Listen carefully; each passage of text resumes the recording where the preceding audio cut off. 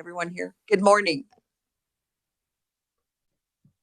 I'm going to go ahead and call this meeting to order. It is 8 o'clock. I'd like to welcome everyone here. Thank you for getting up bright and early and joining us for this very important topic that we're going to be diving into today. Before we get started, I just want to do some brief introduction. So I'd like the committee members who are here and on WebEx to go ahead and introduce themselves. Tell us your district and where that's located. I will start with Vice Chair Blue. Thank you, Madam Chair. Hi, everybody. My name is Tori Marie Blue, State Rep from the 112th District, which is the Great Bend and Barton County area. And I've been in the legislature for 7 years. We'll go to, I believe that Representative Martinez is online. Representative, are you there? Yes, I am. Good morning. Representative Martinez, District 103, Wichita, Kansas. Thank you. Then we'll go to Representative Concanon. If you would just introduce yourself, your district, and where that's located. Thank you. Thank you, Madam Chair. Susan Concanon. I'm from Beloit. It's District 107. I represent 3.5 counties north of Salina, and actually it dips down into Salina now. Thank you. Senator Petty. Thank you, Madam Chair. I'm Senator Pat Petty. I represent the 6th Senatorial District. That's a lot of Wyandotte County and a small portion of Johnson County. Representative Titus. Representative Kenny Titus. I live just outside of Manhattan, represent parts of Manhattan, Pottawatomie County, Wamego, and Wabunsee County. Do we have any other committee members on WebEx at this time? Okay. And I would really like to thank our staff. Without them, we would not be able to have our committee meetings. And they work so hard behind the scenes. And I want to especially thank Sharday. She put up with me calling her and making numerous requests to get this day up and running. But I would like to take a moment and let our wonderful, fantastic staff introduce themselves and their role in this process. So we'll start with one of my favorites because she's my committee assistant during session, Connie Burns.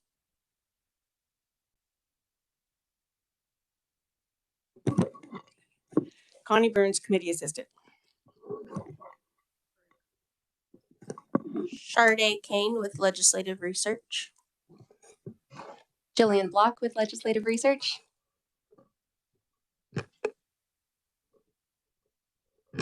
Trevor Jones with Audio Video. Kyle Hamilton with the Revisor's Office. Today, I will also be staffing the Special Committee on Foreign Adversary Investments and Land Purchases, so I will be in and out of the room throughout the day. Charles Reimer with the Revisor's Office, and Jenna Moyer with the Revisor's Office will also be joining us at some point. I can't give a big enough thank you to the staff and to my fellow committee members for being here, making this commitment today. We do, if you've looked at the agenda, we have a packed day ahead of us. So we are going to move quickly. I am going to ask all conferees, please do not read your testimony. Committee members received 248 pages of testimony. We literally don't have time to read it. So please summarize, highlight. I am going to set some time limits so everyone has a chance to address the committee, and then we will have time for questions. And with that, we will go ahead and get started with our first, I believe it's a set of conferees, if I understand that right, from KDHE. Secretary Stanek will start addressing us. And for KDHE's portion of this, Madam Secretary, we've allotted an hour. I believe we have 4 presenters. So however they want to take that time, whether it's 15 minutes each, and then we will have a good portion of time. I'm allotting 30 minutes for questions for the department. So keep that in mind. Thank you for being here. Thank you. Good morning, Madam Chairman and committee members. I will keep my remarks incredibly brief, but just want to thank you for allowing us to come and present. I'm a positive person by nature, and I feel like we are making a lot of progress collectively as a state on the topic of childcare and childcare homes. I think you're going to hear a lot of things from the past, but also of how we're advancing those things. And we have our entire team here. I can tell you this has been a top priority for KDHE for the last year and a half, and we are moving forward with some good news today. So thank you again for having me. Thank you very much. And I'm going to make a blanket apology if I mispronounce or butcher anyone's name. Please feel free to correct me. I'm a former teacher, but I still get a lot of names wrong. So we will start with Derek, and I know I'm going to butcher yours. So Derek from KDHE, and we'll give you 15 minutes. And then if one of your colleagues goes short, we can always circle back. So welcome to committee, Derek. Wonderful. Thank you, Madam Chair. Thank you, committee. Derek Flerlog. I won't expect you to memorize that or know how to spell it for that matter. So we did send a presentation. I don't know if that's something you guys are going to pull up or you just have in front of you physically to go over. Okay. Perfect. I first want to start out by kind of introducing myself and my role at KDHE. Again, my name is Derek Flerlog. I'm the Bureau Director for Family Health. We also have other various members of our team. They're all listed on that first page there that's going to present today. And we're excited to hear from them, their various roles and kind of some of the projects and initiatives that they've tackled and that we have going on. Real quick, I do think it's important to kind of understand or at least know the general structure of the Bureau of Family Health and where childcare licensing fits into that over at KDHE. As you all well know, we have 3 divisions at KDHE as the agency. Bureau of Family Health sits within the Division of Public Health, and then we have the Bureau of Family Health, and then we have childcare licensing. I also oversee our state WIC program as well as our administration and policy team within the Bureau that does our regulation review work. We have multiple levels of supervision and oversight, and that really just helps us ensure operations and field services. So operations are probably what you would think about occurring here in Topeka at the Curtis State Office Building. Processing applications, we'll have Jarvis Dolman, our Child Care Licensing Operations Director, dive into that a little bit more. And then we also have systems and field services. So we now have a kind of a co-director branch in child care licensing, and Melissa Schoenberger oversees systems and field services. She's been doing this for a number of years, we'll say, and is an expert in the field with our licensing specialists. We do serve to carry out the health and safety component of our state early childhood plan. The lead agency for that in Kansas is the Kansas Department of Children and Families, excuse me. And then we also do receive a majority of our funding as a pass-through through DCF from what you all probably know as CCDF funding, or the Child Care Development Fund. On to the next slide, please. So as far as child care licensing specific to KDHE, we really establish and enforce the regulatory safeguards. What this does is we work to mitigate the risk of preventable harm for children, kind of ensuring that foundational standard level of care in out-of-home care settings. And you can see listed up on the screen and on your slide all of the different licensed facilities that we have that come out of child care licensing. You would think of them as our daycare homes, our centers, preschool, school-age programs, and drop-in programs. We also license our resource and referral agencies as well. We are responsible for that list of things there. So all licensing applications, obviously, we have our regulatory side of it as well. We do have to do some federally required things like name-based and background checks, fingerprintings, things of that nature. We have state staff, and again, we'll have some of our staff member dive into kind of each of these bullets a little bit deeper, but we do have staff that's located across the state, not just here in Topeka, but regionally as well, really in all corners of Kansas. And they're kind of hubs and go-tos of their local communities, so we feel very passionate about the roles that they play for our childcare providers and our folks that live in those areas as well. As Secretary Stanek said, this has been a top priority for our Bureau and our agency as a whole, looking at regulatory improvements, process improvements, modernizing our approach, modernizing the way we interact with our providers, promoting provider friendliness, capacity building, and then increasing our outreach efforts as well. That includes directly to providers, but also to our local health departments, because they're often resources for our local communities too. So Jarvis and I did go on a regional public health tour a couple months back. We went to really across the state. I tried to name them all: Topeka, Beloit, Chanute, Hutchinson, Garden City, and Oakley, and had a great time meeting all those folks out there. And it was really well received. Next slide, please. So I'm going to hop into a little bit of data for you all to kind of set the lay of the land before our team gets into some of these items a little bit deeper.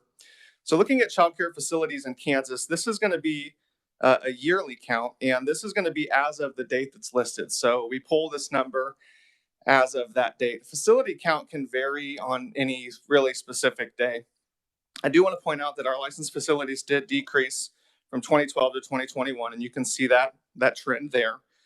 We did level off in 2022 and then kind of have begun that upward trend into 2023. So the evidence that we kind of have and the conversations, direct conversations that we have with providers and our licensing specialists, really it's the same root causes that I think we're all aware of. Workforce issues that persist through every corner of the state, really losing current professionals, and then there's a somewhat of a dry pipeline that we're trying to build up. So this is even in cases where people love the work. There's just high demands on the job and some things that remain unaddressed at all different levels. Next slide, please. Looking a little bit closer at the data, because you can take a year-by-year look, but when we kind of break that down into the last year or so, you can see how that trend has began to change. So we had that trend that continued into 2022, and then we've had a good steady increase into 2023. There's been an increase in 10 out of the 20 months reported. We've had an increased licensed facilities, most notably during 2023. And I think we really attribute this a lot to some new leadership and increased staff capacity and streamlined operations within our operations section of childcare licensing here at Topeka. Again, Jarvis will dive into that for you all, but it's about the team processing things where we're prioritizing our focus and how we're moving things through and interacting with applicants as well. Our bureau also consists of 2 bureau directors. I started relatively recently in February, though sometimes it feels like much longer ago. And then Dr. Jesse Piper oversees the other half of the bureau as well. Like I mentioned, our child care licensing program has shifted to that co-director structure too. It's kind of added for an additional level of oversight, management, and leadership to the program as a whole. They can both give a little bit more attention to those teams. They have pretty complex jobs that, again, it's going to stretch different federal requirements, state requirements, as well as meeting with our resource and referral agencies, other partners and stakeholders throughout the state. So allows them time to do that. And then we have been able to promote some other supervisors within the program. I am happy to say that there's a good portion of our staff, including two of our most notable promotions in the recent months, are previous child care providers themselves and have decades of experience. So we're really proud and humbled to have them as part of the team, and we were able to kind of get good feedback from them on their experience and how we've done things or how we're wanting to do things might affect the provider locally. Next slide, please. All right, capacity to serve. This might be what you know as licensed childcare slots. So this metric was a metric that we have records back to 2008. And again, this is data that's captured on a specific day. So, capacity can ebb and flow throughout that. But when you're looking at data, especially along a long track like this, you're looking at trends. I think the most notable thing here is that total licensed capacity has increased. And we've actually reached our highest point of licensed childcare slots in the state of Kansas since we began recording this metric in 2008. So the highest point in 15 years. We attribute a decrease. There's a decrease in total facilities, which I think you will all note, but we have an increase in childcare slots. So how does that work? We've had a decrease in homes, and Melissa will have some data for you guys to see, and as on your slides. We've had a decrease in home settings, but an increase in centers. And that's really been a national trend. I think some other partners can probably speak to that a little bit as well. So those are larger facilities that offer more slots in our centers and some of our group homes. Next slide. Thank you. So CCL also believes that an increase in facilities, this is a result of an increase in total slots is a result of additional funding opportunities for providers and facilities. So that can include our child care bonus program. This paid out bonuses directly to our child care providers. One-time payment, but was really, really, really well received. We've also been lucky through DCF and some ARPA funding. We've been able to waive application and background check fees. And that's been really important at kind of cutting down that entry-level barrier for providers that might be interested. And that waived fee will continue through the state fiscal year 2024. So we're excited to keep that in place and thankful to DCF. And then there's been other innovative funding and grant opportunities. We've had startup grants and health and safety grants. Both of those really help providers if they need to update their childcare facility to meet health and safety, codes, regulations, standards, that sort of thing. And then, of course, the accelerator grant, which I suspect you might hear more about as well. So I won't go too deep into that. Next slide. Again, as I mentioned, since many of those efforts began really back in 2021 with some of the additional funding, Our capacity has continued to increase in the state. That's that recorded value in 2021, about 134,200 slots, to our most recent data point, which was in August, of 142,807, an increase in 8,607 slots. And again, those data points, depending on the exact day or the exact time that you pull it, could ebb and flow just a little bit. But the point remains. And I also think it's important to note that our licensed childcare slots, they're not the same as what desired slots might be, or they're not the same as the slots that childcare providers are offering. So, provider might be licensed for a certain number, but they choose to only fill up to a certain point. And that's really a business decision on their end.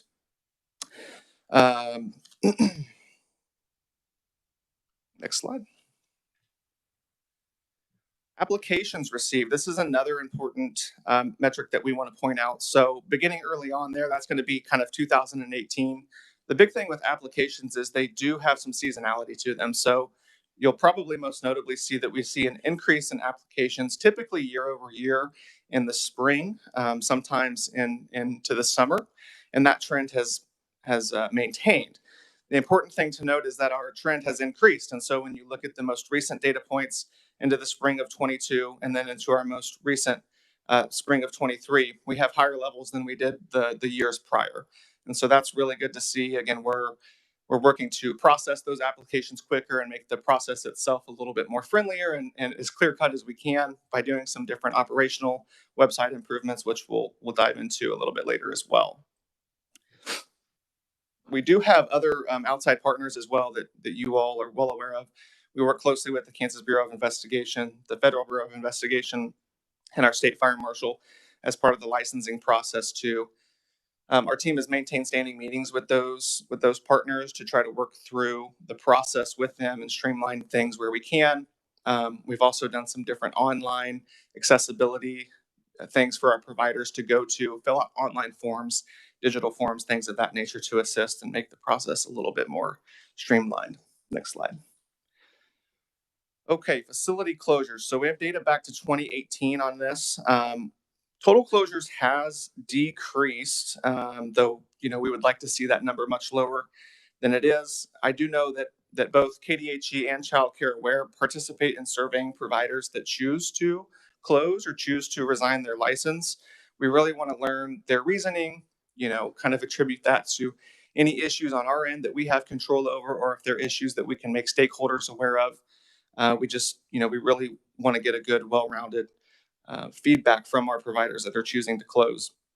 I will say kind of an important point to note, we do share concern, I think, with many other local and national stakeholders that the recent ending of the funding, ARPA funding, and other pandemic-related funding, other additional funding that's gone really to our childcare providers and childcare sector. The ending of that, we do think may contribute to an increase in closures in the future. But again, we're kind of hopeful that we'll continue some innovative discussions that we're having, some pilot projects that we're underway right now, and continuing to identify ways to improve accessibility and affordability while maintaining healthy and safe environments for our children to learn, play, and develop. And I believe that next slide is going to have the same point up top, so I won't mention that again. I think the biggest takeaways that I'll let you kind of sit with for a moment on my portion. Our childcare capacity is at its highest point in the last 15 years, and we continue to work to improve that. We continue to work to streamline the application process and make that a little bit more provider friendly, as well as some of the outreach that we're doing directly to providers themselves. And then we're also looking at some different innovative childcare ideas as well. We've got some different ideas that are going on across the country, but then here in Kansas, actually in 2 days, we're going to be at the KHCA's convention to discuss childcare in long-term care settings. We have an existing MOU with KDADS where we can actually make that happen. You might also see it as intergenerational care, which is a really, really cool model. And we're looking to kind of expand that across the state. Obviously, healthcare, that's something that you're seeing currently. Some of our bigger healthcare organizations and corporations throughout the state offering childcare and really just employer-based childcare in general. And then doing some pilot projects through our resource and referral agencies that they might be working on with different funding opportunities. And then pilot projects like our small center pilot, which is ongoing as well. Melissa will touch on that too. With that being said, I'll go ahead and turn it over to Melissa Schoenberger. Thank Eric, you all very much. You have Yes, ma'am. set the bar high. That was exactly 15 minutes. Yeah. So, good job. Everyone note how Derek did that. But thank you so much, Derek. Committee members, if you will just jot your questions down. I have a feeling as they go through, they may answer some of your questions. And then after KDHE's presentation, we'll open it up for questions. So with that, we welcome Melissa to the committee. Thank you, Madam Chair. My name is Melissa Schoenberger. As Derek alluded to, I'm the old hat on the team. I have had the privilege of serving Kansas for over 22 years and as a state employee, and have been with the childcare licensing for 18. I have served in the field. I have served as a supervisor, and now I serve as the section director for our systems and field services. As Derek, looking for my slide.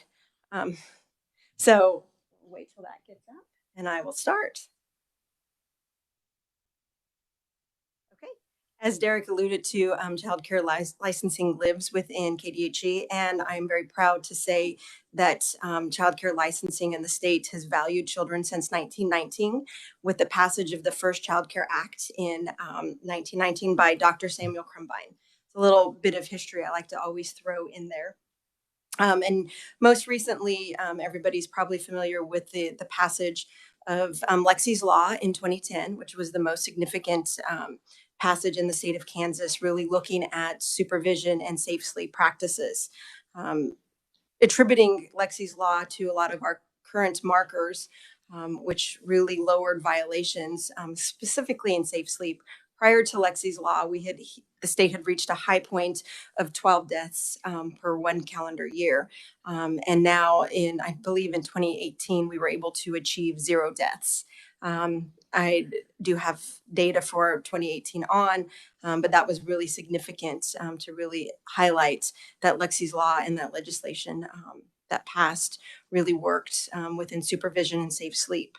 As Derek stated, we roughly have approximately in any given day 4,600 facilities with a workforce of about 20,000 and serving children specifically 2 weeks to 16 years. So really very robust childcare system in the state of Kansas. The core functions of childcare licensing include establishing regulations, enforcing, providing a consumer protection, and conducting timely and accurate inspections. I specifically oversee the field services, which include our licensing specialists, which you may see or have heard multiple times referred to as surveyors. Part of the modernization within our own program is looking at not just terms used within the regulated community, but terms used within the profession. And a licensing inspector, just like a child care provider, is a very valued profession, and we've modernized with some rebranding of our own within our own staff. So henceforth, you will hear me refer to a licensing specialist. Just please note that I'm referring to as a surveyor, which you may have heard within previous context. So as Derek stated, this is data from 21 to 23, and you will see that yes, there is a lowering of our licensed home facilities, but there was an increase in our group daycare homes, and that increases the capacity to serve because with 2 providers, you can have more children. So that's where you see the overall capacity trend dip in the actual facilities, but increase in the capacity to serve. And we saw more over since 2021, we've seen more group daycare homes requests. So very excited to have that opportunity to serve more children in that framework. We've also seen an increase in the capacity trend for our school age programs and our drop-in programs because, again, as I shared in my previous slide, that KDHE does work with and facilities that serve children 2 weeks to 16 years of age. So our young school age children still need places to go. So because parents are still in the workforce, I was one of those mamas who needed some place for my child to go in the summertime when she was in first grade, second grade, third grade, and I think even in fourth grade. Even though she protested, that was still very important for me that she went to a facility that was regulated and that I knew I could travel within the 56 counties of Western Kansas and still knew she was well taken care of. So I really appreciate that we see an increase in our school age population and that they're just not left home. Next slide, please. Wanted to spend a moment talking to you about the licensing ecosystem. Because it is an ecosystem. There are multiple partners within that beyond KDHE.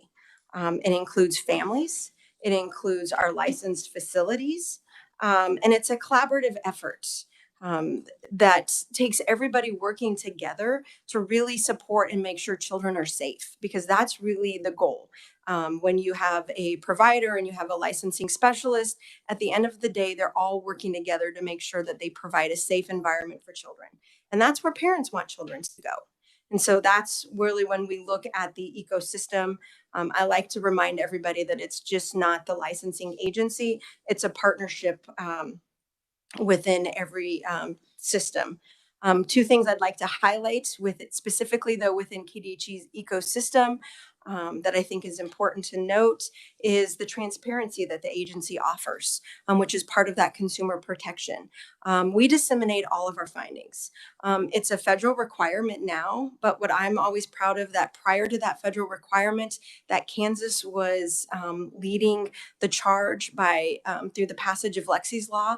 We made all of our findings very transparent to families. So we put up 3 years of findings. That includes all of the survey reports, any complaints, any enforcement actions. It's very clear when you are looking for childcare that parents have choices and they're able to make those decisions based off of reports. So really wanted to highlight that. Also wanted to highlight, because we get lots of questions about our enforcement components, which really is our monitoring, because I think enforcement is really a negative term. So I like to look at it really when we engage a facility enforcement in our KDHE activities, it's not to shut a facility down. It's really to support them, provide guidance, help them through technical assistance with all of our partners that we're going to talk about or that are going to be highlighted today. And how do we make that environment a safe environment? We look at a progressive enforcement system. We always start with the lowest enforcement piece, which includes just a compliance check to see if you're maintaining, if you have corrected violations, you might receive a notice of non-compliance. And then again, we move up the chain with an enforcement letter. But again, all of those are at the supports of the provider per se, not at shutting a facility down. That is the last thing that KDHE really strives for. We want to get providers connected with infant toddler specialists.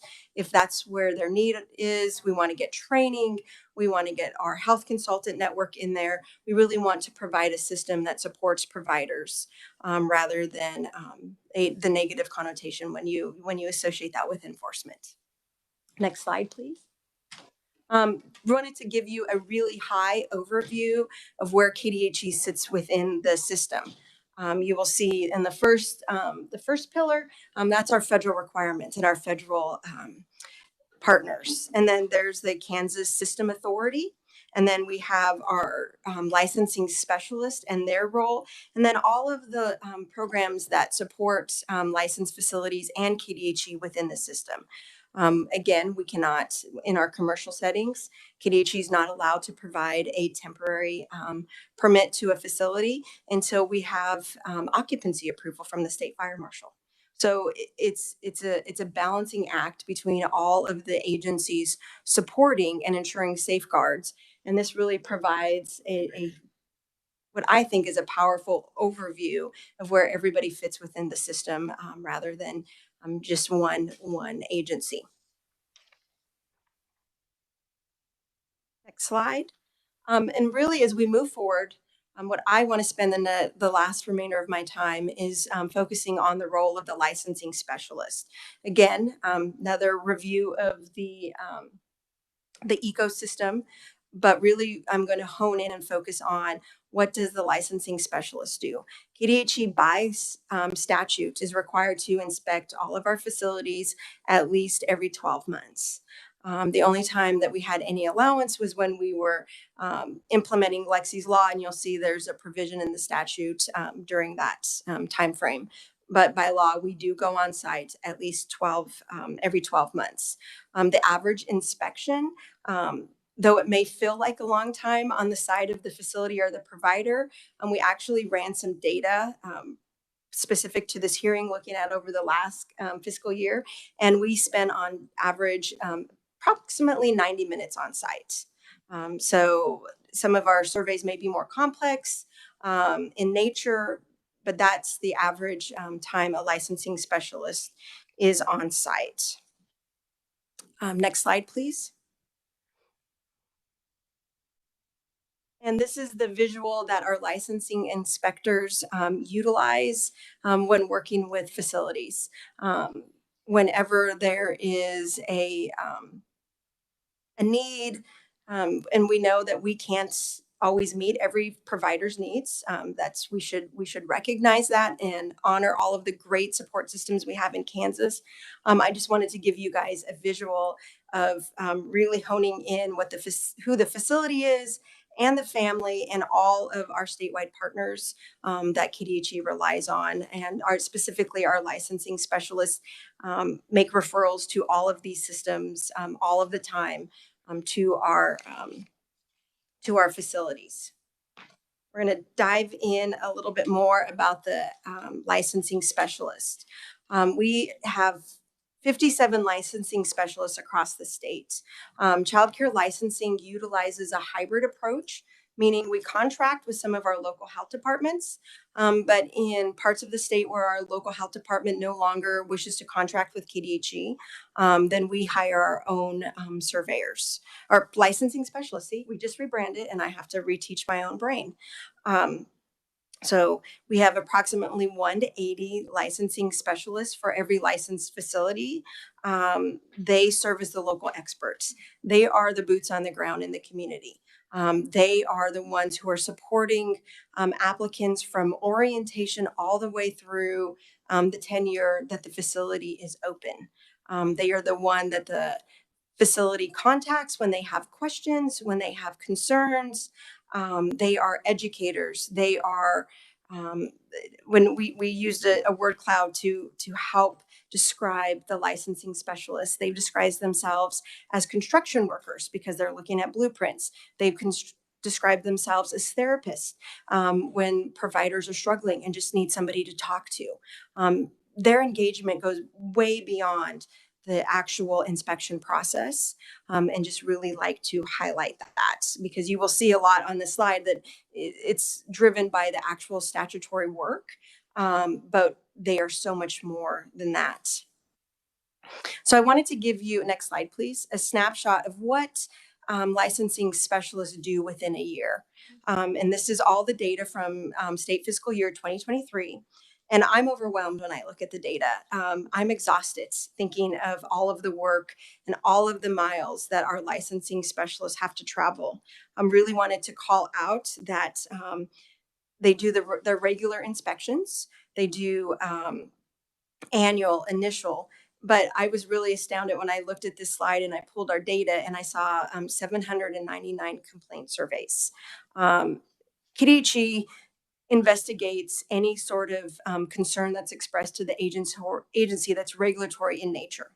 If it's not regulatory, we screen them out, and we do regularly screen out complaints. So if somebody from the community calls and says, I'm upset because my provider didn't give me 2 weeks notice, we are not going to go on site for that. That is a business practice. It's not regulatory in nature. But they conducted 799 and complaints last year, and 358 of those were substantiated, meaning that we found the allegation to be true. So that is a massive amount of work in addition to their regular duties. What I'm also very excited about is they conducted 674 orientations. Orientations is really our first connection with an applicant, somebody who's excited about childcare and they want to learn more about the field. I wish those would translate into more folks opening up and operating in the state of Kansas, but I'm still hopeful that they showed up and they were engaged. And then because of that orientation, they may apply it from a year from now, and that's okay. We will accept that. So really love this data that we see every year. Our licensing specialists also participate in quarterly trainings with my staff.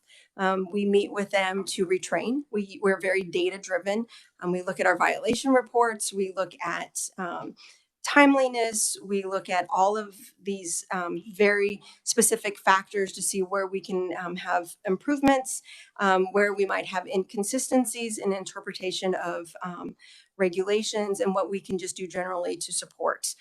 Because just like any other workforce in the state of Kansas, licensing specialists are also tired, and I need to make sure that we are also taking care of them. And so we have also focused in mental first aid to make sure that they are robust and they are ready to go to serve our 4,600 facilities. Next snapshot gives you an idea of what our licensing specialist workforce looks like. So I'm going to skip that slide and let you guys just digest that. What I really want to talk about is our system initiatives. We have really wanted to engage facilities and let them better understand our process from a state standpoint. This spring, we've launched some webinars discussing the licensing ecosystem, understanding partnerships, and then really giving them an idea of the next one was on the inspection process. So they better understood, why is the surveyor knocking at my door? What will we do next? What room are we going to go through? What should I expect? Licensing specialists are really good about explaining that, but we wanted to do a high overview. And the next initiative that I'm most excited about is our small center pilots. Across the nation, not just Kansas, rural communities need to really look at innovative ways to provide a service to families and relook at our delivery of our centers. Traditionally, you think of centers as, I have an infant room, I have a toddler room, I have a preschool room. What we are trying to do is be more innovative along with other states and look at how we can serve children in a one unit capacity, mixed age delivery, keeping it with 23 or less children, and really sustaining the framework of some really good regulations within centers. We have a lot of interest in our pilot project. Many of those have received the accelerator grant, which I'm very excited for them, but it also has stalled some of our process because they're building, and which is great. They're going to have these bright, new, shiny facilities, which I'm really happy to see that delivery in. But we haven't been able to actually get one opened so that we can have some really good data. We have some that are moving through the process with the Office of the State Fire Marshal, getting their approval, and I'm hoping that we will be able to have some facilities up and running next month. But I think this will be an amazing new delivery system. And as I've had one rural community share with me when we went through all of the project initiatives and said, for rural communities, this is going to be a game changer. And this is coming from the facility side, not my bias on the project. Other initiatives include looking at. Can you? Yeah, last one. Quickly. Thank you. Yeah, local code and initiatives, which really are at the lead of our licensing specialists to change code that KDHE does not have control over, in the sense that in Wichita, the shining example, in Wichita, they were able to change their local code for group daycare homes. And I can go into more detail through the question process if you have questions. And they opened up 900 potential new slots in Wichita alone. Thank you, Madam Chair. Thank you so much. Appreciate it, Melissa. Next, we have Jarvis Dolman.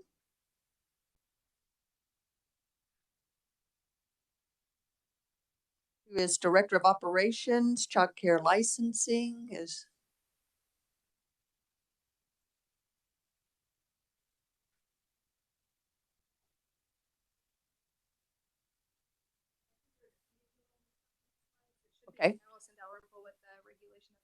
Okay, no worries. We'll do that. So Allison, welcome to committee.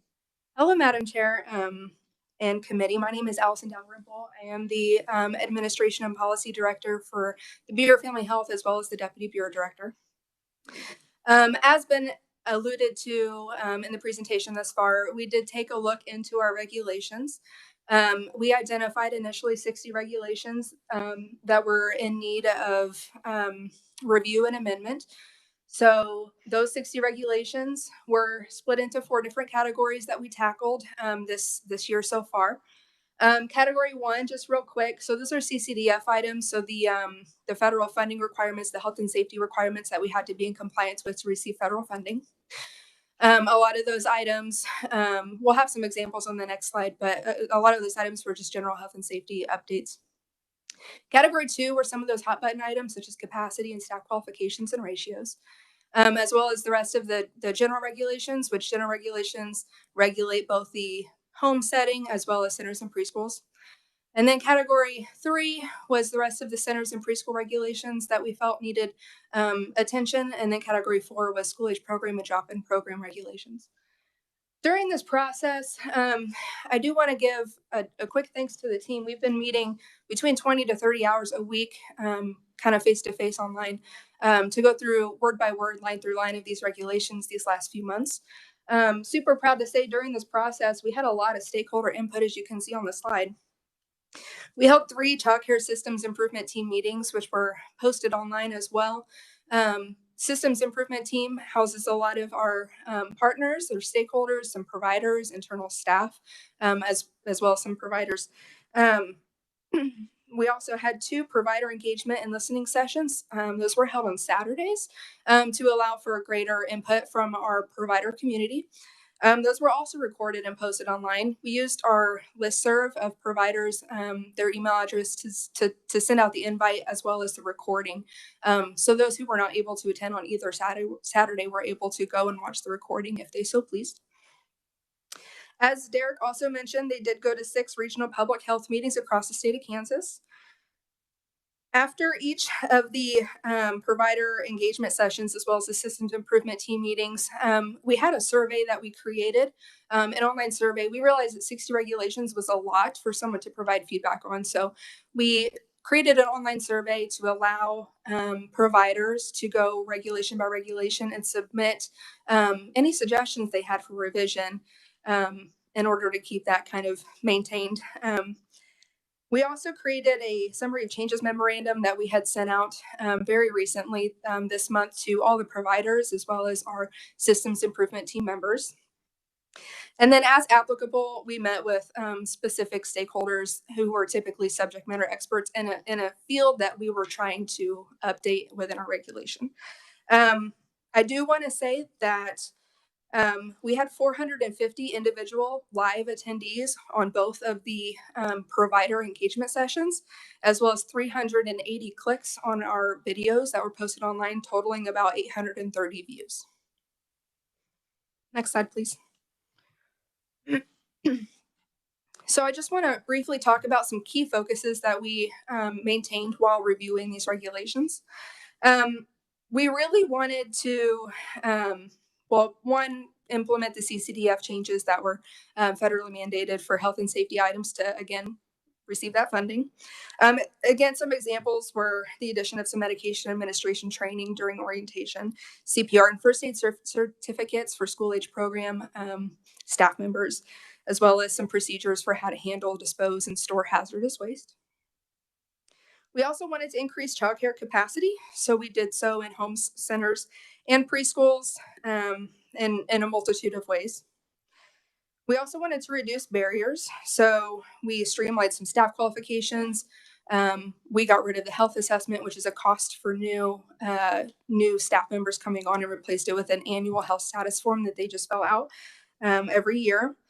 We listened to the providers when they gave their feedback. They wanted to be able to have a quick break and step away from the room without being in compliance for a quick restroom break. So we did incorporate that into regulation as well.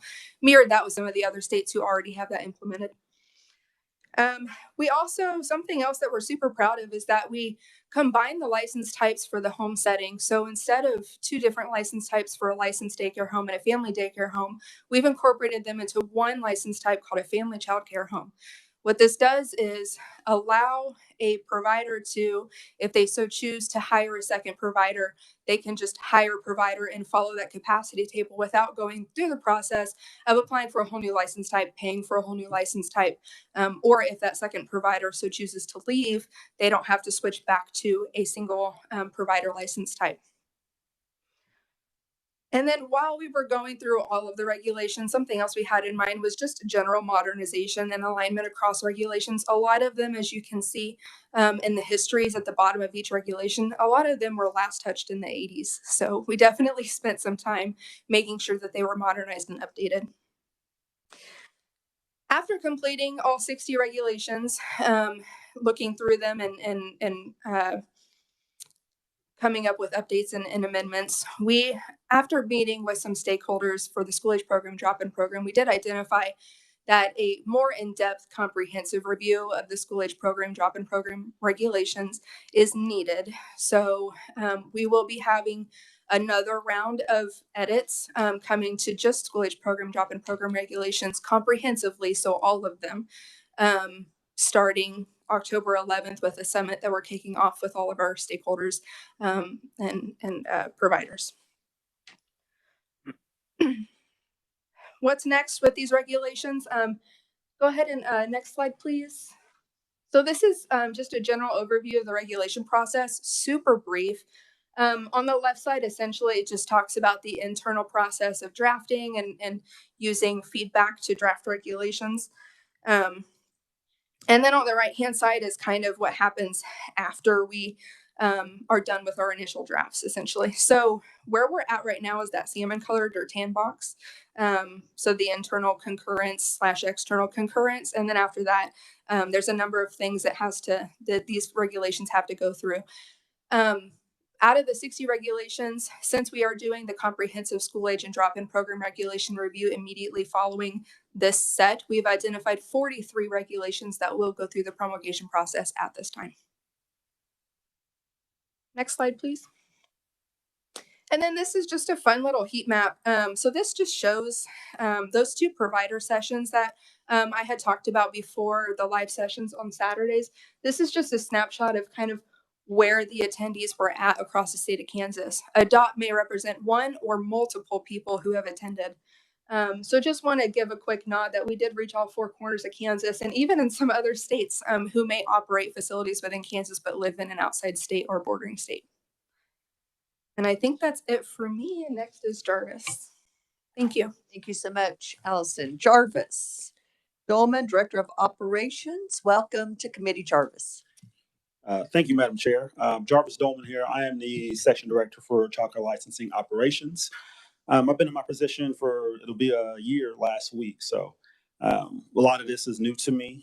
As Derek spoke to earlier, I am privileged to have many staff aboard our team that were, former providers.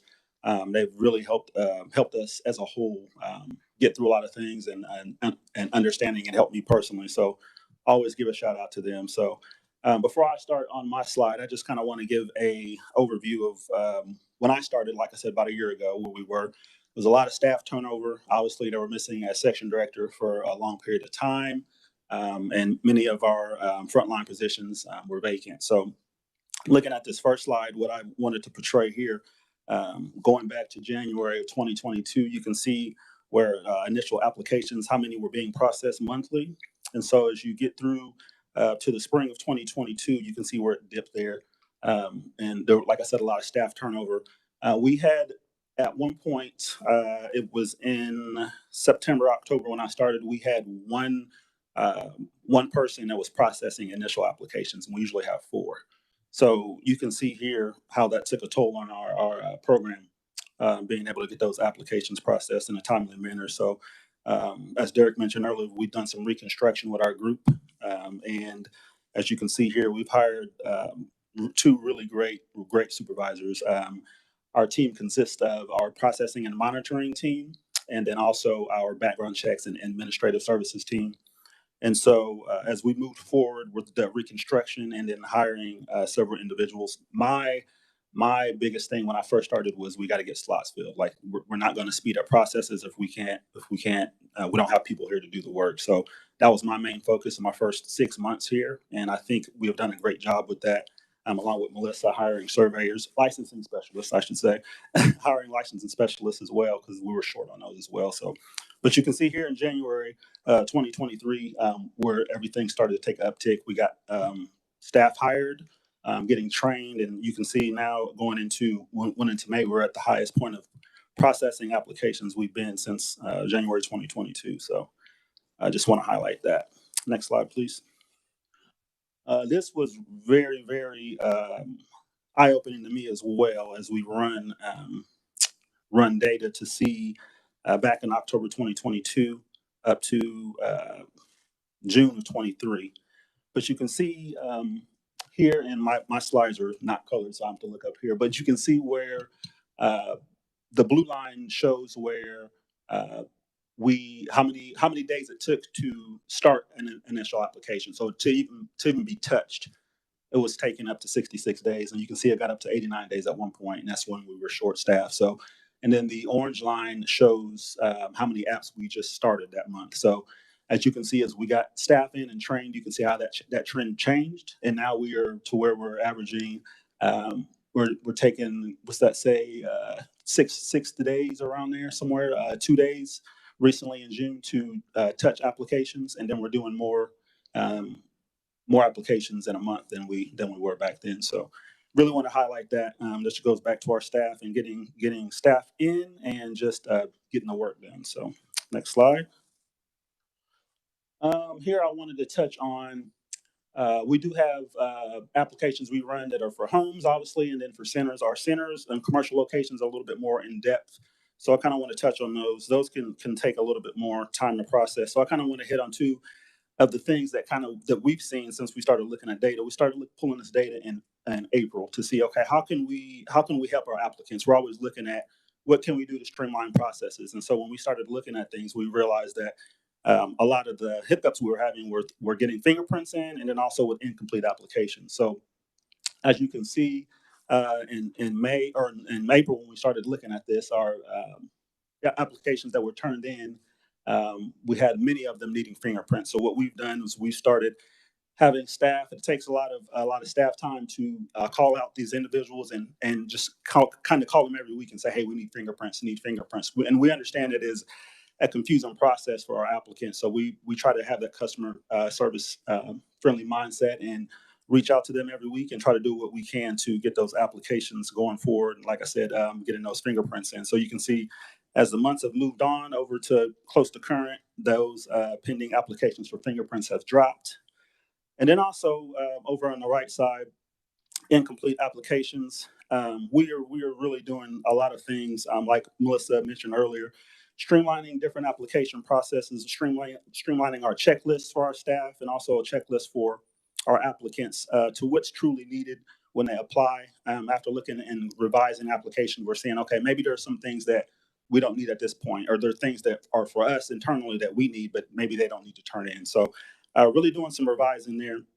And you can see how that's ebbed and flowed, but in recent months, it's kind of taken a good dip, and we hope that trend stays that way as we continue to look at ways to streamline our applications and our processes going forward internally and externally. So next slide. So here, next few slides, I'm going to point out the background check process, because that is a lot of what we deal with within our department. And we have a lot of calls, and we have just a lot of eyes on the background check process. So when I first started, well, I don't say when I first started, when this process first started a few years ago with the federally mandated regulations and laws for background checks, we had 2 staff members that were doing the background checks. Now we're up to, I think, 5 full-time staff members and two temp staff members. So yeah, really a lot of work that goes on behind the scenes with the background checks. So here, what I wanted to just show here, there's a lot of different processes and steps within the background check process, but the process I wanted to show from the time when we KDHE requests fingerprints for an request the applicant to go get fingerprints to the time we get those results. It's an average of about 23 days. So I do want to make that let everyone know that we do get a lot of calls.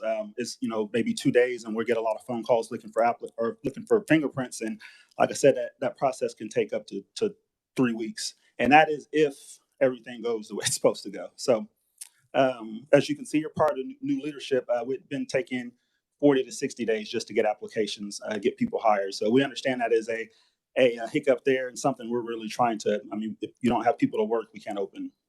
So it's been a really big focus of ours. So next slide. And so I'm not going to completely go over all this because it is a lot.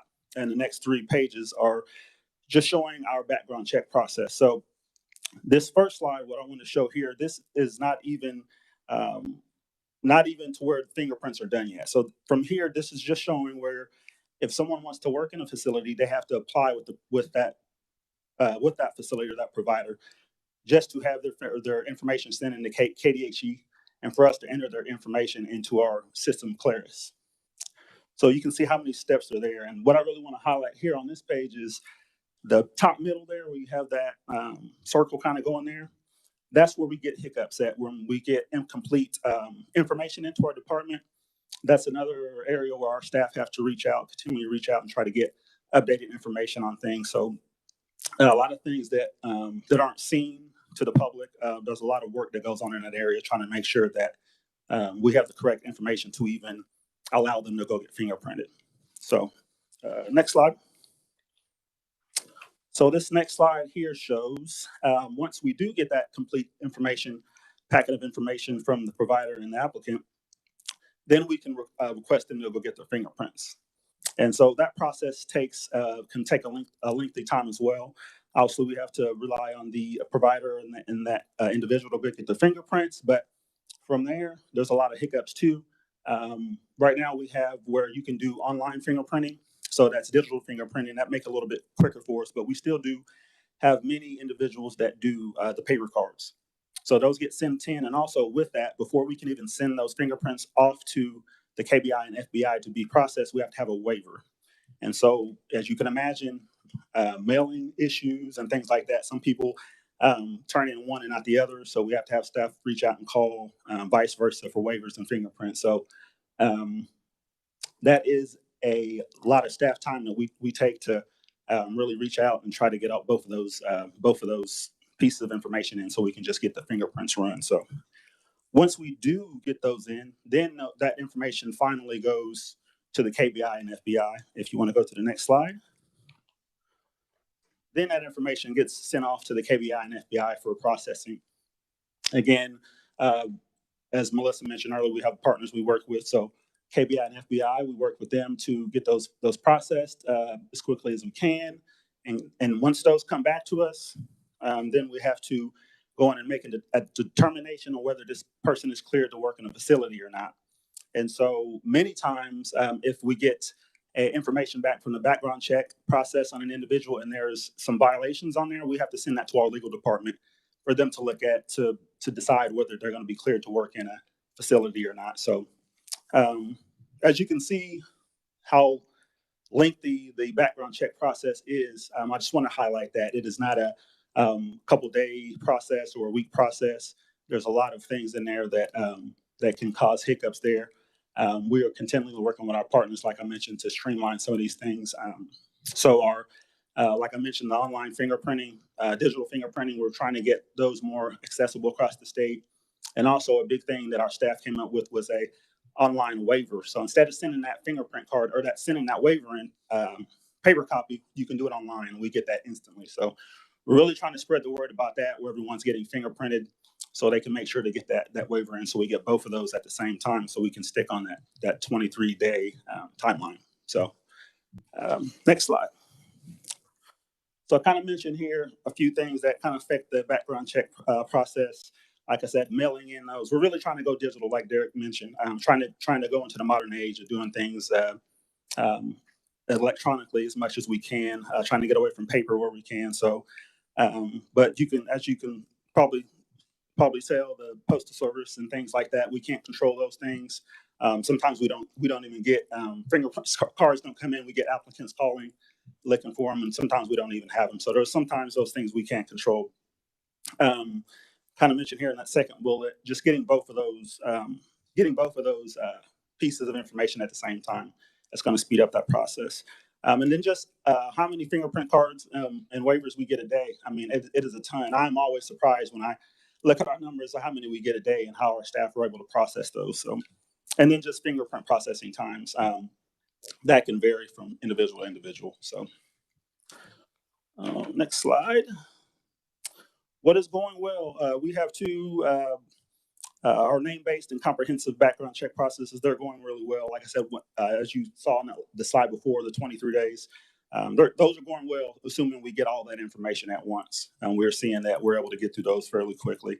Our staff have been utilizing spreadsheets when we do get incomplete applications or incomplete fingerprints packages.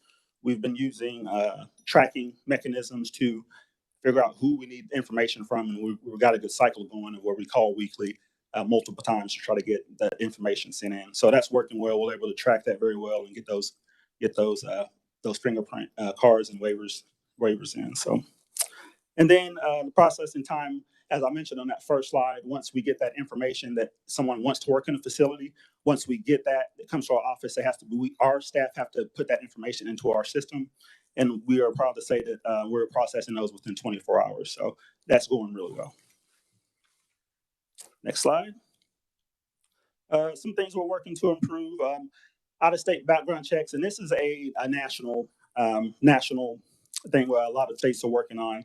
There's just not a universal way to go about getting background checks for individuals that have worked out of state. So it's a really tedious process. We have one individual that just does that process because it is so tedious. So working to improve that, working with other states within our region to see what we can do better. Again, working on getting those waivers from those affiliates and making sure they have that information sent to us all in one packet. Really putting out information regularly. Anytime I try to challenge our staff that anytime something's not going right, what can we do different? You know, we may have thought we put it out there the right way before, but it's like, how can we change the language here? What can we make more clear to someone that wants to work in a facility? And not just work in a facility, but to open facilities too, so potential providers. So we have been working on some internal processes that's going to speed up the background check process to where we can do some of the process for running background checks within our system instead of having to rely on some other vendors and things like that. So that's gonna speed up our process significantly. Again, just working on improving the processing times of fingerprints. So one thing I've really been looking at the last few months is, okay, what in these processes that I showed you all earlier on those diagrams, what do we control and what do we not? And let's make sure that what we can control is really tight. And so that's something we've been really focusing on. And I've got here that we're working on videos for background checks for individuals that are applying, and not just for background checks, but a lot of processes in our program as a whole. Just putting out videos, again, trying to be more modern. If you look at a lot of different areas, you'll see videos posted for different things. And so we're like, okay, this is something we can do. So we're really working on with our staff to get some videos posted to how to get through background check process. And then I just did want to mention again, we've really been using QR codes for a lot of things. Like I said, again, trying to come into the modern age because a lot of the processes we had were very old. And so I think a lot of these things that we're working on and implementing are going to make a significant difference. And it really already has, specifically, like I mentioned, with our the online waivers. Instead of having those mailed in, those come in instantly. And we're able to, once a fingerprint card comes in, we can process that immediately. So next slide. And then here, just wanted to touch on some overall operational improvements. Like I did mention the digital waivers, so I'll move past that. I think I mentioned a lot of these as I've gone through, but working to make our workflows and processes better. We were seeing that as work comes in our department, it touches a lot of different hands, and so that slows down our processing time. So we've really been looking at how we can eliminate the work touching so many hands so it can move quicker through the process. Updating, like I said, forms and application checklists and things of that nature, so they're not so confusing to ourselves and the applicant. As I mentioned, expanding our live scan, our digital fingerprinting locations. We feel that's going to make a big difference for especially those individuals in the western part of the state where there's not a lot of places to go get fingerprinted. If we have those live scan machines there, again, we get those fingerprints immediately to come in our office, and we don't have to rely on the wait times for mailing. So we got updates to website. I think Derek may be hitting on that here in a little bit. But we do have a lot of updates to our website. We hear our website's very confusing. So trying to do some things there to be more friendly for our public and for our providers and for families that come looking for information. Ensuring recurring phone calls, like I mentioned before, missing information comes in, incomplete applications, really having our staff get on the phone and call regularly, doing what we can to get that information in and move applications along so we can get facilities open and get children in care. And again, working on educational videos for different areas in the process of applications and, like I said, background checks. We really feel that's going to make a significant impact on our program and not just our staff, but also providers, those applicants want to apply, just making the process a lot easier for them. So, and that is all I have. Thank you, Madam Chair. Thank you so much. And looks like we're going to have Derek. Are you going to finish us out here in a couple minutes? Yes, ma'am. 2 minutes or less. How about that? All right. Thank you very much. Great job, team. I do want to highlight just a couple of the improvements that we've made to try to be provider friendly. So put some screenshots on this, but would welcome you guys to visit our webpage, kdhe.ks.gov/kidsnet. And all of this is listed on there. So first one is our provider toolkits we have on our webpage. These are available in both English and Spanish. There's a toolkit, I can't remember the number of pages, but pretty lengthy, that will lead a provider through different objectives that they need to complete, as well as a checklist itself, kind of a one-pager, easier to read sometimes as well. Next slide, please. Connections to partners. We also list links to the partners that we work most closely with. We know that the process can be a little bit confusing and complex, so we try to make those available up front for them to click through. Next slide. State and local accessibility. So we have just released maybe a month or two ago a Find My Surveyor. I guess we'll need to change that. Find My Licensing Specialist tool. We'll have to get with our IT team to change that. And if you'll go to the next slide, we used to have a PDF, but now what this lets you do, I typed in our Curtis State Office Building, and you'll see it auto-generates. It not just highlights the county, Shawnee County, it also pulls those licensing specialists. So here in Shawnee County, we do have a contract with the local health department, so that's where the licensing specialists come from. But no matter where you live within the state, it'll pull that based off of the location that you're using. Next slide. And then a step-by-step process of how to open a licensed facility. It's kind of, you'll see it clear on your slides there, but starts with step one, which type of care do you want to provide, and then leads you through the next steps below. We talk a lot about orientation, different links to the fingerprint waiver and things like that. So next slide, if there is one. Oh, and then feedback and community engagement improvements. This is our new regulation review page. This is where we house our videos and still house the video from our provider engagement sessions, as well as our surveying tools that are listed there at the bottom that they can click on and go directly to. I do want to wrap up by thanking you for having us. This is really exciting opportunity for us to be able to present all the work that we've done. I appreciate all of the time. It takes a little bit to explain what we've done in the last year or so under the Secretary's leadership. And we're really, really excited for the future of childcare in Kansas. And with that, I think we'll stand for questions. Thank you so much to you, Derek, and the team. We appreciate it very much, committee. I know we have questions. If you would state who your question is to, if it's to a specific conferee, if not, address it to the team. I will try to let everyone get at least one of their questions asked and answered, and then we'll circle back as much as time allows. So with that, we will open it up for questions. Representative Blue. Thank you, Madam Chair. I'm not quite sure who this is going to go to, and maybe go to all of you, but what is the cost to get started? And, obviously there's a background check fee. How much does it cost to get the license? And obviously I'm sure that there's more startup costs, and then annually or biannually, how much do they have to pay? Yeah, so all of the, like I mentioned, the background check and licensing fees have been waived for since 2021, was it? Since 2021. So, and then we're happy to continue that through 24. So those are currently covered and have been covered for the last several years and are a priority to remain covered for the agency as well. And then that's kind of also the reason for the startup and the health and safety grants as well. So if a facility needed upgrades, whether it was to meet code or regulation, like a safety regulation, that's what those grants were intended for. I don't know if any other members of the team have feedback. I mean, costs would just vary. Costs within our program specifically with KDHE's purview. I'm not aware of any additional costs within that. Am I misstating anything from our perspective? Speak to that. And when you come up, if you would just please reintroduce yourself so that we have it for the record. Thank you. Melissa Schoenberger. In counties covered by KDHE, specifically with our licensing specialists, there's no fees associated with any of the, if you have to conduct an initial survey, that would be an initial cost. At the local level, where we have contracts with our licensing specialists housed within a health department, there may be an associated fee. We would be more than happy to get you all of the local fees, say for an initial survey. There might be an additional fee for the licensing specialist to come out and conduct that. But again, as Derek alluded to, there's the startup stipend. I believe that's $2,500 and can cover some of those initial costs for, say, COTS,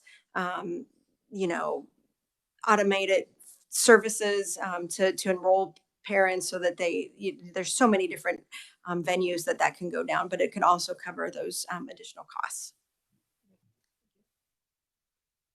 Senator O'Shea. Thank you, Madam Chair. My question's for Melissa. So, yeah. Thank you. You discussed a little bit about childhood deaths in 2019. There weren't any in childcare, which is wonderful. I wondered if you all might be able to find the data on childhood deaths in general, so that we could see what are the number of deaths that were in care and then number of deaths out of care as well, just to see, if they're going down in care, that's great. But if they're going up in children who are not in childcare, just to be able to see kind of a bigger picture of what that looks like, as awful of the topic as it is. It is an awful topic, but one that's a reality, and we would be happy to get that data for you or look into if that data exists. Okay. Senator Petty. Thank you, Madam Chair. And Melissa, I'll just give this to you. So since 21, the department has been covering this through a startup stipend. Is that how you've been covering their fees and for the background check? Would that be what the $2,500 is covering, or is that the $2,500 is for startup costs for that provider, and the department is just paying, KDHE is just paying for the background checks and for the licensing fees? Are those two different things? They are, and the funds actually are received through the Department for Children and Families through some ARPA funding, and they cover, just as you stated, the initial application, and in addition to that, renewal applications. So if I'm an existing provider and I'm renewing today, that is also covered. So it's not just for initial applicants, it's for the whole, all of our licensed facilities, and all of the background checks, which are being covered through the Department of Children and Families funding. And then childcare where is, I want to say has oversight for the startup stipend and the health and safety grant funds. Those are specific to new providers.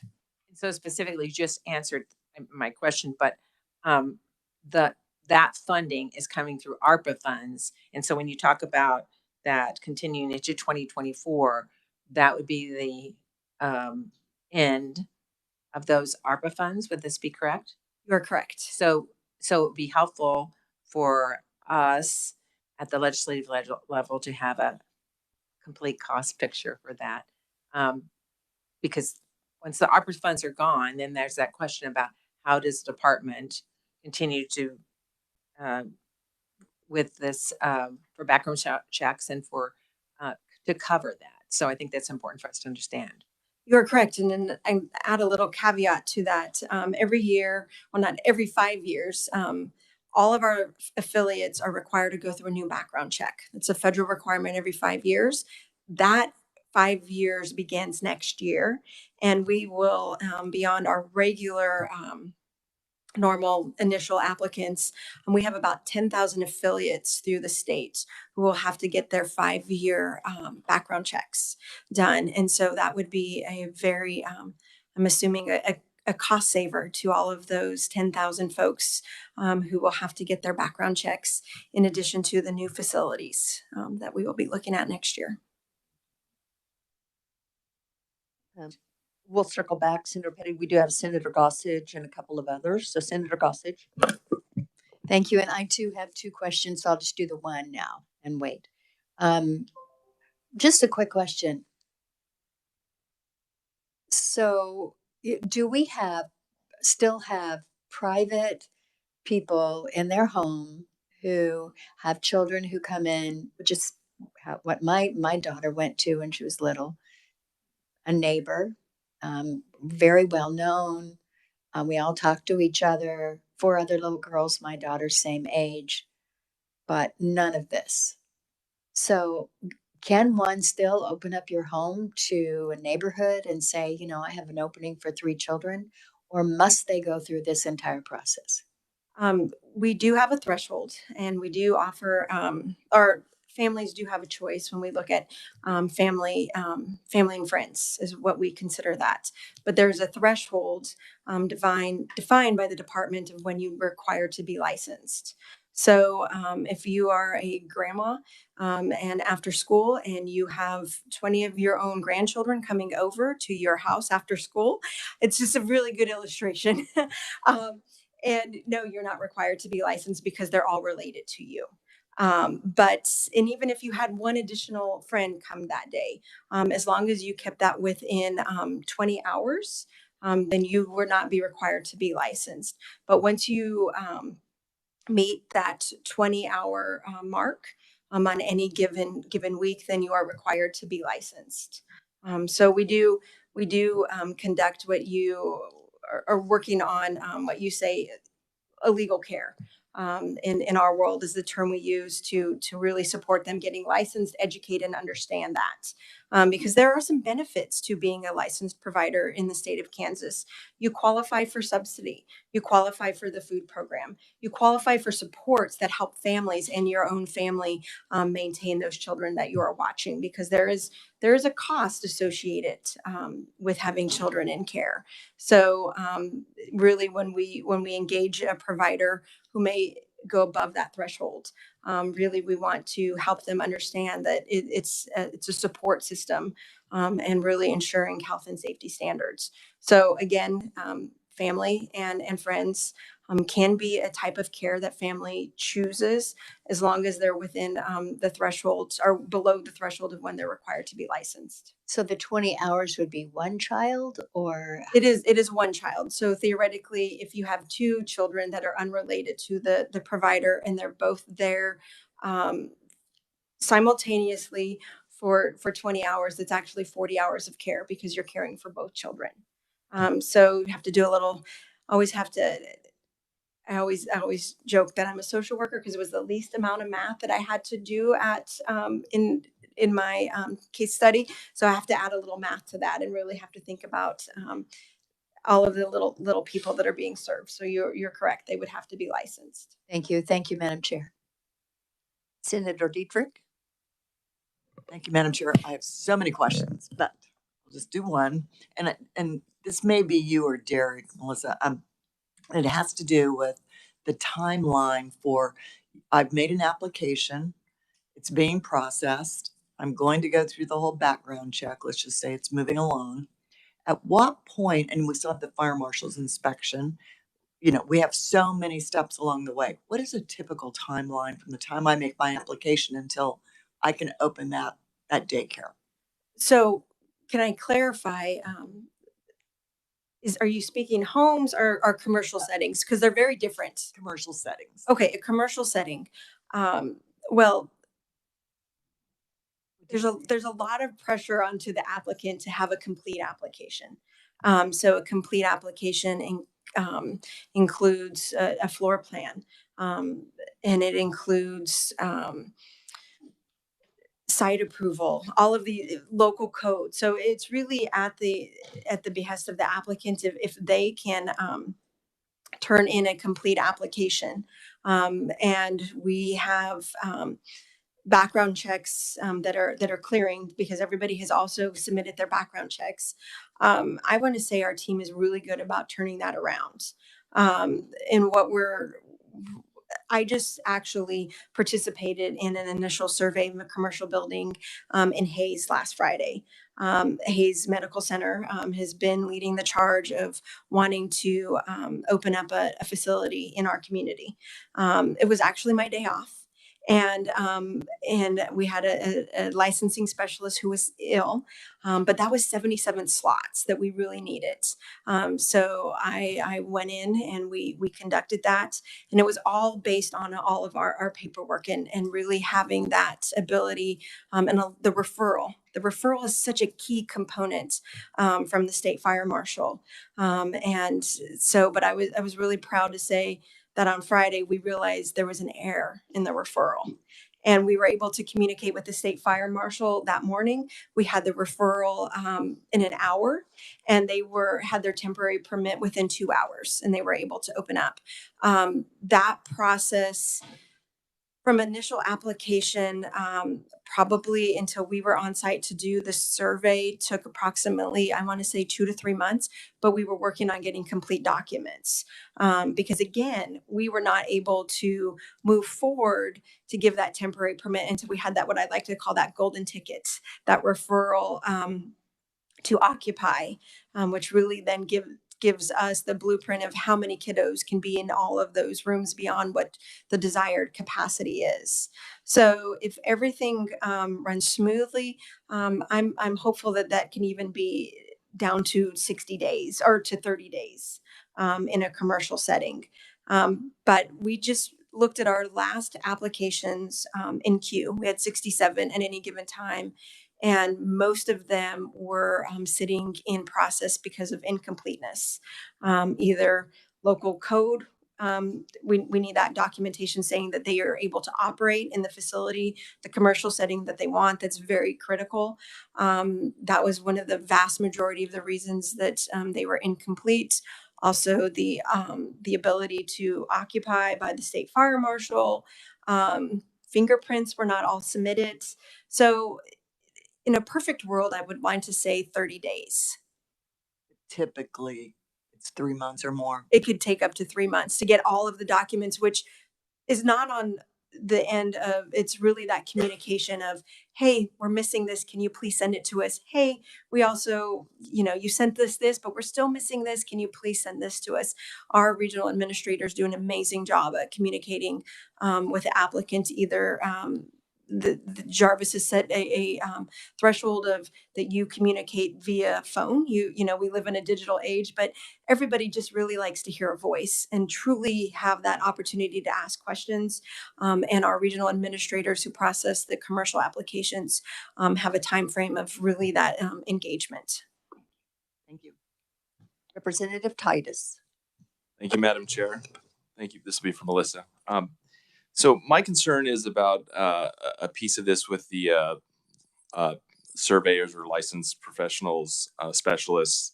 It's harder to measure, but from a broad range of information based on statewide feedback when we worked the childcare bill last year, the times in the last year I've had to get involved with constituents needing help with licensing, and then when I attended our local governor's task force meeting, the most often heard complaint I have is the quality of the surveyors. And I know that's difficult to measure, but as I understand it, this was from last winter, but there are roughly 63 surveyors. 55 of those are local positions. So give or take 85 or 90% of surveyors are local. And the concern is those are all independent contractors.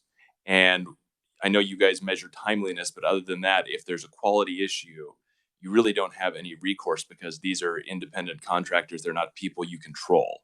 And I'm concerned that we're missing a piece of making these inspections better and easier. You guys are making good steps, but unless we have some control over the quality of the people that are actually in the homes every year, I think we're missing a big piece of this. And I'd just be curious for your thoughts on that. We do look at multiple measures because quality and then engagement is important to me, because there's just going to be times that we are going to find a violation, and that might be very difficult for the provider to process. But as long as you have a really good rationale and an understanding of why the regulation exists, I really do believe we can walk out of there, the facility with a commonality. So we do lots of measures. We look at interrelator reliability. And what I did not share is there's also a layer within my team, which actually arose out of a legislative audit, as our district specialists, that really work hard to train and provide guidance daily. That my staff is never a moment away from a licensing specialist to help them if they're during a difficult survey, or to actually share positives. So that staff works really hard on that quality component. We really like to mentor. We go on site. We spend time with new licensing specialists in areas where they don't have a huge team, because sometimes it can be an isolating position because you're the only one in the county doing that work. And again, we do interrelator reliability to make sure when we're on site, did we interpret this the same way? Are you engaging from the minute you knocked on that door to that exit interview? Were you engaging with that facility? So there's a lot of benchmarks that we use when we work with our licensing specialists. But you're right, it is driven by a contract. It is a partnership. But when we do note that there might be some difficulty with the quality of work, with timeliness, with conducting, KDHE has removed a contract. It's not something that we take very lightly. We make sure that we have provided as much technical assistance as we offer our licensed facilities to be is successful. We want the same for our county contracts and our licensing specialists. So we actually have levels of technical assistance that we provide, lots of documentation, but there have been times when we've had to make that decision that this is not in the best interest of our agency and the state, and we have removed the contract from counties. Follow up on that. I'd be concerned that that's not very effective. I mean, 87% of these inspections are still contracted out, so you're not pulling very many contracts. Are there any other metrics you have other than timeliness that you could provide us that show how often you're checking the quality of the inspections? I would be happy to share our. Thank you. I would be happy to share that our onboarding and our ongoing training threshold with you later. I don't have that exactly with me. Representative Concanon. Thank you, Madam Chair. First, I'd like to offer some information to Senator O'Shea's question on the child deaths. We do have a Kansas Child Death Review Board that reports to my House Child Welfare Committee every year. They're housed under the Attorney General's office, and their reports are all available online. They review every death in Kansas, birth to 17. Quick question. A couple of years ago, more than a couple of years ago, but we had a bill regarding putting some teeth into what happens if you find a home that's not licensed. And as I recall, that bill failed. And I'm just wondering what happens at this point if you discover a home that is not licensed. Well, first of all, what we would like to do is get them licensed. So we really, when we receive an illegal daycare concern. Our goal is to arm our licensing specialists with resources to entice that person to become licensed. And then they receive notification by the department that they should be licensed based off of the documentation that we get from the on-site visit. So it's not just, hey, somebody says you're providing care. We actually have to get that verified. So we do have some processes around that. But at this point, then the referral would just go, because you were right, that bill did not pass. The referral would go to the local county attorney, and it would be up to the county attorney whether or not they continue to process that illegal daycare complaint. That varies across the board from county to county. In my own community in Alice County, we've had a very supportive county attorney who will send letters and saying, hey, noted the department has stated you need to be licensed, please do. We've had a different situation where we actually there was somebody who was arrested that is, again, not under our purview. That was the county attorney making those decisions because it was a longstanding illegal daycare concern. And then we have some county attorneys that may not rise to their level to get engaged. So it varies, again, across the state. Representative Martinez. Thank you. I know that affordability is a barrier for many folks for childcare. So my question would be, and I haven't had a child in childcare for 30 years. So is there a standardized scale for fees set that's separate? Is it separate for home as opposed to facility? And do you have any findings that the quality of care would be better in one setting as opposed to another? Standardized. Representative, we're getting feedback or another double line. Did you catch her question? Yes. Okay, great. Hopefully we'll get that resolved, but okay. And regarding the question of affordability, I'm going to defer that question to our child care aware partners.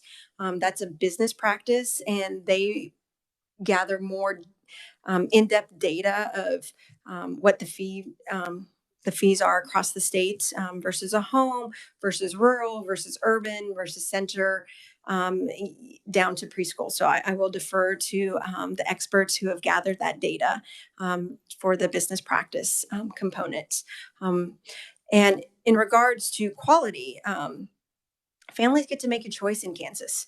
We have licensed homes, and we have child care centers, we have preschools, we have school age programs. I personally have had a child in multiple settings, in homes and in child care centers. And I cannot speak to that one is better than the next because it's about family choice. And when we have multiple choices in the state of Kansas, I think that's good for the workforce and good for families, because you have to find what fits best for your needs and not driven by different standards. All of our regulations offer educational components, health and safety safeguards.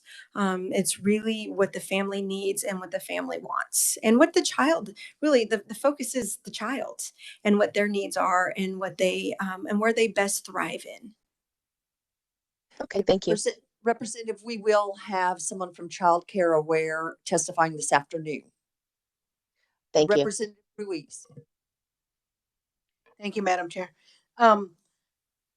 With this, having to make those calls and asking the providers, please provide this and this, are they given a checklist so that they can just kind of check off and they know exactly what is going to be required, so they can be more on top of that? Yes, our applications are actually what I consider very robust.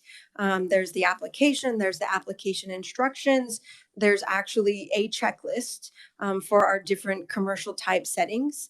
And then every applicant is required to go through orientation with a licensing specialist who not only reviews basic health and safety, the components, what makes up a good facility, but also the application process and what's required. So yes, all of our commercial settings definitely have to have a checklist, or you just so that it's very clear. And we actually make those into a fillable PDF, so you can just very quickly check off and know what you have and what you're missing. And in the home providers, they have something similar. They have, again, a very robust orientation, which very much goes into depth all of the regulations.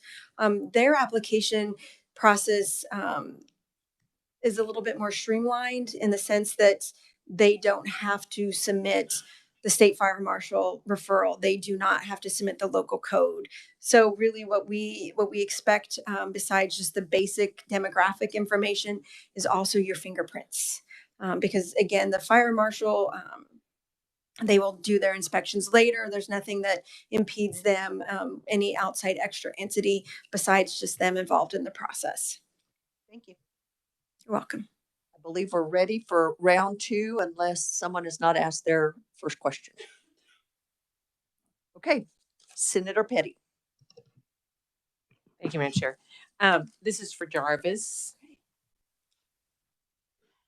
And Jarvis, when you were talking about fingerprinting, I just wanted to clarify 2 things. One, I wanted to clarify that everything that the department is asking with fingerprinting, is that part of state and federal law?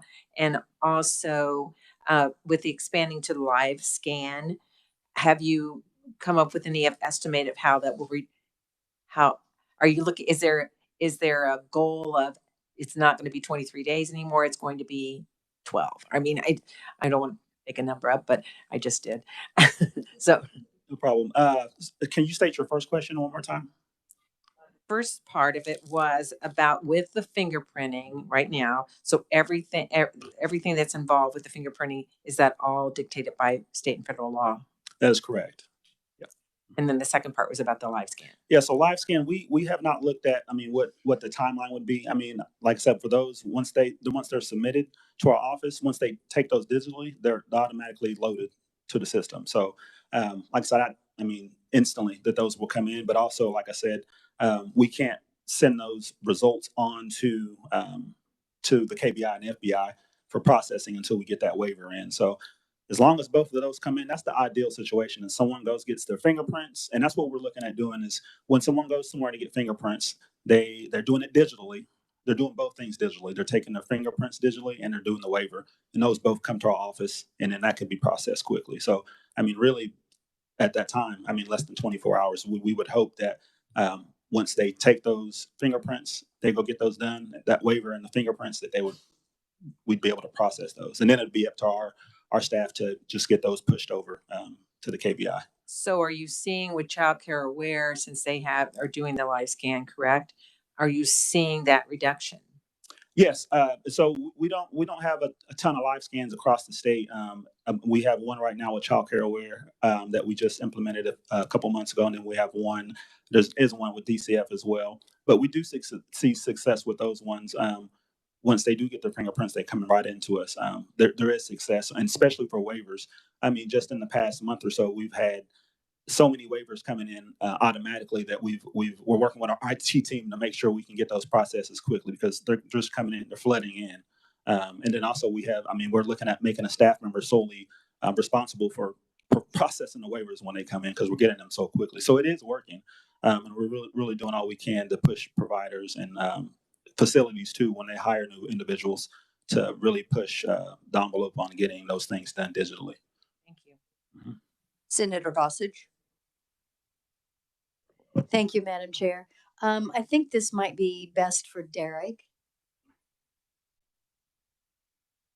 So just regarding the department that oversees childcare, this whole large department, how many employees total are in that department? Bureau of Family Health, we're roughly 105 full-time employees. And that's going to span several different programs. So it's, like I said, childcare licensing, WIC, administration and policy, Title V, maternal child health, newborn screening, special healthcare needs for children. And I'm probably missing several. But so you couldn't break it down just for what we're talking about here, which would be childcare. Yeah, just for childcare licensing, you want the number of employees for right CCL. Childcare licensing, the other personnel that were discussed here, processing applications, all of that. Yeah, I'd have to break that down for you totally outside of this, but we could get that. And then the budget for that? We get our budget from DCF, the money that passes through from DCF, CCDF funds. So it's a 3-year rolling contract. I know you don't have those numbers at the top of your head, but if you could get that to us, that would be very helpful. Yeah, we can pull that for you. Thank you. Thank you, Madam Chair. Representative Blue. Thank you, Madam Chair. It may be for you and maybe for Allison, talking about federal funding. I'm kind of curious just how much federal funding we're talking. And then with changing regulations, you made a comment or somebody made a comment about making sure that we're changing regulations so we don't lose federal funding. Correct. Could we get a list of what exactly documentation you could send to us of what exactly needs to be changed? Sure. That federal funding is at risk of losing, or that you're at risk of losing federal funding. And then are there any regulations that we could put into statute to make it a little bit easier on you guys? I'd have to defer the federal pieces probably to DCF to talk about since the funding comes down to them to discuss some of that. I think the list of regulations that we know weren't quite up to CCDF standards. And again, we had consultations with the Office of Child Care at the federal level to discuss kind of where we needed to go. So typically the process was for us, we would look at the regulation that we knew was out of compliance at the state level in terms of how the regulation was written. We would draft that revised language, discuss with the Office of Child Care and DCF whether that met what they were looking for, and kind of go from there. As far as moving regulation into statute, I'm not quite sure. I'd have to go back and look to see if there's anything we feel that could be helpful. I don't, in speaking from the federal perspective too, I'm not sure if it would meet those guidelines. Also, to just considering, I think that federal regulations are constantly changing. The Office of Child Care themselves is modernizing and updating regulations too, and coming out with new rules. And so I'm just trying to think forward how a state statute might play with a federal regulation that we're kind of required to meet if it changes at that level, and how it would look here. Thank you. Senator Dietrich. Madam Chair, I think this question's for Jarvis. Thank you, Derek. And honestly, it's another fingerprinting question because it sounds like that's kind of the hiccupy piece of some of this. So I have been fingerprinted, not because I'm a felon, numerous times, for different agencies, that for my licensing and for boards that I've been on.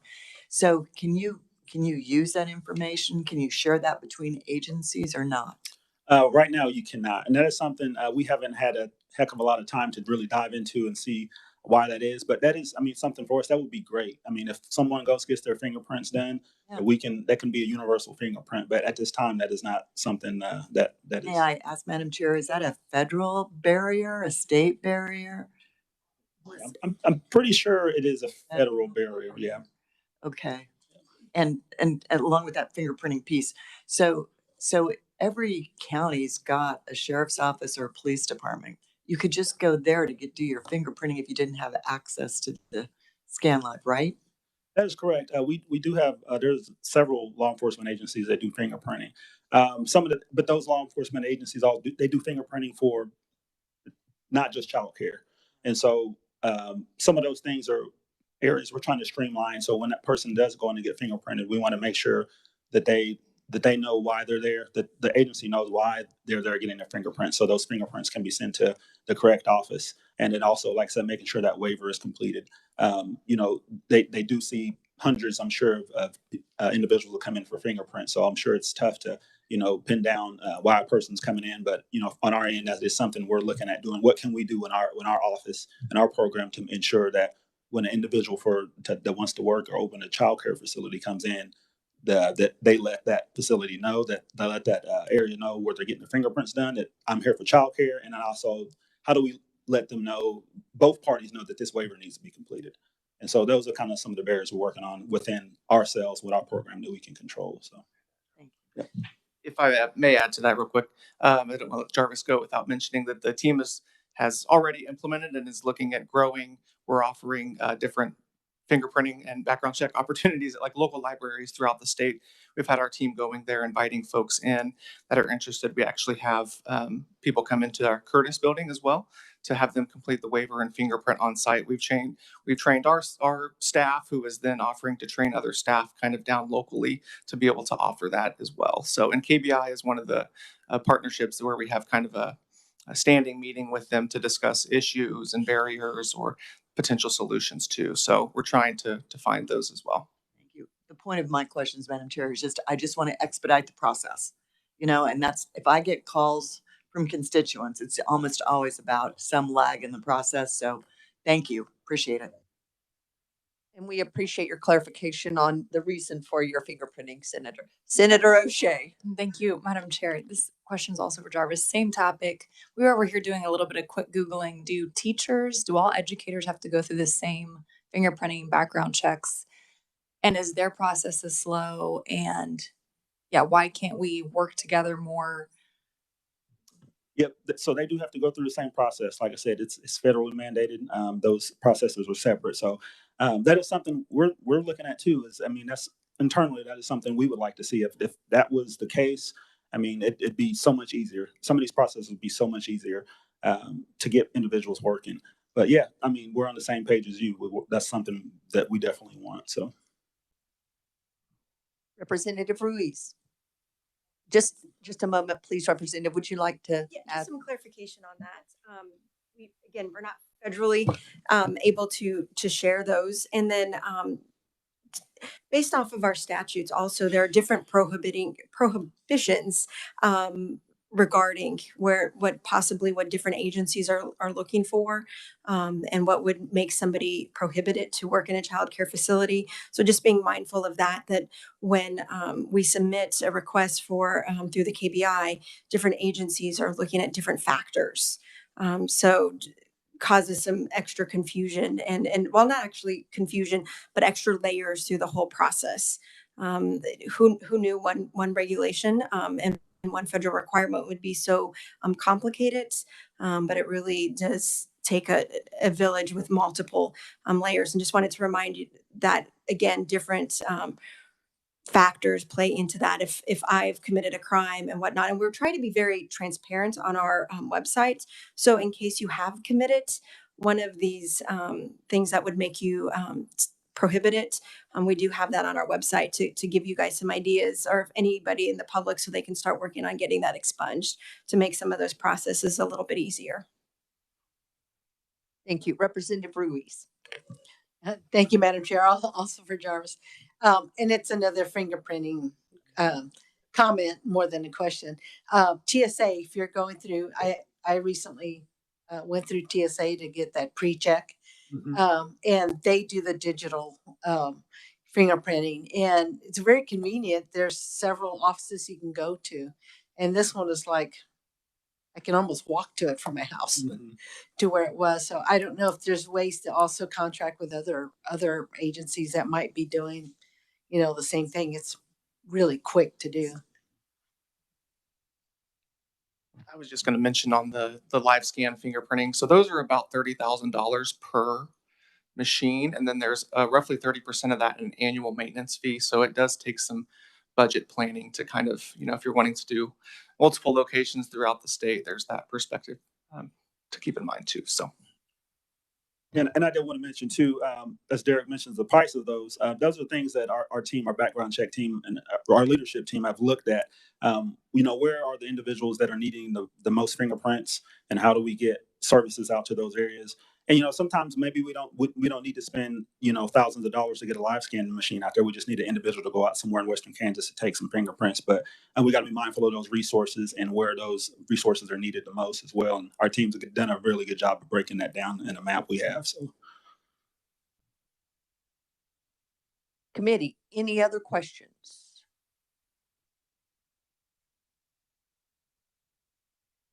Seeing none, I believe in rewarding good behavior.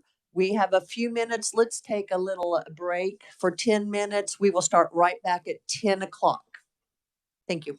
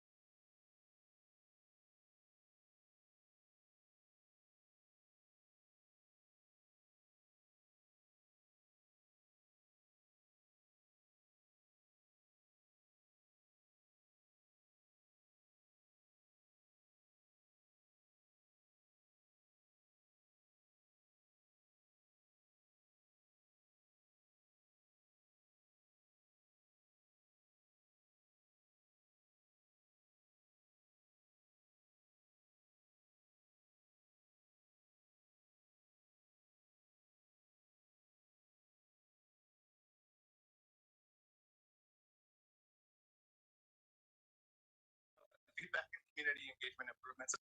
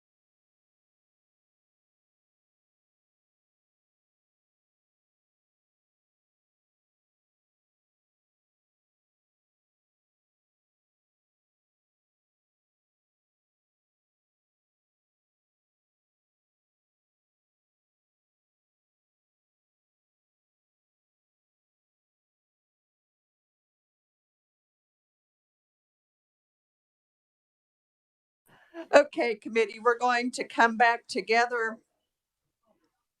and continue with our agenda. So if you'd please take your seats.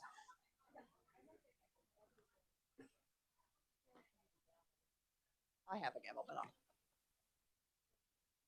okay, so for the next, thank you.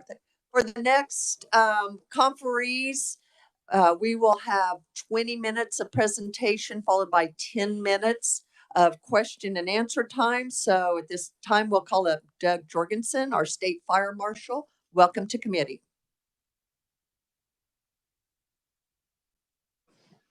Thank you, Madam Chair, Committee. Doug Jorgensen, State Fire Marshal, and I'll be giving the committee a presentation on our role in child care centers and home daycares going forward. I'll just be giving the committee a brief oversight on our responsibilities with home daycares, with child center requirements, and then sort of some of the elements of the inspection process. Going to the next slide.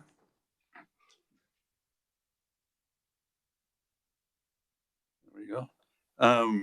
Kansas Department of Health and Environment, which you've heard from today, oversee the licensing of all the child care facilities in the state.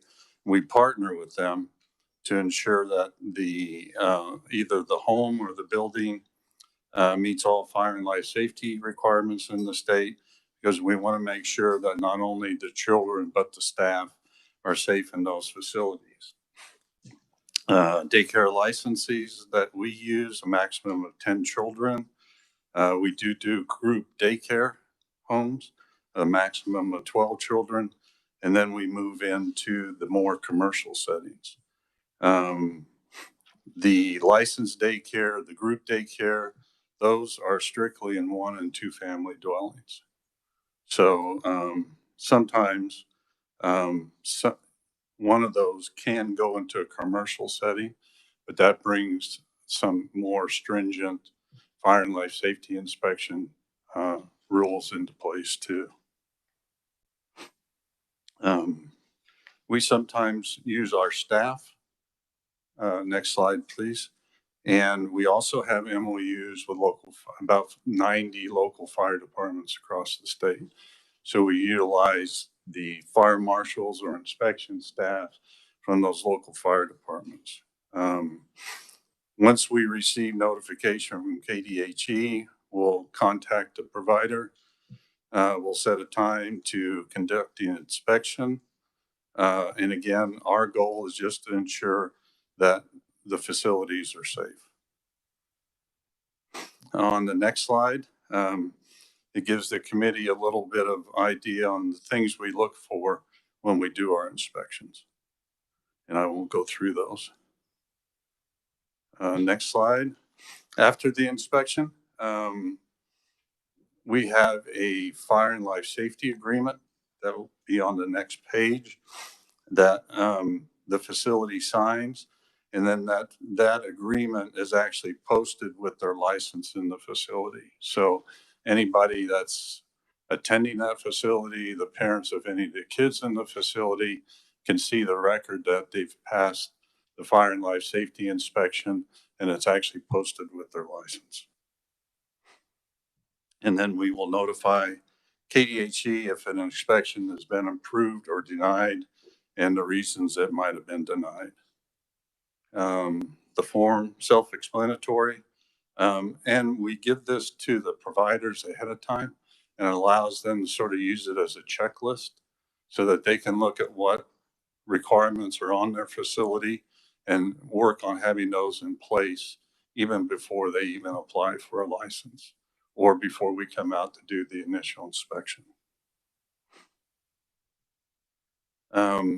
We do inspect home daycares that are not in 1 and 2 family dwellings, but that sort of moves them into the inspection, fire and life safety inspection requirements that you might find at a commercial daycare. Because when they go into a commercial building setting, there's other things that come in place that we have to look at besides what we might find just in their home. Because sometimes those facilities have different businesses on either side of them, above them, whatever the case might be. So there's different requirements in our inspection when we do a home daycare that's not in a 1 or 2 family dwelling. And that gives you some of the information on it. There's more hazards involved, which I mentioned. And again, we're just trying to make sure that everybody's safe. Moving on to childcare requirements. These are the more commercial settings that we experience in the state. Childcare centers for us are considered 13 or more occupants. And again, it gives you a brief list of some of the things we look at to determine if it's a commercial setting or not.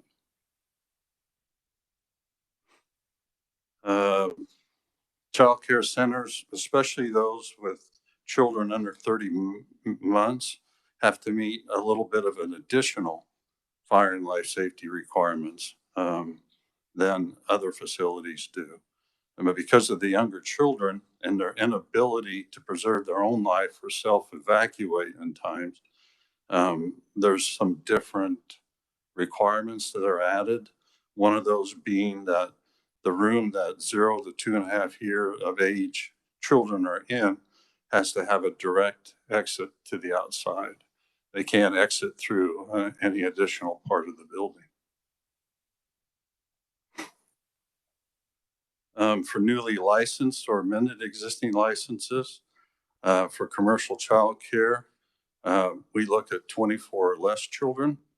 They have to submit a form, application form, information on the facility, and a scale drawing to our office for review. If there's 24 or more children, they again have to submit 2 different forms, and we require an actual code footprint done by a licensed architect.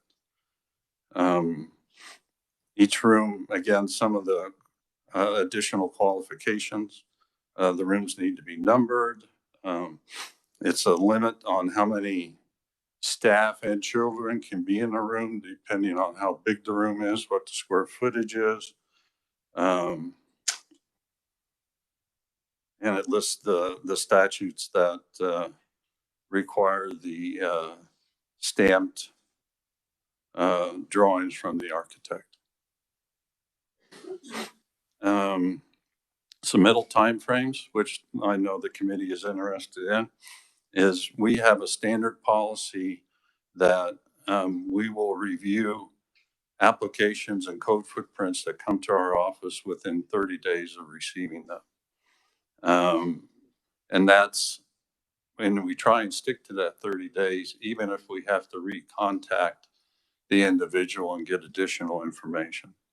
And then through that process, if it's a new facility or if there's remodeling going on, whatever the case might be, we will go out and we'll do an inspection about 50% timeline through that remodeling or construction, just to help not only the contractor, but the applicant to know that they're in line with what the fire code, fire and life safety code says, that things are being put in place that will be needed. And then once the project is completed, we'll do the final inspection. And again, once it's determined that the facility has met all the code requirements necessary, we notify KDHE and then they process the license after that. The next page is a sample of what a code footprint looks like from an architect. It gives the committee some idea of the detail that we need. Annual inspections. Next slide. We don't do annual inspections on home daycares. We do the initial inspection for them to get their license, and then we usually don't go back to that facility unless we receive a complaint or unless KDHE asks us to, or if they're remodeling, changing the floor plan of the facility, things like that. Some of the local municipalities do annual inspections, but that's up to them and whatever codes they've adopted or what their policies are.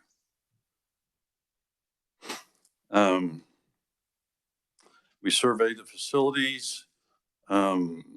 If we find issues or deficiencies, is the term we use, we give the provider either a paper copy or we send it to them electronically. And it'll list all the different deficiencies that we found.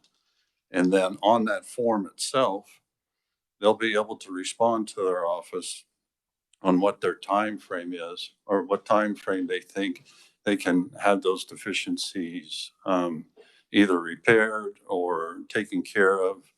And then we'll work with them to get those things done. If some of the deficiencies are fairly costly, or these days we run into a lot of not having contractors available that can do the different work, we can extend that 30-day time frame, and we'll go sometimes 60 or 90 days to allow them to get some things taken care of, but still allow them to be in operation.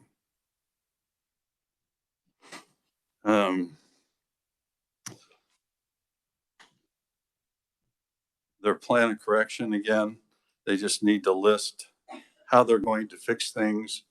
Some of the things, especially the minor ones, we allow them just to submit receipts that they've had the work done, or even just send us pictures. We don't need to send somebody out and back out to do another inspection and take their time. So we do as much as we can to save the time of the providers going through this process.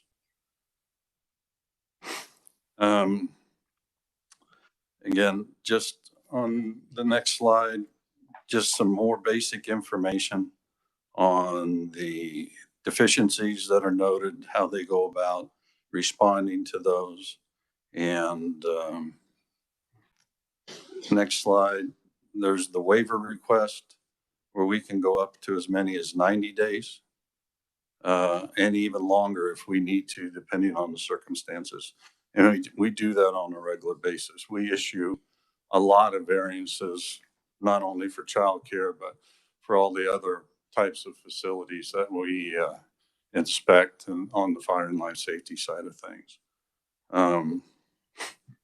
Next slide. Again, just more about the waiver. Some of the things that we take into consideration, even on some of the things, if they're very expensive to correct, we give the facility a couple other options. Like they might install an additional smoke detector, and they might install a couple additional fire extinguishers. And it saves them having to actually come in complete compliance with the code, but saves them quite a bit of dollars in the long run going forward. And sometimes the facilities come up with their own additional measures to help get through a particular deficiency that we've noted. Additional safety measures, again, self-explanatory. Appeals process. There is an appeals process in place on all the inspections we do. If somebody feels that the violation's been cited incorrectly or not accurate, they can appeal. Their appeal has to be within 15 days of the date of the violation, and it has to be a written notice. We'll review that appeal within 30 days and then make a final decision. Unless the violation is revoked or modified, then it must be appropriately addressed within the normal timeframes, providing a plan of correction. Variance request, and I already, I think, mentioned that, but we are allowed by statute to issue variances. So even though the current code is pretty specific on things. We can take into consideration monetary cost. If it's going to be an excessive burden dollar-wise, we can look at that. And then again, through the waiver process, we can put other things in place to try and save them those dollars. We issue a lot of variances across the state, and we're not opposed to. Currently, Kansas is under the 2006 code. We're trying to move to the 2018. The 2018 is more lenient in places than the 06, but even though we haven't been able to officially move to the 2018, we issue variances based on the what's in the 2018 that helps not only the child care facilities, but all the facilities in the state. So we're not stuck just on the 2006 code. We're working with all the codes that have come out since then. And hopefully in the near future, we'll be bringing Kansas up to the 2018. Next slide is just some of the things we look at when we do our inspections. Next slide, same thing. And then in finishing, one of the highlights for our agency is we've moved childcare facilities inspections to the top of our list since the first of the year, actually since the end of last year, but more specifically this spring, there was some grant dollars available for about a 2.5 month period. And KDHE received a number of requests, and we moved those to the top of our list. And in that grant period, we processed 172 requests through that time and approved 92 child care centers and about 70 home daycares, which added a lot to the list just in that short period of time. And with that, I'll stand for any questions. Thank you. Committee questions. Representative Buchanan. Thank you, Madam Chair. Thank you for being here today. Just a easy question here. What needs to be done to move to the 2018 codes? Right now, they're at the Attorney General's office for final approval. And once we receive final approval from them, we'll be going before the Joint Committee on Rules and Regs and presenting that to them. And then we'll have a public hearing, and then we'll be able to adopt. Okay, it's in the process then. Okay, thanks. Senator Dietrich. Thank you, Madam Chair. So when a building changes ownership, it's an approved daycare center and it's commercial, not talking about a home, and it changes ownership. Can that, and the inspection was done within the last 9 months, can that not be just then transferred to the new owner? Does it require an entire new inspection? That might be a KDHE question. Okay. But Melissa, if you could please step to the mic and reintroduce yourself, please. Melissa Schoenberger, Madam Chair. It's twofold with both agencies. So I will just share from our perspective versus the Office of the State Fire Marshal.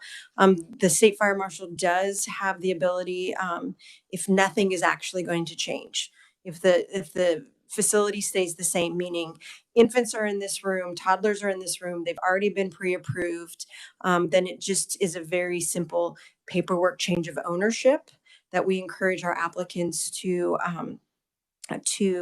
fill out and complete. But if they're going to change the categories of children that they are serving, say the infant room is now going to become the preschool room or vice versa, then it does require a whole brand new inspection. I would defer to the State Fire Marshal in the sense that I don't know how long their inspections, the lifetime of that previous inspection lives or exists. But we do encourage, if it's a change of ownership with no changes, it does seem to be a smoother process because they do honor the ongoing yearly inspections. So, Madam Chair, may I ask the State Fire Marshal, does do you have a time frame beyond which, an inspection no longer is valid? No, because what we would do is we do inspections on the commercial daycares annually. So depending on when the last inspection was done, if it was just a few months, even if it was 8 months back, we would probably not go out and do another inspection. We would simply rely on the information from the provider through KDHE that they weren't changing anything. We might send an inspector by just to check and make sure that's the case, but then we would just do the next inspection sort of on the annual yearly calendar. Thank you. Senator Petty. Thank you, Madam Chair. I have a couple of questions, and actually these are coming from a home daycare provider. Is there any way to increase the total capacity of a home license above 12? At this time, no. There was a bill, I think, in the last session that did increase some of those numbers, but it didn't make it through the session. So currently, the numbers we have are what we have to work with. Within, okay. And then that's within regulations? Yes, within regulations and some statutes. Okay. And then with the annual fire inspections, there's some entities that do them and some that don't. Is there a way to streamline the expectation for that home daycare provider? Currently not. We have the MOUs with those fire departments and they do the annual inspections, but they do it under sometimes their own codes because a local municipality cannot have codes that are less restrictive than the state, but they can have codes that are more restrictive. So sometimes when you have a provider in a certain city with maybe a larger fire department, the codes that they're having to put in place in their, especially their commercial center, can be more stringent than what the state's requiring. But for that home daycare provider, there's no way to streamline those expectations? The only way we could do that would be to remove that responsibility from the MOUs we have with those local departments and take that responsibility on ourselves. But again, under current regulations and statutes, we only do the initial inspection on a home daycare and we don't go back again unless there's a complaint. Thank you. Representative Blue. Thank you, Madam Chair. I just want to make a comment. So I'm in the fire sprinkler business, and I just texted back, and they said that most cities, major cities, have already adopted the 2018 code. So just so you guys know, he said that the state's a little behind sometimes. But the question I have is, so the bill that we had last year increased the number of infants and total capacity. Was that against fire code? It depends because there were a lot of different situations in there. Some I'd have to go back and look, quite honestly. Some might have been, some probably weren't. We actually didn't do a lot of testimony there because we're sort of willing to work with whatever the legislature and KDHE, since they're the licensing authority, come up with. I'd have to look at each individual case and we'd have to look at the current code, probably the 2018, and see if it's compliant or not. And the second question I have is, since most major cities have moved to the 2018 code and the city of Kansas at 2006 code, do they ever contradict each other? They do sometimes, and that's why we use our variance ability to move to the 2018 and accept whatever the, I guess, regulations are in the 2018 if they're different than the 06, and especially if they're less burdensome than the 06. Okay, thank you. Representative Titus. Thank you, Madam Chair. Doug, would your office have any objection if someone put forward legislation that prohibited local municipalities from implementing stricter fire codes on licensed facilities for the various childcare centers? Would you guys have any objection to that, or does that raise concerns? I know I'm asking for hypothetical, but It's no concern of ours, but it's going to come down to the legislature, League of Municipalities, Association of Counties, when you're taking that home rule capability away from them. So, I mean, we'll work with whatever comes our way, but I just feel that it's a benefit for the local fire departments to be able to be in their buildings and do their inspections, so that if they ever receive a call there, they know the layout of the building, they know how it's being used. And so the more I think the locals can be involved in that inspection process, the better it is for the actual residents of the city or the people that are in those facilities. that makes sense. They could inspect to your code requirements, though, not stricter Correct. city standards, without any problem. Yes. And I just wanted to say no to Doug's office has been very helpful to me dealing with constituents, and I've appreciated their flexibility. So I just wanted to put that on the record. Thank you. Final question, Senator Dietrich. Thank you, Madam Chair. And thank you for being here today. I do get a lot of questions as well regarding facilities and inspections from the fire marshal's office. So if, and I'm all about trying to expedite the process. So is the issue from your perspective that you don't have enough folks able to go out and do those inspections to make it flow a little faster? Or where do you see the barrier for being able to condense your timelines? Sometimes it is staff. KDHE mentioned that they were down on staff and it was pushing their timelines quite a bit out. Same thing happened to us, especially coming out of COVID. We had as many as 6 or 7 inspector positions that were vacant. And so that then increases our backlog, and we're not going to get to a facility in 30 days when we've got a third of our inspectors not available to help. Fortunately, with the raises that the legislature has given over the last 2 years, and we were able to get some administrative increases through D of A, we are now fully staffed in our inspection side. So that allows us a lot of flexibility in responding to these inspections a lot sooner than 30 days. And like I mentioned, when we went through that grant period, we actually put daycares at the top of our list, and we were turning those around within a week or two. Thank you, Madam Chair. Please keep them at the top of your list. We're going to try to squeeze in a quick question, Representative Ruiz, and then we'll move on. Doug, I'm kind of confused about, there's fire marshal regulations, correct? Yes. And then there's regulations from the state and from the feds. Different. Our regulations are strictly fire and life safety. Okay. And we are under no umbrella on the federal side. We are the state entity for fire and life safety regulations, but we have no input in like KDHE's regulations on background checks, the providers, when they do their applications, things like that.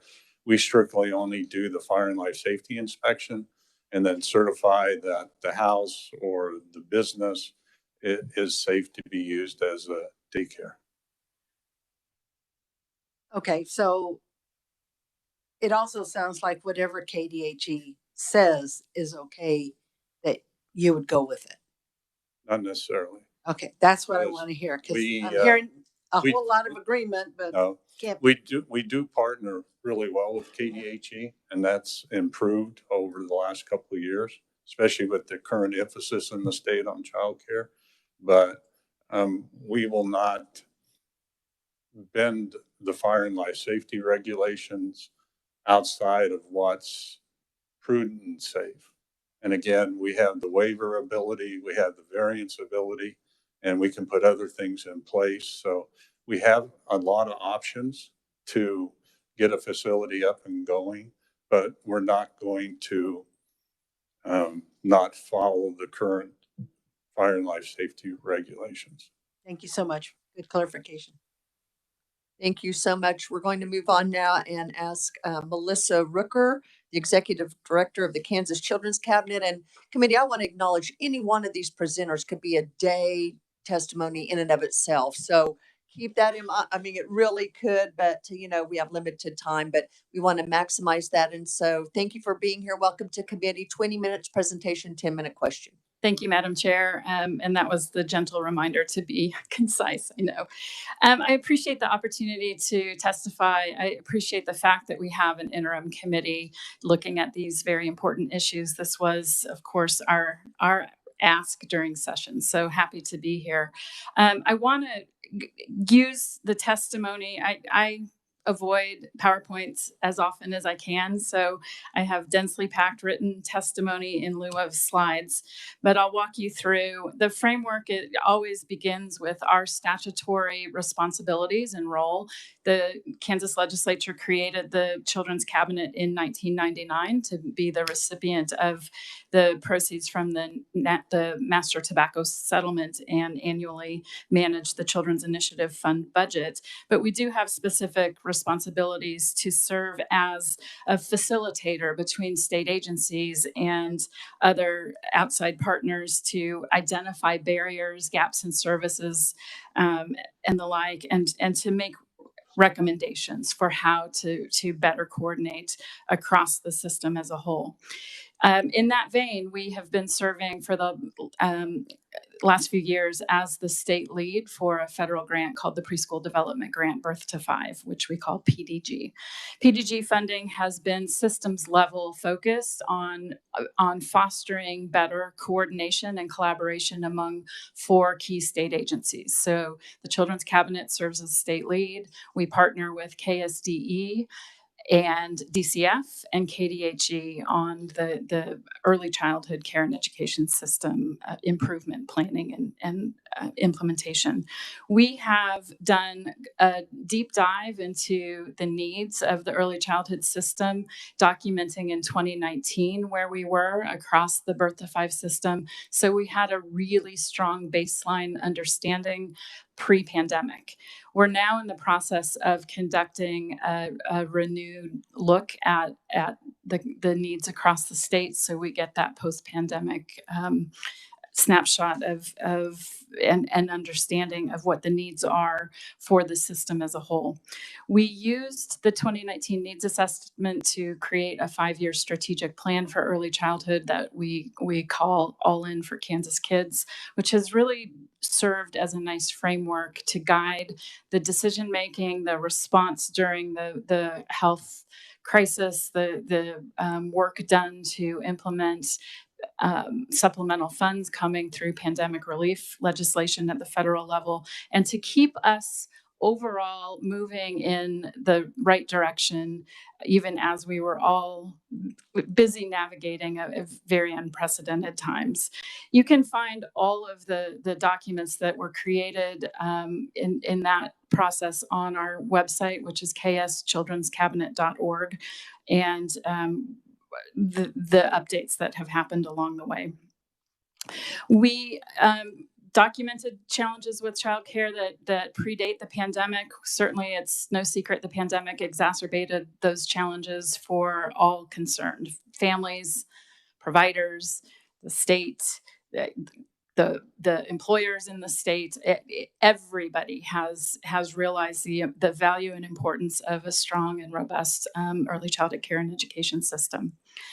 I walk through a section in the testimony that speaks to a variety of different initiatives, but you will be getting the deep dive from DCF that I trust will match the thoroughness of KDHE. So I will move quickly over most of that. I want to draw attention to the fact that the Cabinet and Child Care Aware of Kansas are joining the K-State 105 initiative to help with the child care component of the work that K-State 105 will engage in. We'll be bringing the programs that we have to offer to bear as part of that partnership.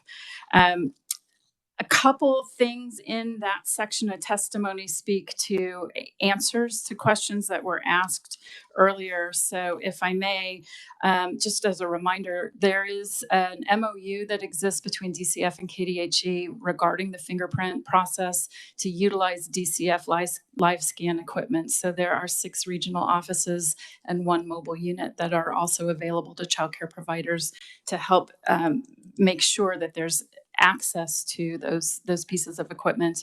And Ed Klump and the Law Enforcement Association did a survey of locations in the state where non-criminal background checks are allowed. So those resources are available and have been part of the work being done for a while.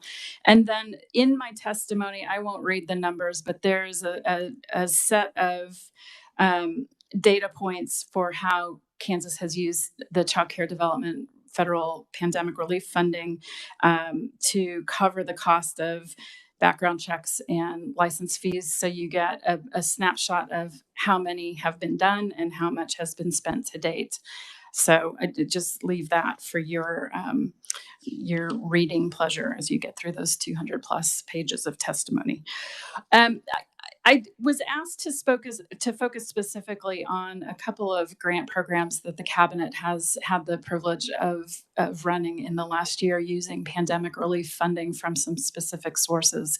So I want to talk about the Child Care Capacity Accelerator, which was it was an effort that began with a $20 million allocation of funding from the state fiscal recovery fund dollars, which we know in Kansas as SPARK.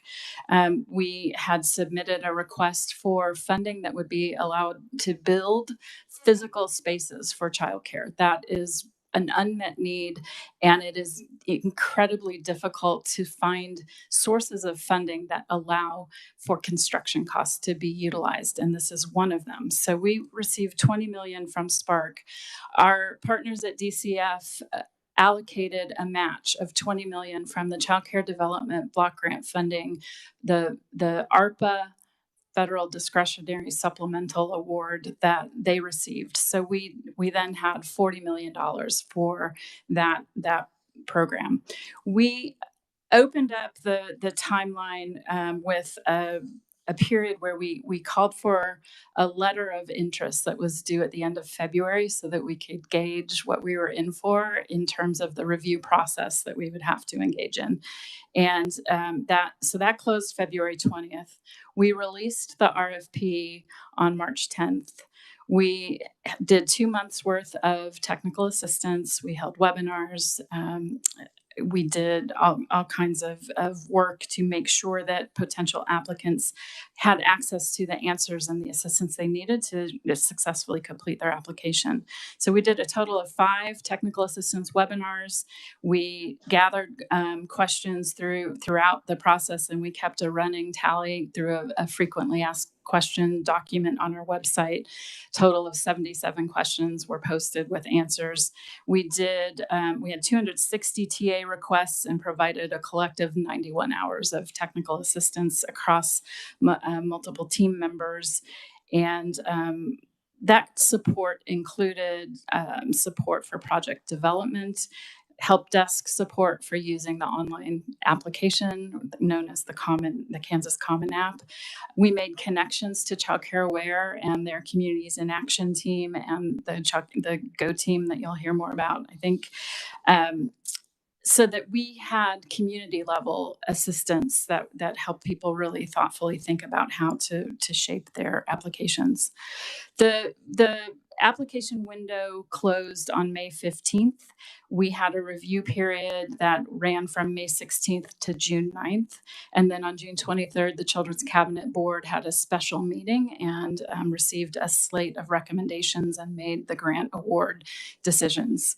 Notification followed that process, and technically the grant year was allowed to begin July 1st. It took some time to get applications turned into legal agreements just because of the complexity of the program. So let me go back to the funding that we had in place. We started with the $40 million that we put together, and then we recognized with the volume of applications that we received. We had 105 total submissions. We had a total dollar amount of nearly $118 million worth of requests. We only had 40 million to give. And we analyzed the preschool development grant budget and realized that we could draw 1 million from that and move it into the grant category.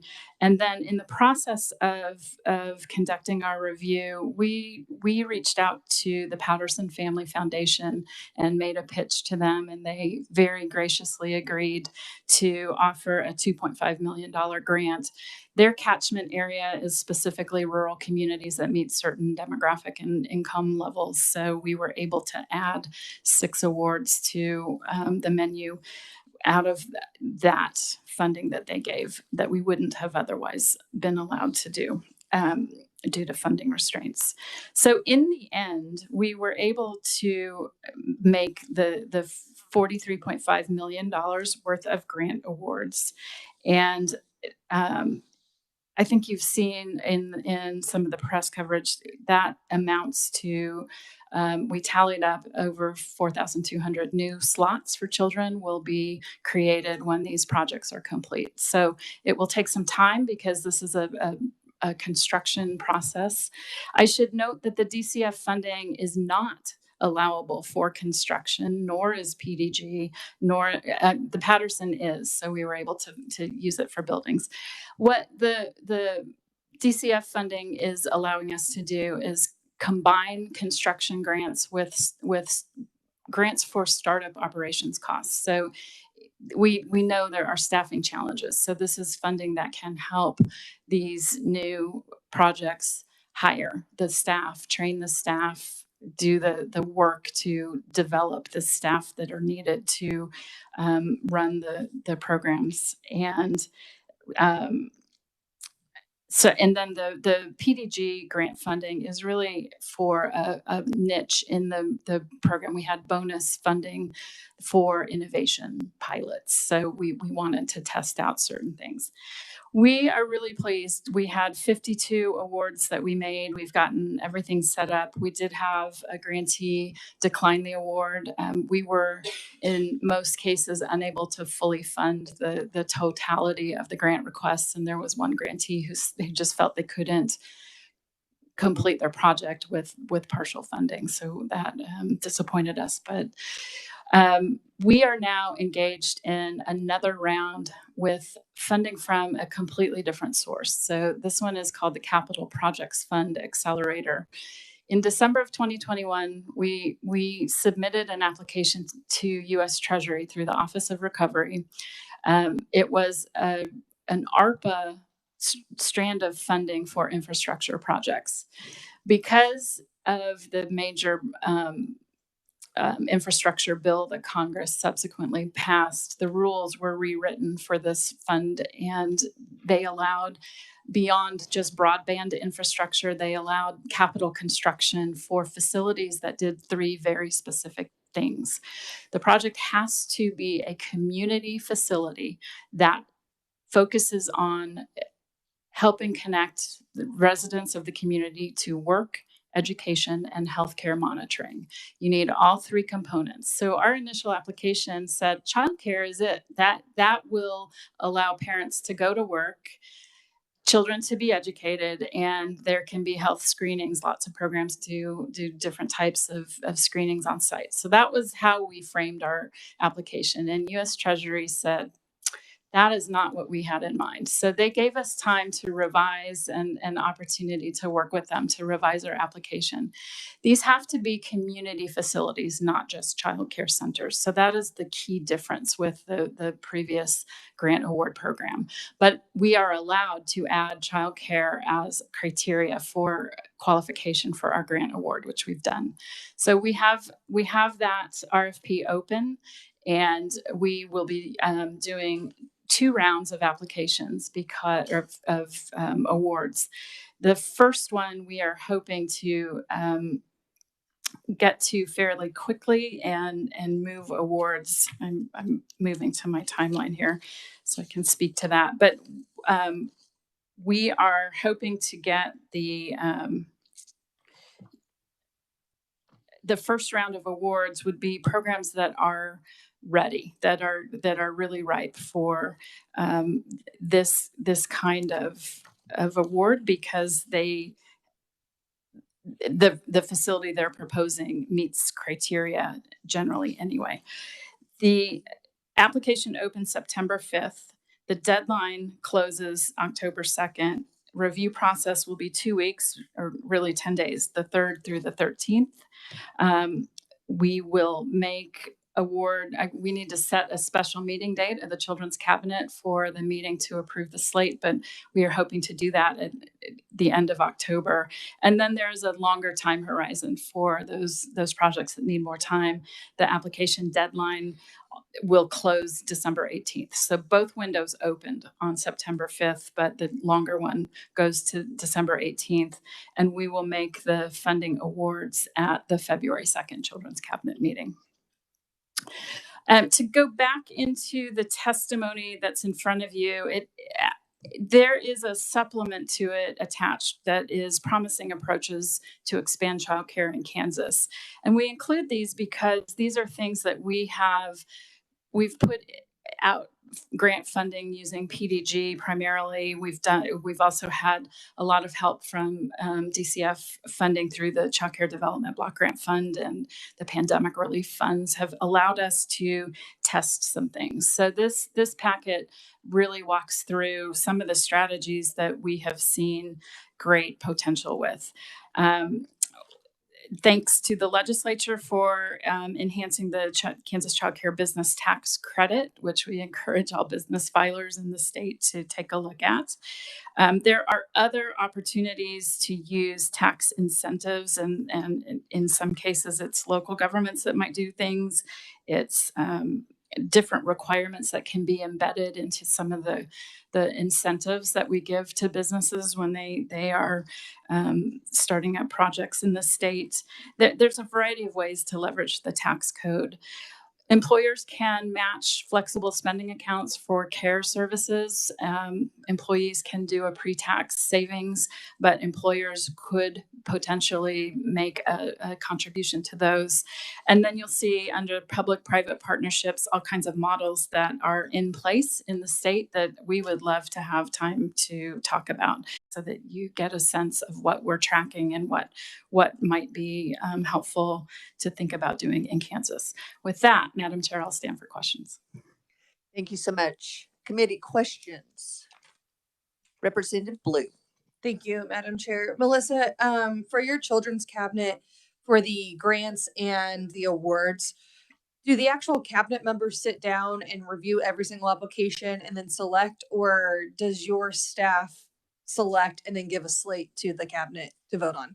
For any of our grant awards, we don't employ because we don't pay, but we get a team of grant reviewers who are outside of cabinet staff and cabinet members. So it goes through a blind review process.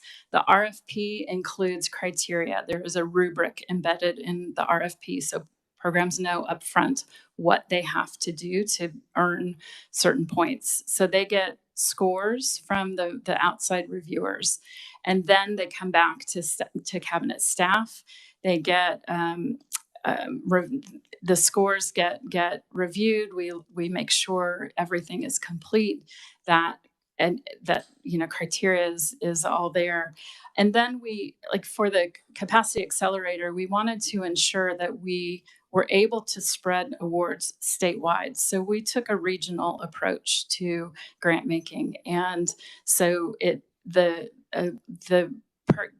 applications were divided into the 6 regions, and then we took a look at the scored applications from there. And at that point, we put together a slate to bring to the cabinet for review. The cabinet gets it ahead of the meeting and has the opportunity. CORA allows, and COMA allows, individual questions to be asked by individual members to us. And so every time we email the slate, we make sure don't reply all, but if you have questions, you can ask us for clarification. We're happy to answer anything. And then we held the special meeting. All of our meetings are public. They are held virtually, but we live stream everything. And so committee discussion is possible. The cabinet board has the ability to reshape and make adjustments to the slate before voting on whether or not to adopt. So cabinet members receive everybody who applied and their score, and then the slate of who was selected. The cabinet members received the slate. So if they wanted to mix and add somebody that wasn't selected, how would they know that they applied? They have the right to ask for that information. Committee, other questions?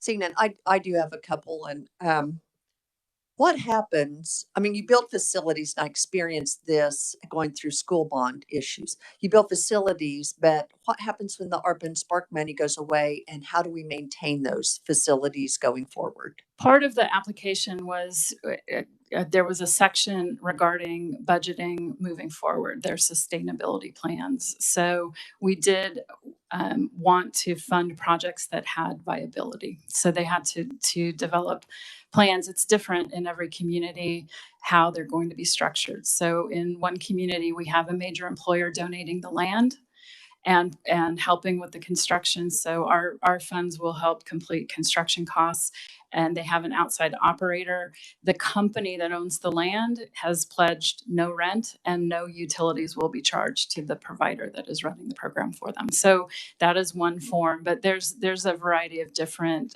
ways that facilities demonstrate viability. Thinking if I keep going, someone will think is there's so much here.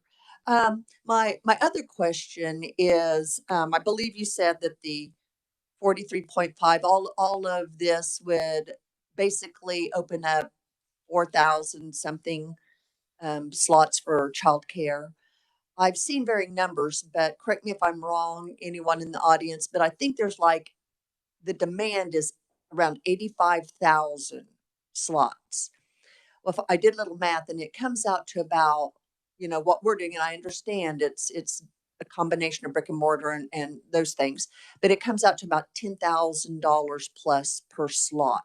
If you look at that, only covers about 4,000 out of 80 something thousand need. How on earth do we scale that in order to meet the demand of childcare in Kansas? I think it's a multifaceted response. So building physical space is one piece of it. But when you look at the Child Care Aware Supply Demand Report, we have far more licensed capacity than we have actual demand and desired capacity. So there is a difference between how many slots a provider is licensed to fill and how many they choose to fill. And so one of the things that we're piloting, and I hate to step on Child Care Aware's testimony, but it's a pilot called Baby Steps, which is a wage incentive program to incentivize providers to take in infants. And it's wildly successful. So we are doing a pilot in Wyandotte County to replicate that, to expand the Baby Steps. We have a supplemental award in our PDG, and that's what we decided to try. Is that this existing pilot is in rural communities, so we're trying it in the urban core to see if we also can incentivize more care coming in. I think it really gets down to some of the wage pressures and staffing issues that programs have. So I don't think we will build our way out of the crisis, but we had pent up demand for construction and major renovation. We had, when I look at the metrics, I think of the $118,000 worth of requests, only 14,000 were operations only requests. There were 84,000 plus, or 14 million for operations, 84 million were for construction and operations combined, and 19 million were for construction only. So 83 of the total 105 applications were asking for construction funding. Any other questions? Seeing none, thank you so much for being here and providing your testimony. Committee, next we'll move to Carla Whiteside Higgs, Economic and Employment Services Director at DCF. Welcome to committee. Thank you, Madam Chair. And to the other committee members, thank you for the opportunity to share with you today. The child care from the perspective of DCF as the CCDF lead agency for the state. Oh, yeah. Next slide, please. So DCF, as you may or may not know, on the Economic and Employment Services side is responsible for several what we would call safety net programs. And so this slide just lists some of the programs, and you can see that child care assistance is just one of those programs that does work with our other with the other programs. We do have an integrated eligibility system, so and a shared application. So if I'm applying for TANF, the same application is used for SNAP, for childcare. Those eligibility workers are also responsibility for processing LEAP, our low income energy assistance program. So we do all of those in a shared system, and we're able to share data that way. Next slide, please. A little bit of background on the Child Care and Development Block Grant. It is part of the Act from 1990, and that funding authorized the funds for CCDF, which we use to provide child care services or child care subsidy for Kansans. The Personal Responsibility and Work Opportunity Reconciliation Act required that child care funds can also be transferred to tribal agencies or to lead agencies. And DCF is that CCDF lead agency for the state of Kansas. And many of the things that you've heard, especially KDHE talking about in terms of licensing and those requirements coming from the feds, those are primarily part of the Reauthorization Act of 2014, where childcare was changed drastically, I would say. And so there are some additional criteria that have to be met. Next slide, please. While CCDF is a block grant, it's pretty stringent in terms of what the requirements are. And so these next few slides, or the next two slides, talk about the 7 primary statutory purposes for the funding that we receive. We know that research has demonstrated that families need access to high quality childcare that is affordable for their children in a safe environment. And that's the purpose of CCDF, that we make sure that we have those opportunities for families, that they're able to access those childcare opportunities, that we are giving them the information that they need to be able to make informed decisions about their childcare choices. Next slide, please. And this just continues with those 7 statutory purposes that we have for CCDF. Next slide. So we've talked a lot about CCDF and all of that funding. DCF as the lead agency is closest to the feds when it comes to that program.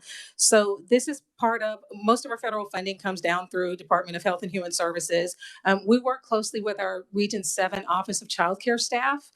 We meet with them monthly, both just our state team, and then also for all of Region 7 to get guidance from them, to be able to ask questions. They give guidance to us in terms of what the expectations are in terms of our continued programming. Next slide.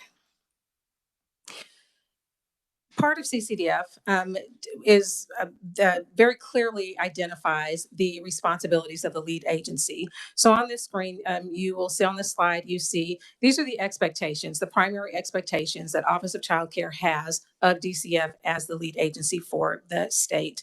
One of those clear roles is that we link services. So we are not providing all of services. It's not just childcare subsidy. There are other requirements that go along with the funding that we have.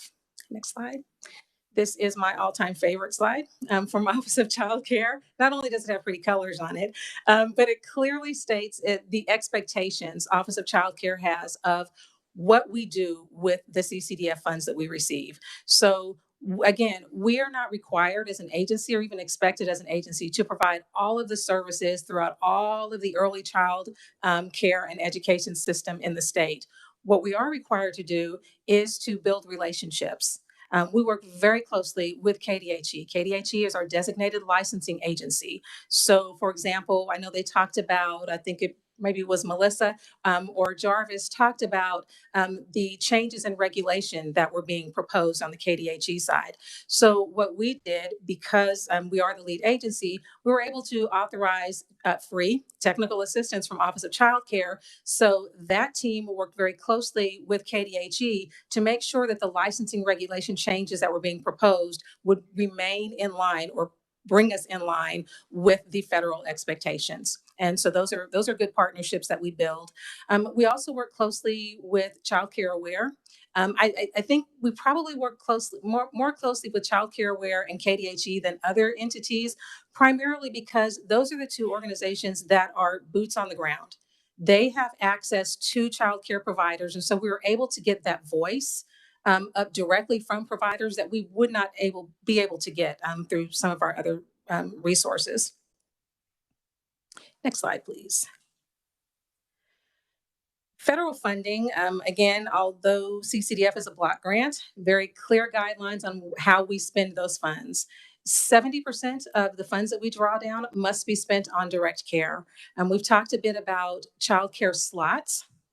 While we can fund childcare slots with CCDF, those slots do not count as direct service. So they do not count toward that 70% that we must spend on direct service. Direct service is, this is money that was put on my EBT card for my 3 children to participate in a childcare setting with a DCF enrolled provider. So it's very specific in terms of what counts toward direct care. And then we also have another 9% or total of 12% that has to be spent on a combination of quality care and care for infants and toddlers. Next slide.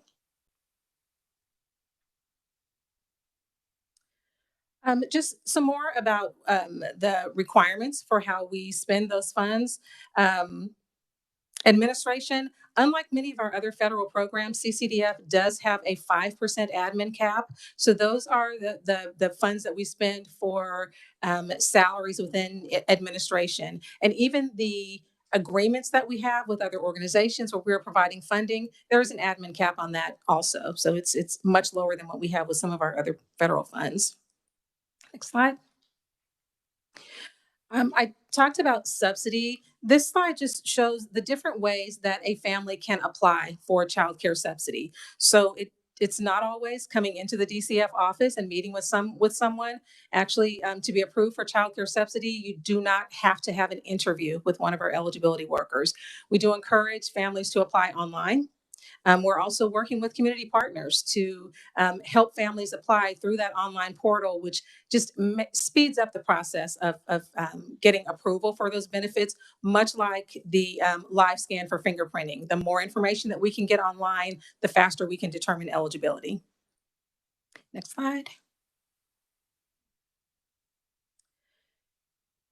Our eligible families, child care subsidy is primarily for those families who are, for example, our TANF families are automatically eligible for child care. So as those who are receiving TANF or cash assistance, as they are working toward, education, or they're doing job search, or if they're actually working, we allow childcare for those families with no family share deduction. So we slightly increase the amount that we pay for those families to support them as they continue to work toward economic self-sufficiency.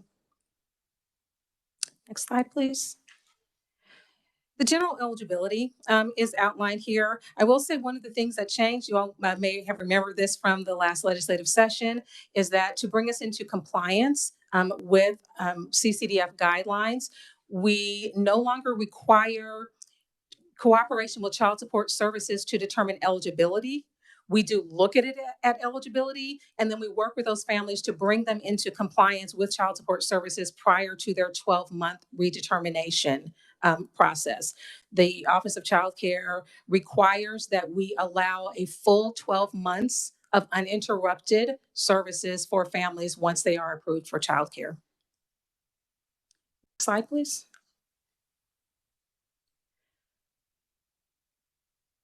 The countable income for childcare subsidy. This is the highest guideline that we have for any of our programs. It is currently set at 250% of the federal poverty level, and 85% of the state median income is the federal limit. And so we're very close to that, and we're planning to see if we can switch from using federal poverty level and just go on up to the using 85% of SMI, which is what the feds would really like for us to do.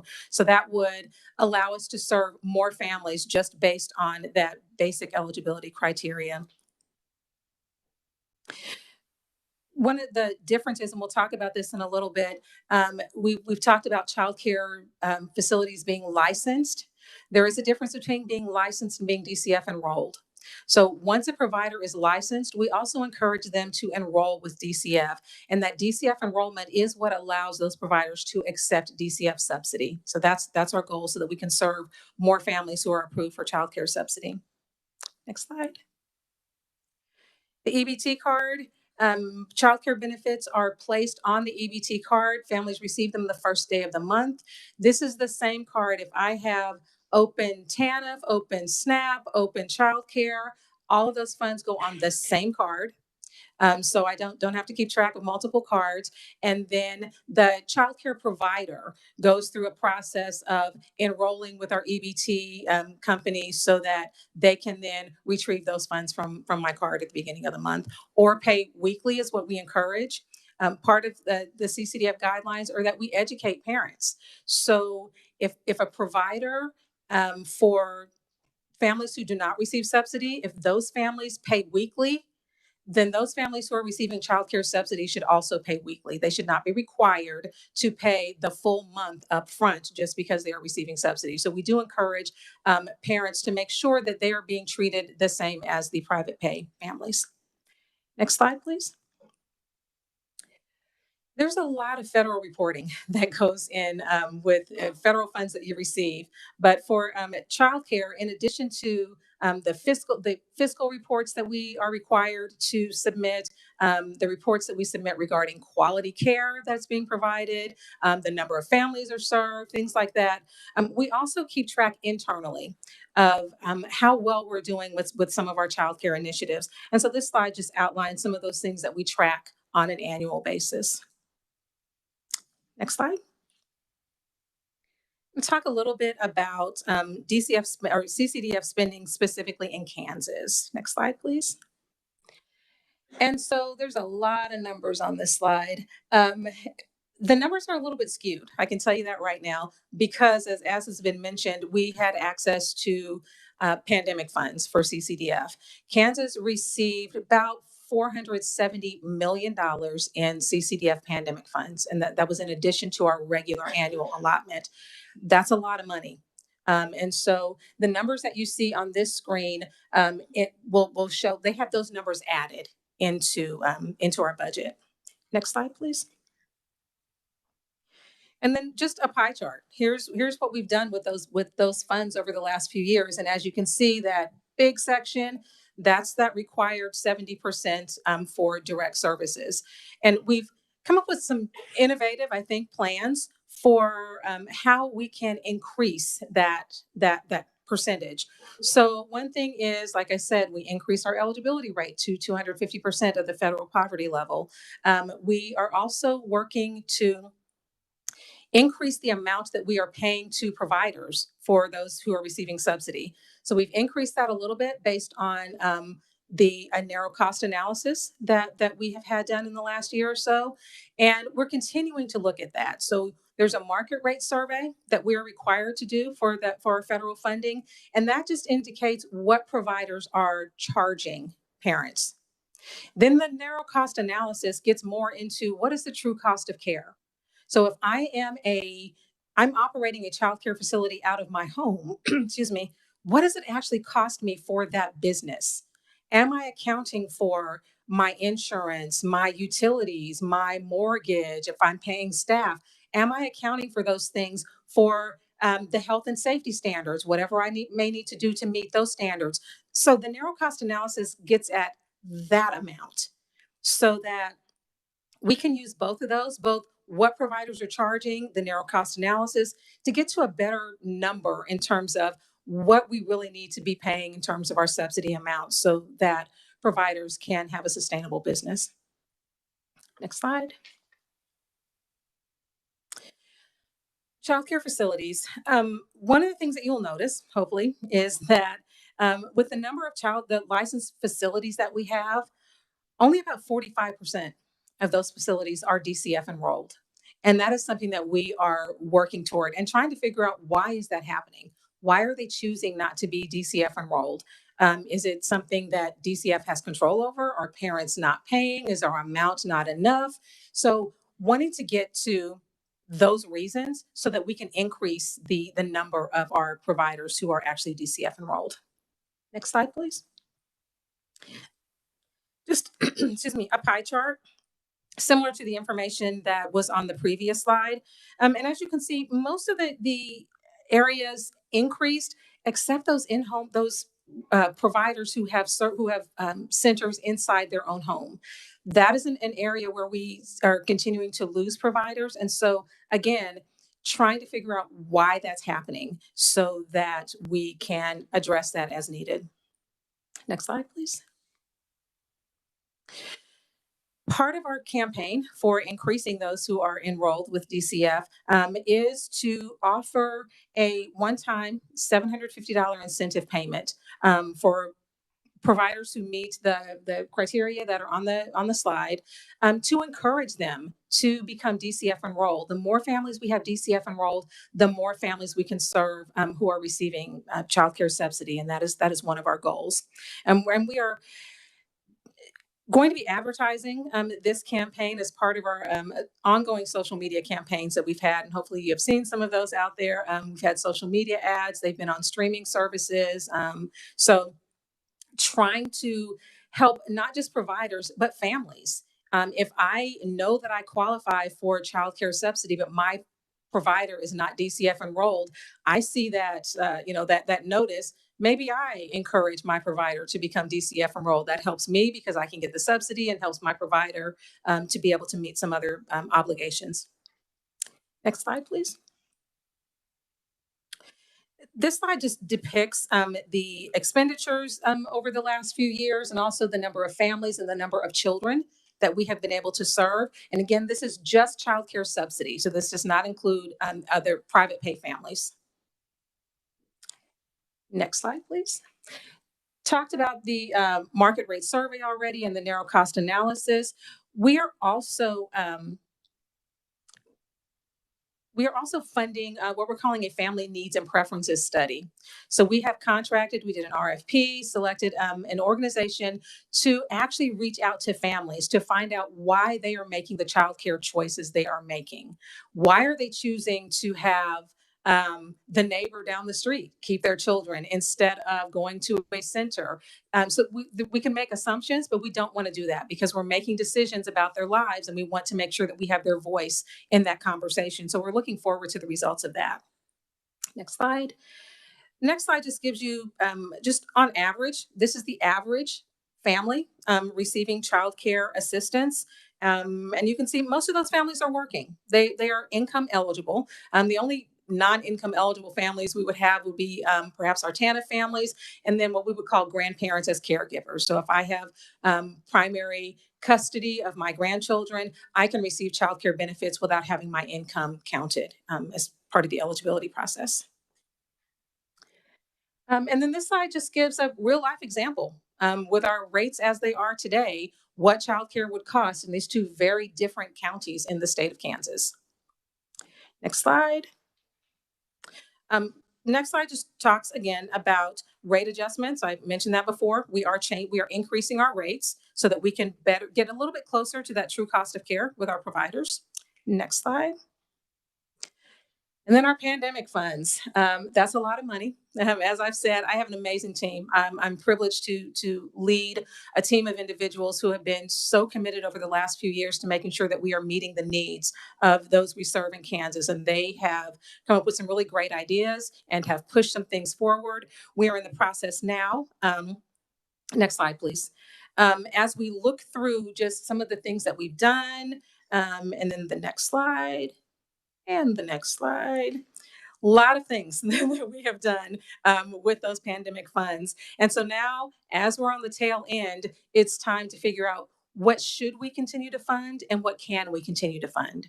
So those are conversations that we have taken to the state directors team, so that we're all part of that conversation of what needs to happen. That's where the voices that we get from Child Care Aware are important. That's where the voices that we hear from the licensing specialist, not surveyors, as they are actually working with providers. What do they need? And that will help us to determine what we can and what we should continue to fund. Shared Services Network, you may have seen, there was a press release that came out not long ago. And that is a way just to bring together providers. It's kind of like collective bargaining. So bring them all together. They have common needs. How can we leverage a group of providers to be able to get the needs that their needs met instead of them working as individuals across different platforms? Next slide. And this was also in the press release. These are just the organizations around the state that will be providing those services. And the next slide. One more. All right.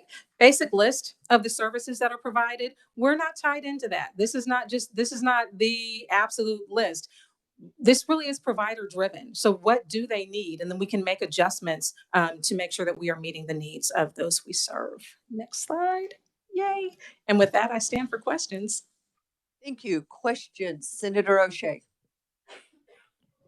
Thank you, Madam Chair. I've got a friend who she's got 2 businesses and she's a single mom of a toddler, and she has had a really hard time getting through to DCF. And so she talked about spending hours and hours on the phone. Verizon actually tagged her for fraud because she was spending so much time waiting. So can you tell me about those wait times? And then the second question is, she was told she wasn't making or she wasn't working enough. And she had actually just purchased another business. And so, of course, her taxes showed a business loss. But, and someone on the phone was like, well, I know you're working. I know you're a small business, but she didn't have like the tax, right? You're not always paying yourself. So can you talk to those 2 things? So 2 things. One, I'm going to say the dreaded B word. We are in backlog in DCF. We initiated a plan several months ago to get us out of backlog, and we are making significant progress, but we're still in backlog. So unfortunately, having someone say, yes, I was on the phone for hours waiting, it does happen. It's not okay, but it does happen. We can I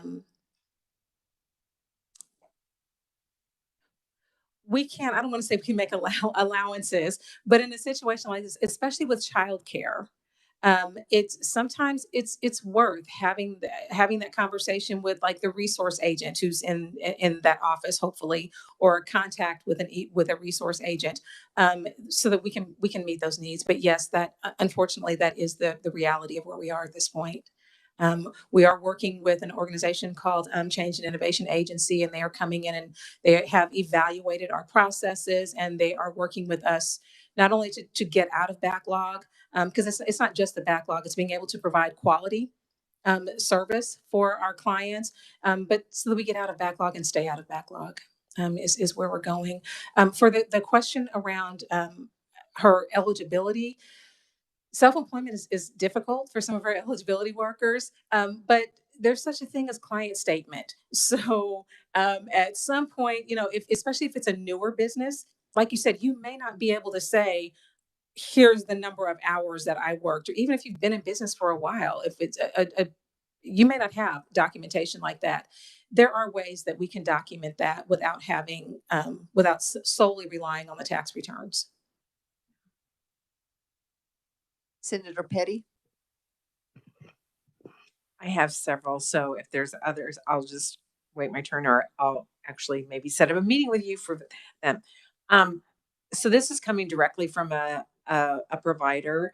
You mentioned how you would like to have more providers, signed up. So the question was, child care provider, or the statement was, child care providers regularly struggle to get in contact with people at DCF when enrolling families in care. They report long wait times for eligibility to be determined and benefits to be granted. Providers also have reported gaps in tuition payment due to the process. What does DCF need in order to make this process more streamlined and efficient when providers try to care for files using subsidy funding? We need to follow through with our backlog plan. And with it, again, which is not just backlog, but it really is, we're calling it a BPM, a business process management redesign, so that we are looking at everything that we do. Some will say that we simply need more staff. I do not believe that we can hire our way out of where we are right now. I think with the staff that we have to be more productive. We have to increase our accuracy. We have to increase our customer service. And those are the things that we are working on. I wish I had an easy answer. ABC, here's what's going to happen in the next 3 months. And I do not. I can, yeah, and we can definitely talk. I can show you the progress that we have made with our backlog plan since it was implemented late last year. So we're moving in the right direction, but of course that does not help a family who's waiting for childcare to be approved today. Or for a provider to participate if there are so many roadblocks into Right. one, getting into the process, two, getting the funding. And how long can I, as a provider, say, okay, I'm going to keep your kids even though your subsidy has not been approved, because I know that you'll get approved at some point and I'll get my back pay. That's difficult if I'm trying to maintain a business. Okay. My second question was, you had mentioned on one slide about eligibility, child care assistance eligibility, about wanting to change, or it's countable income at or below 250% of the poverty level, but you wanting to change or getting approval to change over to countable income at or below 85% of the state median income level. Correct. I don't quite understand the reasoning. That 85% of SMI is slightly higher. Okay, that's probably what. Yes. Mm-hmm. It was. I got the figures and I was figuring it up here, so I just wanted you to say that because that's what it looked like, and so I just wanted to make sure. Thank you. Senator Dietrich. Thank you, Madam Chair. So this kind of piggybacks a little bit onto what Senator Petty was talking about your backlog and getting access. So I guess my question is, I had written down that you had said you have community partners who help you with the access piece. So is that an opportunity to, work on breaking that backlog, number one, and number two, who are the community partners you work with? I can get a list to you. I actually have a community engagement team.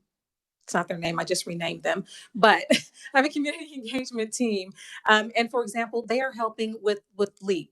So with that low income energy assistance, they are working with community partners to say, hey, do you already have a community event that you do regularly?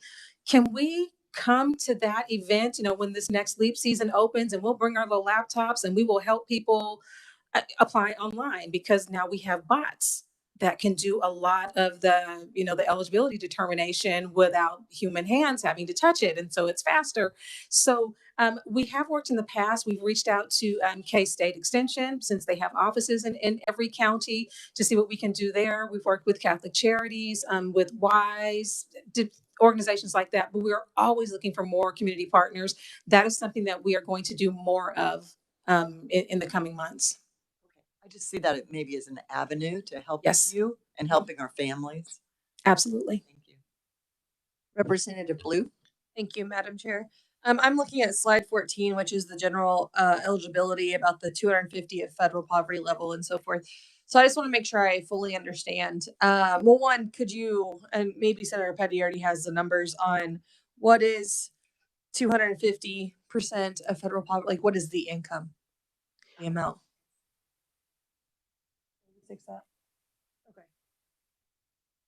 Okay, can you announce that to the committee, Senator Petty? So for 250% of the federal poverty level is 36,450 for a single, 62,150 for a family of three. That 85% of the state median income would be 54,842. Thank you. Okay. So I just want to make sure I fully understand this then. So say that I qualify, and I see on here as well that there is cannot exceed $10,000. So do I then, if I have a care provider that is certified through you guys, do they submit how much it costs, or how do you make sure that they're not receiving more than it costs to actually do childcare? No, we do not track that. So once a provider is licensed, then that provider can complete the application to become DCF enrolled. And we're at that point, we're asking the provider, what do you charge? What are your rates in each of these different licensing categories? What do you charge? And so that's the rate that we would enter into our system. But we're also changing the way that we pay and I believe it's on one of the slides that I probably just like skipped right over, is that we will now allow providers to charge more because the subsidy does not cover the true cost of care. And so we are allowing providers now, or will be allowing providers to charge more of subsidy families. Because if they're charging more, then they're able to hopefully get more of what that true cost of care is, if that makes sense. And there is a slide I can point it out to you.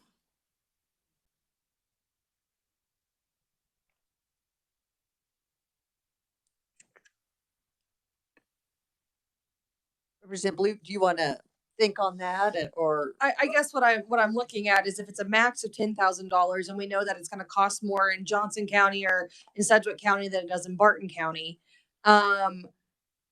and say that childcare costs me, hypothetically speaking, say that it costs me $8,000 in Barton County. Am I only going to receive $8,000 if I am approved through in this process? It's based on the rate that is approved by DCF. Okay. So and that rate varies by county. Okay. Like on the slide I showed, so there's a difference between what our rate is, our subsidy rate is in Crawford County as opposed to Johnson County, because those are two very different areas. And the $10,000 on that the resource limit, that's for the family providing for subsidy. So that's saying of the things that we have to count, like we don't count one card per adult. Things like we're not going to count your house, but if you have savings bonds, things like that, some of those things we are going to count toward that $10,000 limit. So that's what that is. That's just an eligibility criteria. Senator O'Shea? Thank you, Madam Chair. I have two quick questions, if that's okay. I was curious, if there is such a backlog, why the resources behind the commercial trying to get more people to sign up?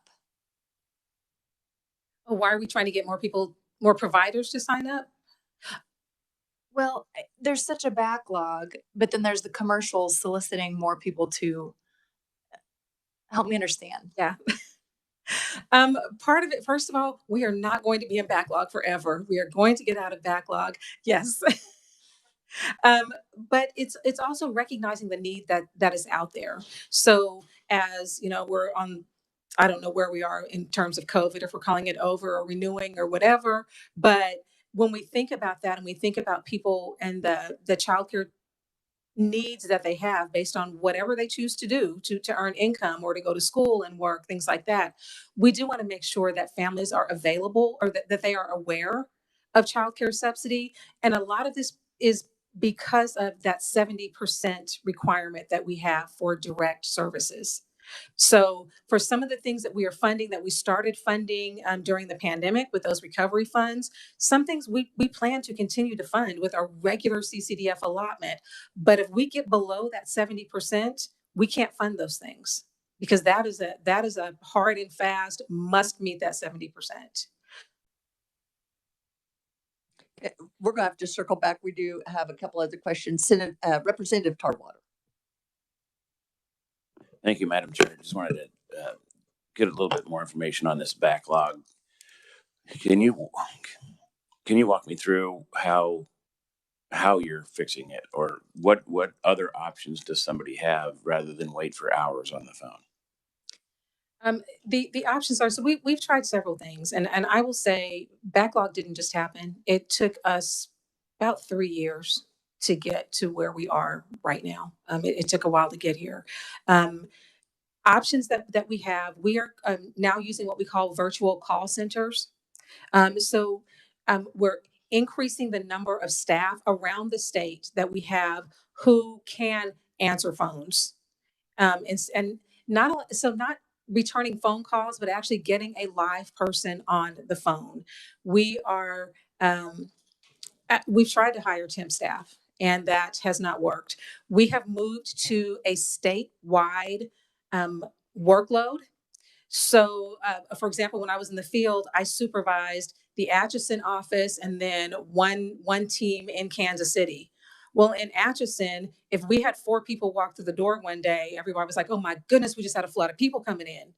Well, in the Kansas City office, if we have 400 people coming, or well, yeah, we've had 400 people come to the door in one day, and it's just a day. So, with a statewide model, what that allows us to do is when Kansas City is backed up over here, there's some people in Atchison who are not that busy, and they can get on a phone, they can do a virtual call with those clients who are sitting in the Kansas City office, or do a phone call with those citizens from Kansas City to be able to meet their needs. So they're not just waiting for someone to return a phone call or to process their cases. So that's probably the primary thing that we're doing right now, is moving to that statewide model, so that we can better provide services. And it is going to take us a few more months to get out of backlog. Okay, so I mean, I think it's inexcusable that we have Kansans that are in need having to wait on the phone for hours at a time, and there's got to be a better solution. Why can't you put something on your website, let them fill out an information that I need help, here's my phone number, and then you send them an email. Yeah, we'll call, we're backed up, but we'll call you tomorrow at 3 or something like that. So people don't, the Department of Labor still hasn't figured this out either. And we've got people, it's inexcusable.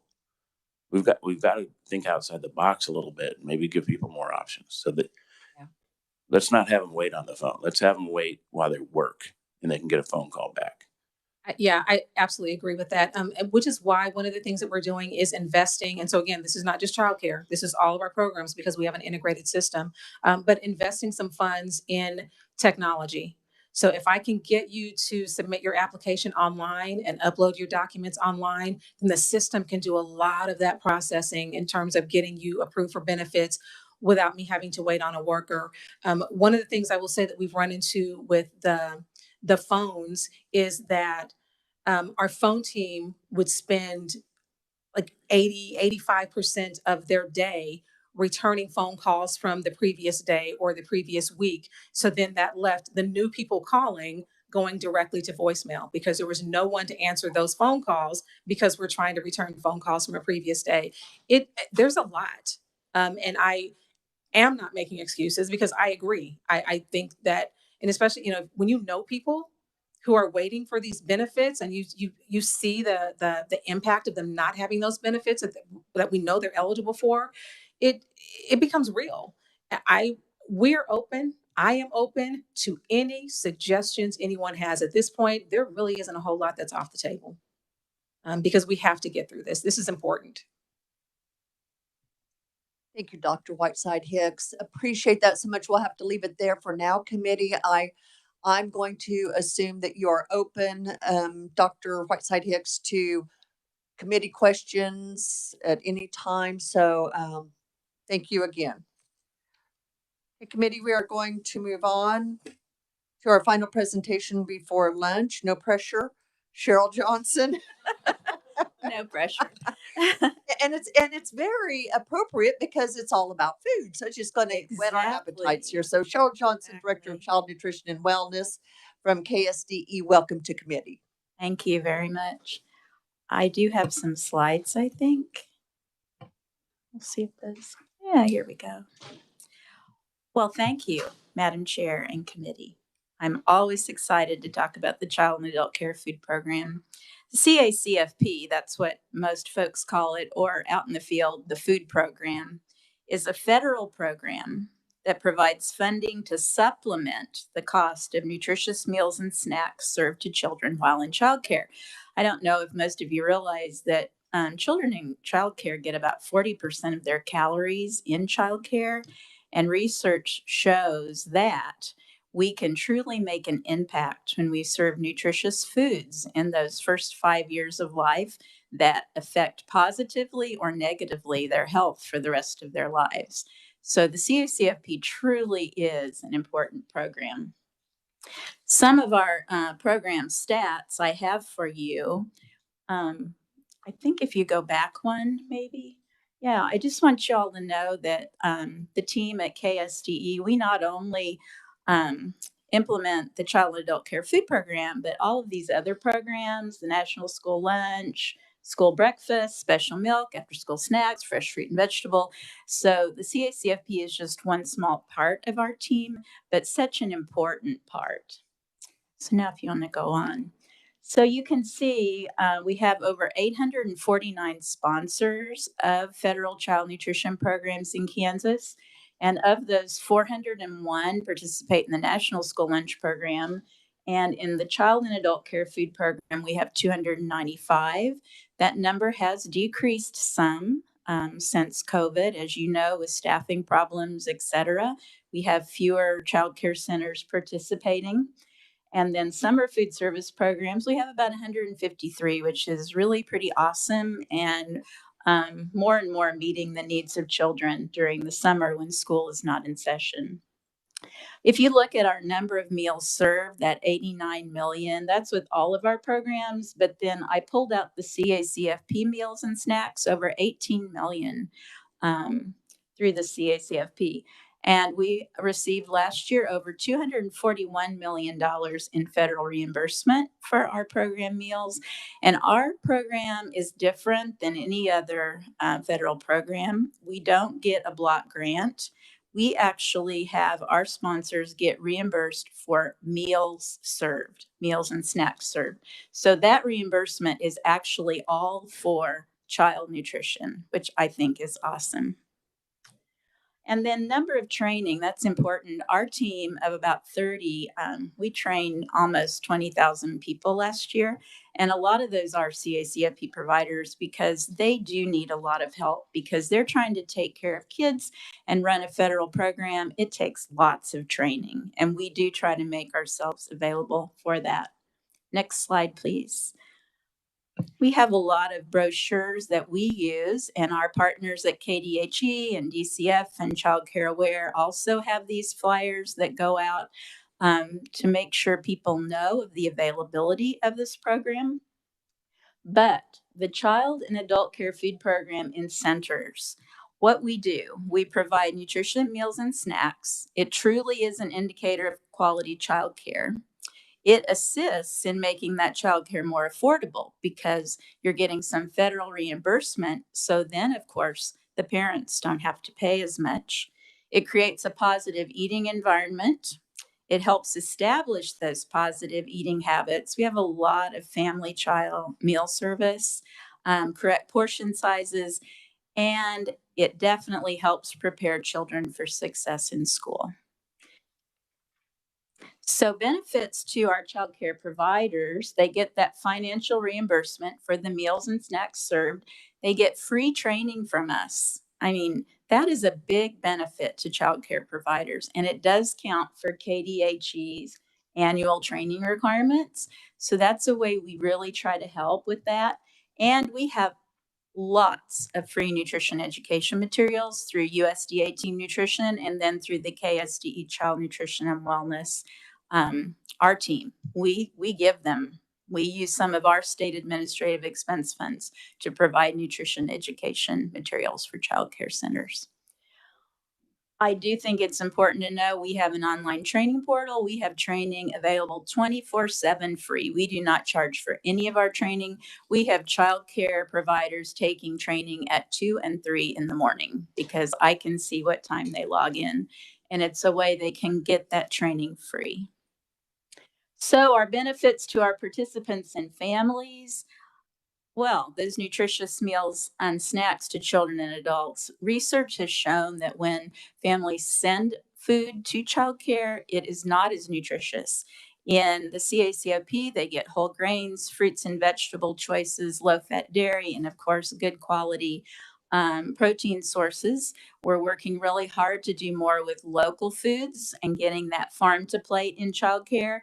And I am just so excited about that. This coming month, we have our crunch off with all the Mountain Plains states, and our child care providers are so awesome to participate in this and have those crunchable items that they get in there for their participants. Other benefits, it makes childcare more affordable. It creates that positive eating environment and really getting those habits, healthy habits for life. That's kind of one of our mottos with the CACFP. We do have requirements. You do have to be licensed through KDHE. We check that very carefully.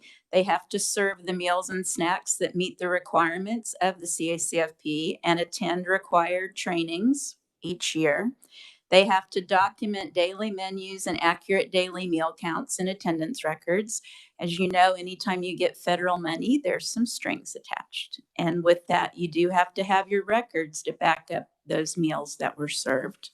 You maintain enrollment and income eligibility documentation of each child in care. And then, of course, they have to provide training for their staff to make sure that's done correctly. So today we're going to talk about two different kinds of participation. This is really probably the most complex program we have. You wouldn't think so. You'd think the National School Lunch Program might be, but there are lots of regulations around the Child and Adult Care Food Program. So you can participate as a child care center or as a daycare home provider. And we're going to start with centers. And you can see we have centers of all these types that participate in our program. Non-residential adult daycare centers can participate. Child care centers, Head Start, outside school hours care centers, emergency shelters, and then at-risk after-school meals. And each have a few different requirements, but we work with all of these folks to try to meet the needs in the community. So let's look at a child care center. We can have licensed nonprofit child care centers, and then we can have licensed for-profit child care centers. But if there is a for-profit center, they have to have at least 25% of their children in care receive child care subsidy benefits or be eligible for free or reduced price meals. So not all child care centers can participate if it's a for-profit center that doesn't meet this criteria. Eligible centers can be reimbursed for up to 2 meals and 1 snack or 1 meal and 2 snacks per day per child. Then if we go on to daycare homes, which we have right now 2,007 daycare homes that participate in Kansas under 16 sponsoring organizations. And these sponsoring organizations, they have to meet all the rules that we would, like the State Department of Education. We oversee the sponsoring organizations, the 16, and they oversee the daycare homes. So they're kind of in the middle, but we as a state agency couldn't oversee that many. And so this is the way that we can help more child care participants. So all sponsoring organizations do have to follow the same USDA rules and regulations. They provide the reimbursement to the providers according to USDA regulated reimbursement amounts. So when a daycare home is choosing what sponsoring organization to participate with, we get this question a lot: which one should we go with? We encourage them to contact multiple sponsoring organizations, find out what kind of training do you provide, what kind of resources do you provide, what are your record keeping options. Some of them have them online and more up to date, some are still paper. So again, they can do their research and find out who to participate with. And then those providers, their monthly reimbursement is also based on their number of meals and snacks served. Everything in our program, you're actually reimbursed for food, which I think is really great. Preschools, many schools have preschools, as you know, and they can participate either through the CACFP and provide the CACFP meal pattern, or they can participate through the school nutrition program and claim their meals through the National School Lunch Program. We actually have schools that operate both programs because some schools want to operate the CACFP because then they can provide 2 snacks in addition to a lunch meal. We have other schools that say, no, we just want to serve breakfast and lunch. So we try to help each community, their schools, do what's best for their families. What I can tell you is we're having more and more schools that are also operating childcare centers in addition to just having pre-K. They're doing this, many, as a benefit for their teachers so that they can retain teachers and staff. We have, I think, 57 schools now, school districts in Kansas that are offering childcare. And so operating the CACFP, not just pre-K. And so we've been busy the last 2 years because this has mainly started since the pandemic to help them so they can do that. So that's exciting and a really positive thing. Okay, we also have after school meals we provide to a lot of after school programs. There does have to be an educational enrichment program with this, which I think is awesome. You can get a snack and a supper here. And many of our community organizations partner with the school districts with it. We have a lot of Boys and Girls Clubs, WISE, Catholic Charities, Harvesters that provide that. And last but not least, we have a hashtag, Fueling Kansas Kids. You can go there and see some of the great things that are happening with nutrition in childcare and in schools, best practices. So I am ready to stand for questions if you have any. Thank you so much, Cheryl. Committee questions. Representative Blue. Thank you, Madam Chair. I'm sorry with all the questions. So what about and I don't have a kid. I don't have kids, so I don't fully understand. I'm assuming when the infant goes to the daycare provider that the parents provide the formula. They don't have to. No. If they're in the CACFP, infant formula is provided. So do they get reimbursed? And that was my question. Yes. Is, there's formula and then the baby then moves on to baby food and then onto the normal, whatever all the other kids are eating. So how do the providers get reimbursed? Do they submit receipts or it's No, it's all based upon a per meal reimbursement. And so remember, this is a supplement. It isn't the whole thing. So whether it's just giving the baby formula or sometimes up to age 1, the CACFP meal pattern is very much to benefit the parents working with the child care center to actually give the child what they need. They don't have to be given everything, right? Not each component like a school meal. We actually want to do what the parents want done for their child. And so if they do that and they have their infant offer form, whatever, it doesn't really matter. They get to claim that meal for reimbursement, whether it's formula only. Oh, and breastfeeding. And we're all about breastfeeding. So the mother can bring breastfed milk in and the center can feed that and they can still claim that because there are other costs associated with breastfeeding, as you all know. So that's how our program works. It's totally a reimbursement per meal or snack. It's a set. There's no receipts, nothing like that you have to do. There's still a lot of paperwork. We're working on streamlining it as much as we can in Kansas. But yeah, it's a good question. And even schools now are starting to take care of infants. And that's why there's a lot of training that goes along with this, because this isn't something schools are used to doing. But again, it's to help with teacher retention and doing the right thing in communities where they can't keep staff to keep centers open. Schools can help. Senator O'Shea. Thank you, Madam Chair. Thank you. You're welcome. This, our son has been at 2 centers that have done this program, and so it's been good. And I love getting to see the balanced nutrition that he's eating. We toured one home childcare that we didn't end up going with, and we asked about this program, and the childcare provider said something to the effect of, "Is too complicated." And so, what are some of the efforts that are done by your department or some of the other partners to help bring people on board to this good resource?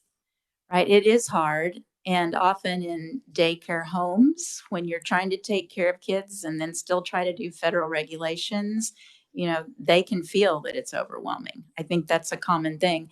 And during COVID, every daycare home got to claim at the tier 1 rate, which is more reimbursement. And now post COVID, we again have tiering, tier 1 and tier 2. And for instance, I think I have the reimbursement rates. A tier 2 home now gets 59 cents per breakfast and $1.88 for lunch. Okay, so it's supplementing it not very much. So if they're not a tier 1, which would get $3.12 at lunch and $1.65 at breakfast, they sometimes think that paperwork is too complicated and not worth doing because of the low reimbursement. So that's when we need to reach out to our federal legislators and say, hey, we really need just one tier, and it needs to be a little bit more to support our daycare home providers. Now, those home sponsors, remember, they are under the home sponsor, and that's why having them contact them, finding out which provide what resources and training. Some do a lot more than others to help maybe decrease that burden. So it's getting the right home sponsoring organization that fits that daycare home provider's needs too sometimes. Good question. Senator Petty. Thank you. Mine's pretty much along with what Senator O'Shea asked, because I was just reading the back of this and getting very, very tired just reading the back of it about the requirements. So can most of this, like the document the daily menus and the accurate daily meal count and attendance records, those can be done online? In many home sponsoring organizations, yes, they do have there's different companies that offer that service, and those that do, I feel it greatly decreases the burden. And the good thing about daycare homes too, they don't have to keep production records like a center or a school. There are already streamlined requirements. So even though they sometimes think they seem like they're more because they are a one-person show usually, they are at least better than for a center. It still is a lot. And, just keeping track of the kids and writing down what they serve. And so when we can do a technology aspect, it helps. And these are the federal requirements. Yes. We don't have any additional requirements in the state of Kansas on any school nutrition program or child nutrition program, CACFP, because we believe in local control and that the federal requirements are enough. So that's very diplomatically put. Representative Ruiz. I was interested in knowing what the special milk program is. Okay, the special milk program would be for, we have some private schools in Kansas that participate in that. They may not want to participate in the National School Lunch Program. Maybe they don't have very many students that would be eligible, for free or reduced meals. So they can apply for special milk so they can have that milk for the snack during the day. And so we're happy to help in any way we can. And we do that for several folks. Also camp milk, like our scout camps, they do that in the summer so they can get the milk for the campers. And does that also accommodate children who are lactose intolerant?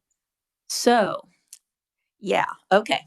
Then we get into meal modifications, which again, there are lots of requirements about that with the federal program. We do have ways to deal with that. There are specific alternates like soy milks that are the same nutrient makeup as milk that can be offered, and nothing else has to be done. If you need a specific formula, though, a specific milk, your doctor just has to sign the note, and then we're able to provide that, and it still is a reimbursable meal. Thank you. Yeah, we have a way to make that happen. Committee, any other questions? Seeing none, thank you so much for being here You're welcome. today. Thank you. Committee, we do have a working lunch. We are going to break until 12:15. So do what you need to do, grab your lunch, be back here ready to go at 12:15. You're welcome to eat as we work. And I would like to thank our sponsor for lunch, Opportunity Solutions Project. So, and that is for staff and committee members. We'll be back at 12:15. Thank you.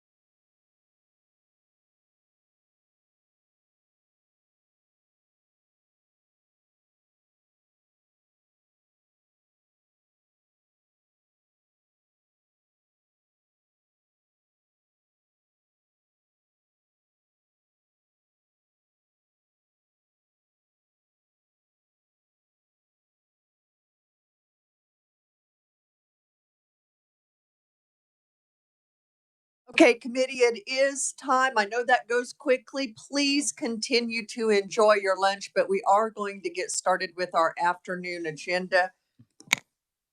And the first thing we have is the Governor's Early Childhood Task Force. Dan, I'm going to butcher this name, Worry? Is he here? Oh, online. Welcome to committee, Dan. We have 30 minutes for your presentation. Terrific, thank you. I think I am there. There we go. I'm joined by Cornelia Stevens, who is the co-chair of the task force, and maybe I'll let her kick things off in the room.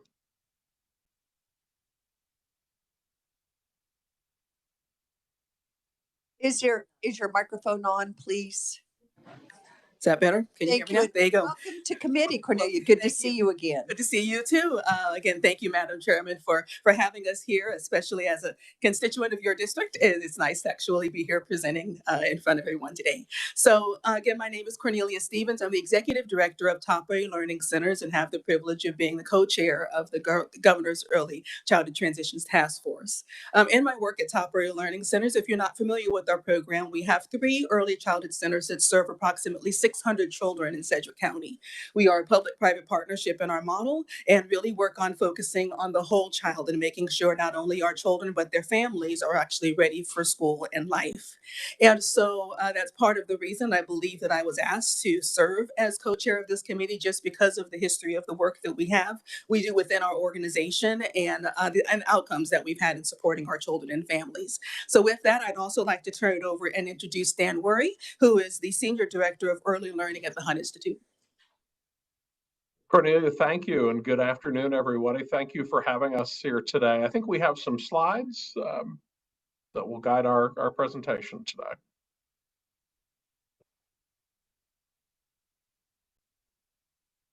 Give us just a moment. Sure. To get those pulled up, please. Thank you.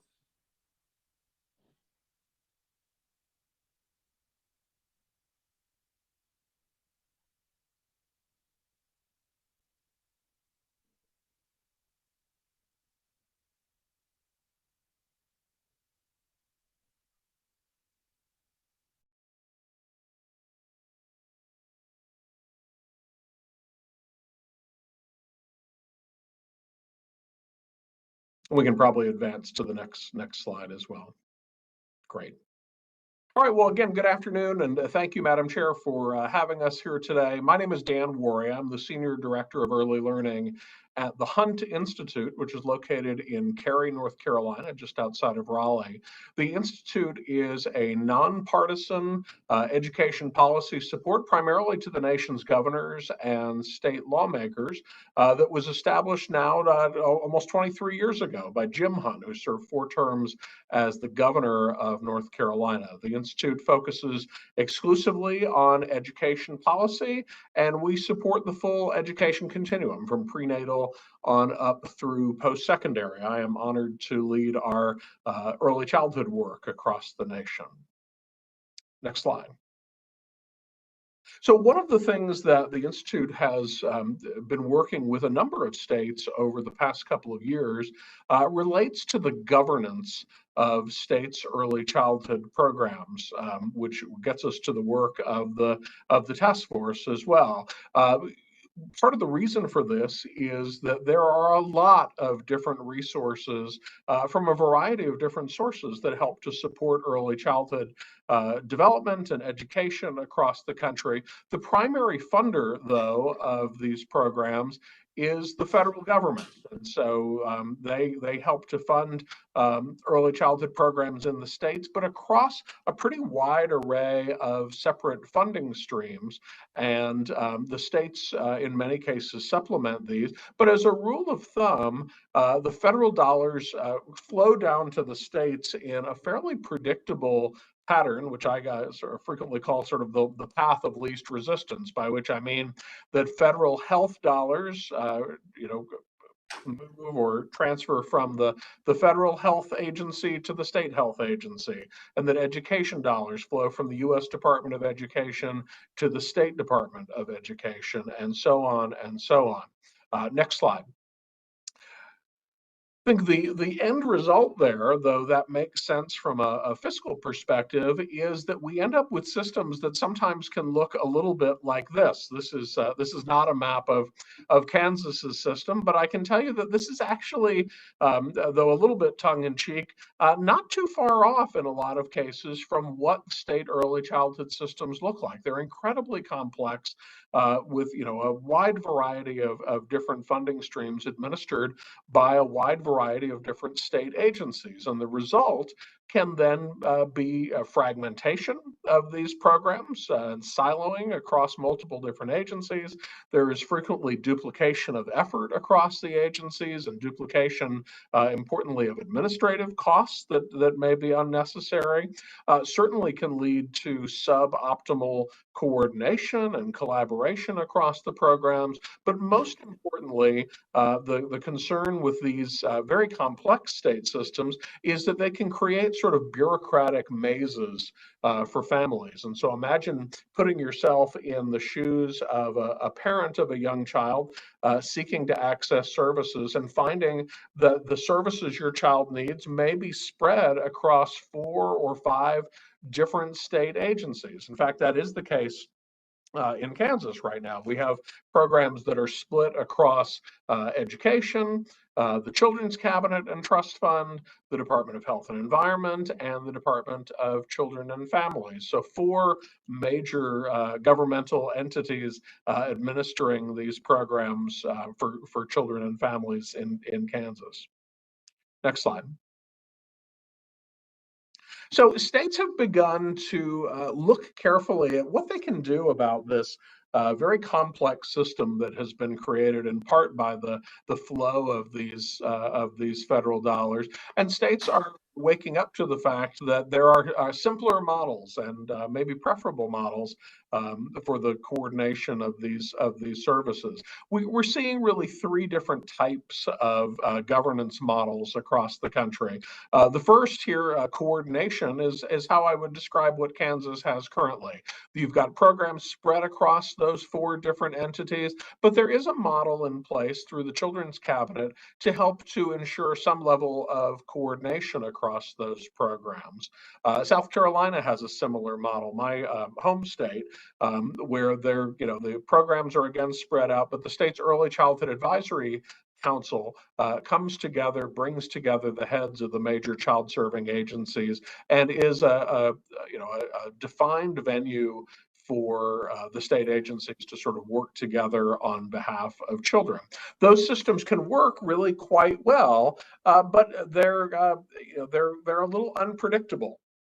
They can be highly dependent on the leadership at any given moment. I can tell you from my experience in South Carolina, working across multiple different gubernatorial administrations, that as different governors came and went, that there were different priorities for their administration. Some were very active in this early childhood conversation, others less so. And so, one caution about this coordinated model is that it can be very much dependent on personalities and agency priorities at any given point. One of the reasons that we're having this conversation, incidentally, is that our colleagues in Washington at the Bipartisan Policy Center have done now twice, in 2018 and again here in 2023, a ranking of the efficiency of state early childhood systems. In 2018, they ranked Kansas 48th in the nation, and here more recently have ranked Kansas 49th in the nation, again speaking to the fragmentation of those services across multiple different state agencies. Next slide, please. So there are states that are attempting to move away from this sort of multi-agency model, and they're doing it in 2 different ways: consolidation and creation, which we'll talk about on the next slide. In terms of consolidation, there are states that have taken steps, as the name would imply, to consolidate services into at least fewer agencies. Some states are doing this on sort of an incremental basis, a program or 2 at a time, whereas others have, in essence, created early childhood agencies as divisions of existing state agencies. So North Dakota and Delaware are good examples of kind of incremental approaches where, for example, in Delaware here recently, childcare licensing and the administration of the childcare subsidy system was moved into the Department of Education. Your neighbors in Missouri are an example of kind of a full-scale consolidation, where in essence they have created a one-stop shop for all of those services. They have located it, incidentally, within the Department of Elementary and Secondary Education, DESE, in what they call the Office of Childhood. So consolidation tends to pull those programs together in an existing state agency. Next slide.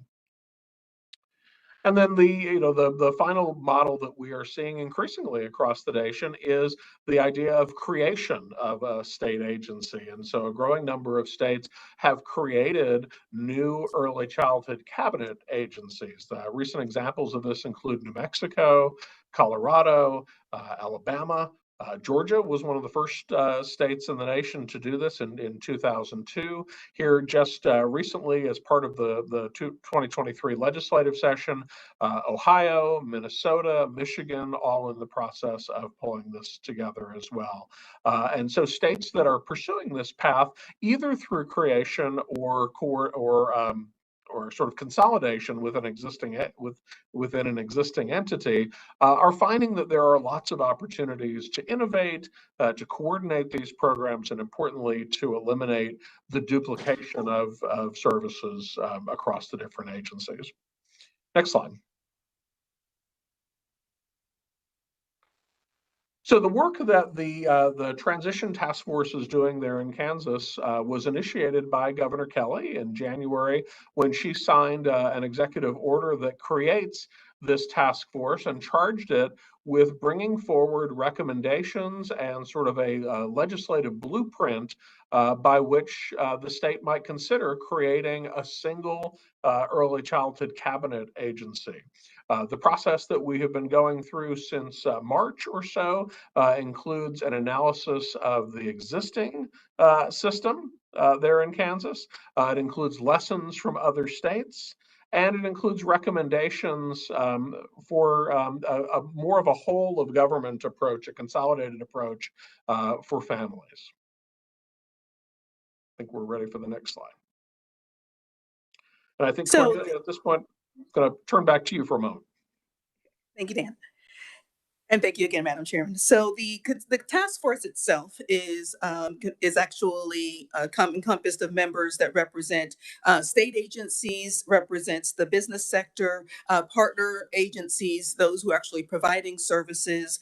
They want to hear from advocacy organizations, potential funders, and then of course members of the Kansas Senate and House of Representatives. So Governor Kelly wanted to make sure that the cabinet, that the members of the task force truly represented all factions that would be potentially impacted by the work that happens within this task force and the recommendations that we're going to give to the state. Next slide, you can actually see the members that serve on the task force and the diversity that we have there in terms of our representation. And I won't go through all of the names, but you can see those, and we do have some members present here in the committee today. Next slide. It's important to highlight the mission of our task force, which is that all Kansas children, especially those between 0 and 5 years of age, deserve healthy childhoods that are supported by a robust early childhood system, which improves outcomes and effectively provides high quality early care and education, adapts the needs of families and communities, and is equitably accessible to all communities across the state. And in terms of working towards our mission, we want to create a framework, as Dan mentioned, for a model of a single agency government structure for early childhood programming that consolidates initiatives and funding under the leadership of this new cabinet level position. And for our guiding principles, it was very important that we all had a very clear vision of what we wanted, what we were agreeing to when we were appointed to this cabinet, to this task force. And we wanted to first make sure that child and family community well-being is at the center of what we're doing. It's about remembering the children, remembering the families, and those that are impacted by the decisions that we were made. And that's going to be right in the forefront of everything that we're deciding. To maximize efficiencies and reduce administrative burdens. Right now, with multiple agencies that are also sometimes funding one program, there's a lot of administrative burdens that come with that. And how can we actually find efficiencies so that it's better for not only the state agencies, for the families, and for the providers? We want families to be informed and have a voice in terms of what we're doing, and communities to actually be able to say what they need. We want equitable access for all children and communities. We want intentional focus on services and children in service deserts. We know that there are places in Kansas, where we're doing a little bit better than others, but even then, the need is still great. And we have some where there are definitely deserts in terms of services for children and families. We want access to high quality early childhood interventions that will impact academic, economic success, and prosperity. This is not just focusing on one thing, it's focusing on the whole child, knowing that we're preparing not only our little ones for school, but for life. And these are the people who will be our leaders, one day. And we need to do as much as we can to be able to give them the supports that they need to be successful. We want information to be data informed, focused on high quality data systems, support mixed delivery systems, alignment that will increase capacity, maximize public dollars, and streamline systems. We want the importance of a diverse and well-supported early childhood network. We want greater quantity of quality services. And so not just a daycare, but a quality early childhood education program, where the children are actually getting all of their needs met within that institution, within that facility. Incentivize local and community-based solutions, and alignment of early childhood and early health, because there is a connection between the two. And we want to make sure that as we are looking at supporting that whole child, that we are aligning both early learning and early health. So we've had several meetings so far. Our first meeting was on March 31st. And in that meeting, we had leaders of our state agencies that came and spoke about the programs that they have within their agency that provide services that are geared towards children and families. We had them talk about the strengths of the current model and how it's benefiting them, but also are there areas where maybe moving those programs into a single agency, a different structure or whatnot, what their thoughts are with that, because we wanted to hear about the people who are actually leading the work right now. Our second meeting was actually hearing from other states. So we had representatives from Colorado and Missouri, both neighboring states that Dan mentioned earlier, who have done work similar to what we are tasked to recommend. They have either created a single agency or revised their structure so that it's not as fragmented as it is right now. And the results showed that it's actually improving not only services to children and families, not only to providers, but also for the states, as a whole. And so it was nice to be able to hear them. They were very transparent in the information that was shared. We talked about the struggles. We also talked about the benefits. And so we appreciated their ability, their willingness to come and share the information. I think it was important to be able to hear from people who have already done this work, so that we're not just starting from ground zero. Next, we had 9 community engagement sessions where we went to 9 different parts of the state of Kansas and heard from almost 500 individuals, people who were either providers of services, families who were impacted, businesses who were impacted, and when we actually had police department, members of the police, we had all kinds of people who were present, and it was great to see the diversity of the people who were present. We're going to talk a little bit as we move along about the results of that community engagement, of those tours, because that Governor Kelly felt it was very important that as we are doing this work, that the community and the feedback that we get from the community is what guides our decisions and what we're doing. She wanted to hear from those who were doing the work. She wanted to hear from those that are impacted by the work. And so it was wonderful. I actually was at 7 of the 9 community engagement tours, and it was wonderful to be able to hear, sometimes differences, but also the consistent messages that we heard across the state. I was really hopeful as we were kind of touring the state that I would hear maybe a different problem that we have in this part of the state versus what I'm seeing in Sedgwick County. But we actually heard a lot of the same stories, and you'll hear that again as we go through the slides. And I think that shows the magnitude of the problem when we're hearing the same problem across the state, regardless of the community involved.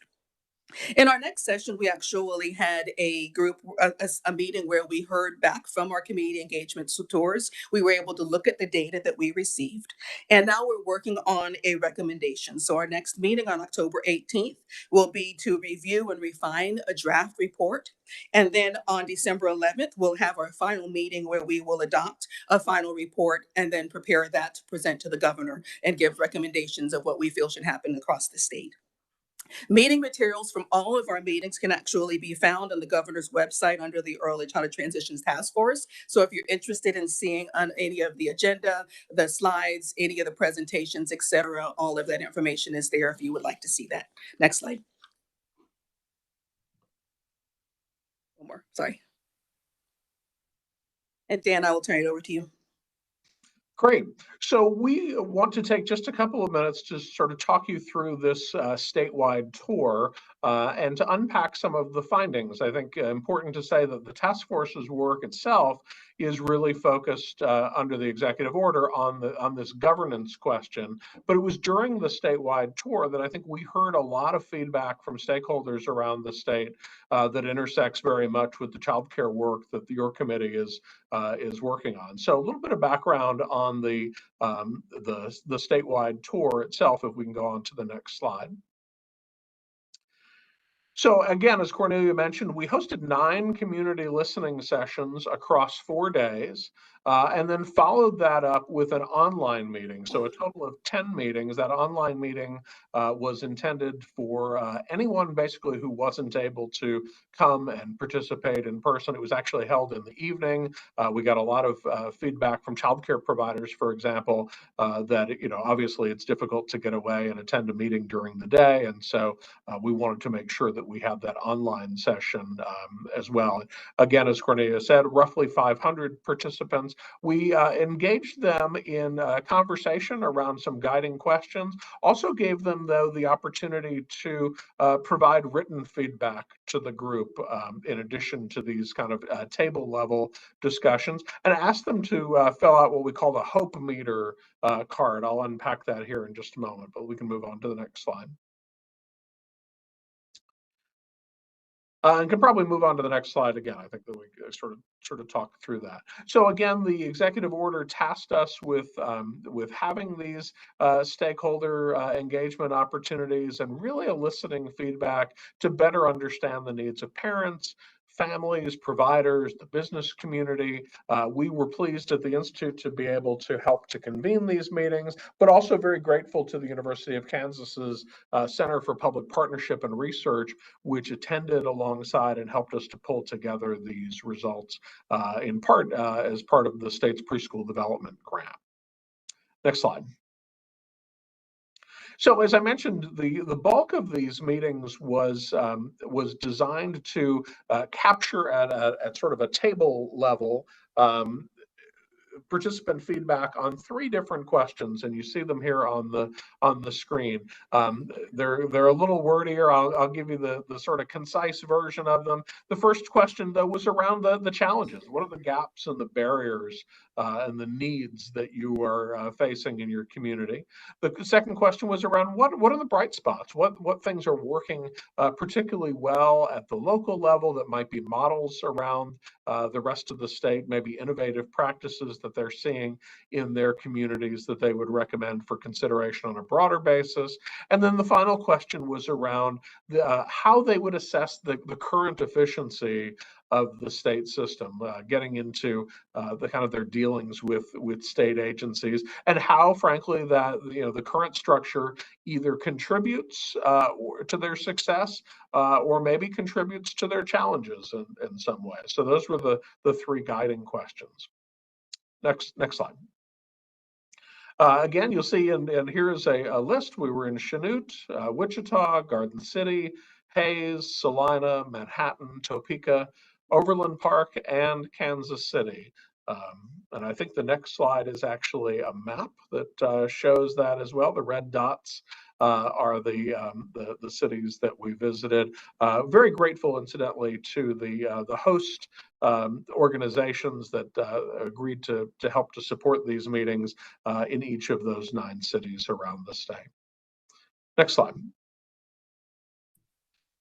And again, as I mentioned, the hope was to get families and service providers and the community out. I think the results show that we were able to do just that. You see that, nearing half of all who attended were early childhood service providers. Almost 23% identified as parents, 21% identified as community members more broadly. And then, smaller representation, obviously, from state level organizations, state agencies, policymakers, and others. So, good indication that we really got to hear the voices that we were hoping to hear from. Next slide. So I think at this point we are ready to unpack a few of the major themes that we heard during these meetings. Cornelia, you want to jump in? Certain. So the first thing was about licensing, and the current process is very slow and cumbersome. It's hindered by multiple layers of inspection and requirements, and it can make it very challenging for people to navigate the system of licensing. Many providers don't really know where they are in the process of licensing and don't really know where to go to get answers. And in rural areas, in-home providers felt less inclined to go through the application process due to the time and effort that it required to get licensed. There was also a lack of workforce that was mentioned, and that was mentioned across the state of Kansas. And we know that there is definitely a national shortage of early care and education workers, but we definitely heard that across all 9 communities in Kansas. We know that there are facilities who shut down as a result of COVID-19 that were not able to reopen because their workforce actually left and went elsewhere to work, and they were not able to actually rebuild their staff and the capacity to be able to work. We're also dealing with challenges of wages, and the low wages actually make recruitment and retention of staff very difficult. Many providers think that there are too few child care training programs also available. There are training requirements that come to becoming a child care provider, as there should be, but if you don't have access to all of the trainings that are needed for your staff, it's hard to be able to meet that requirement. The public perception of early child care professions actually can make it very difficult for people to want to actually become providers in early care and education. Many child care providers actually feel that they are not actually given the same respect as educators. Using my center as an example, we provide high quality early child education services. Some of our classrooms actually have licensed teachers. We provide the same curriculum as our 2 local school districts.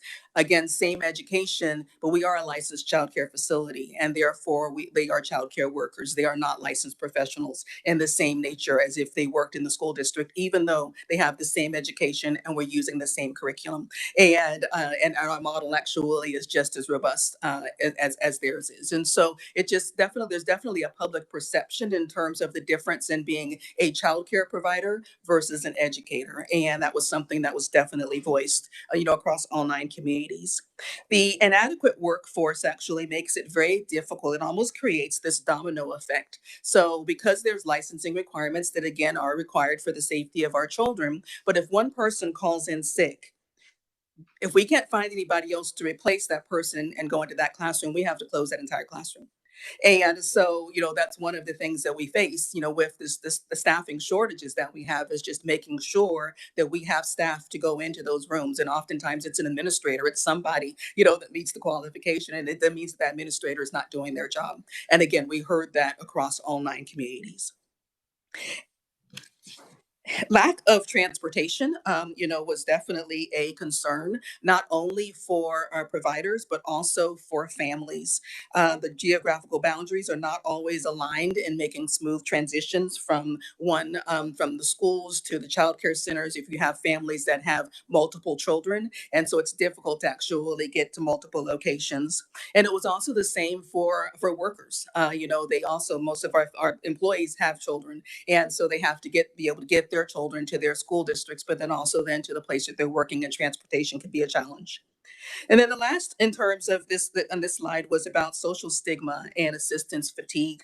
There were some families who actually voiced that there's a perceived stigma against accepting child care subsidy. They believe that if they received child care subsidy, that that was somehow labeling them in some way that they didn't want to be labeled. And so there's a resistance to accepting that subsidy.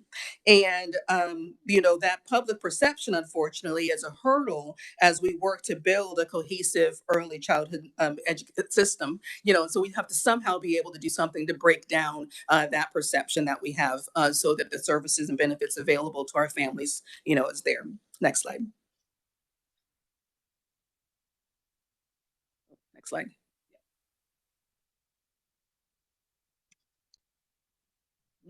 The slides may be ahead of you, Cornelia. We may need to go back. Okay, so go back just a little bit. Support, there you go. Perfect. Nope, you're right there. Support. Yep. So I'm looking at my notes, so I don't know, something happened. Sorry about that. Affordability definitely was an issue for both providers and for families. Childcare comes with a very high cost of both receiving and providing care. For those, I think that if any of you have had young children, you know that the cost of childcare is expensive. It's not, it's definitely something that can take a large amount of the household income. And even with the cost, with the state subsidy, and middle income families actually are kind of stuck in this little tunnel where they actually make too much to be able to qualify for subsidy, but a very large percentage of the income coming into their household goes to pay for childcare. And so we definitely have these people that are kind of stuck in this tunnel where they don't have a way to get out because again, they're overqualified for some things, but not qualified enough for others. Meanwhile, we have providers that describe the system as a low margin business where it's difficult to keep their lights on and the doors open. This is not like this, revenue making, we're going to get rich in providing, type of business. That's not how that works. And so the income, the amount that we receive in terms of funding, be it from families, be it from our different funding sources or whatever, is barely enough and sometimes not enough to be able to cover the full cost. Accessibility is also something that is a little bit of a challenge as well. Next slide. In terms of system navigation, we know that participants from all 9 locations made it very clear that navigating the system can be hard. They reported that different programs don't communicate with one another to offer a cohesive system. There's been improvement of that, and we'll talk about that as we talk about some of the bright spots that they mentioned. But sometimes the employees don't often have correct information because they might not be the person that does this piece of what the family needs. And so because we have all of these agencies that are working to support children and families, it's difficult for the families to actually get what they need because they have to speak to different parties in order to get the answers for one situation. There's also inefficiencies when it comes to collaboration, but we also did hear across all 9 communities that there has been increased collaboration over the past couple of years between agencies. I've been in this field in Kansas working for over 20 years, and I can say that it has been amazing to see the amount of the improvement that has happened in our communication over this time. Local school districts have actually were also identified as a bright spot, and being able to partner with community agencies, with businesses, et cetera, and that's been a plus. And then we also had another bright spot mentioned in terms of the business community, businesses that are stepping up and realizing that an important and robust system is necessary for a successful economy. Because if your employees can't find a place to work, you don't have people to actually do their jobs. Dan, we have 5 minutes left, so I'm going to pass it over to you if you want to do the hope meters and then talk about the suggestions and considerations. Terrific. If we can advance maybe 1 or 2 more, there we go. So to Cornelia's point that I mentioned earlier, that one of the things that we passed out at the tables were these hope meters. Question about how hopeful are you that Kansas is moving in the right direction on early childhood? And you can see on the next slide some of the results. That generally speaking, the average score was a 7.4 out of 10. So generally a sense, and you can see in particular, I think striking on this slide is how few of the participants ranked this in the lower half in particular. So generally speaking, I think a sense that the state is making progress, is moving in the right direction. Participants expressed a lot of appreciation, even for these meetings themselves, the opportunity to come and weigh in. If we could move on to the next slide, I think. So this brings us to some of the sort of broad themes in terms of the findings out of these meetings. Certainly a support for public-private partnerships. I think a sense that a mixed delivery early childhood system is critical. What we mean by mixed delivery, incidentally, is that it is not entirely provided through public school districts, for example, that we recognize that the early childhood landscape, as it were, has historically been, a sort of a pretty diverse set of service delivery options. So certainly school districts play a role, but so do private childcare providers and family childcare homes, faith-based, church preschools, for example, Head Start programs, and so on. And so I think we heard a lot about the need to support that public-private system. Certainly a theme, even though I think, Cornelia mentioned, definitely some compliments for the state getting better at coordinating across agencies. I think generally, the feedback we heard pretty well affirms the executive order's intent, that the system can be tricky to navigate, may have some duplication within it, and that the consolidation of programs under one agency would be a real asset to children and families in the state. No question, we also heard a lot about childcare licensing and how that process might be streamlined and sped up. And then the need for technical assistance and education, support for childcare providers, for example. One thing that was brought up in a number of instances was that childcare owners and directors would benefit from more support in the sort of business operations, for example. That teachers need ongoing professional development as well. So technical assistance and education really a theme across the system. I don't know, is that the last slide? There may be one more. Nope, I think that brings us And it's the last. to questions. Thank you so much. Questions from the committee? Senator O'Shea. Thank you, Madam Chair. I think this looks good. I'm all about efficiency and definitely the consolidation piece. So is this for sure going to save us money? Is this going to reduce the amount of government jobs we have? Do we know that for sure?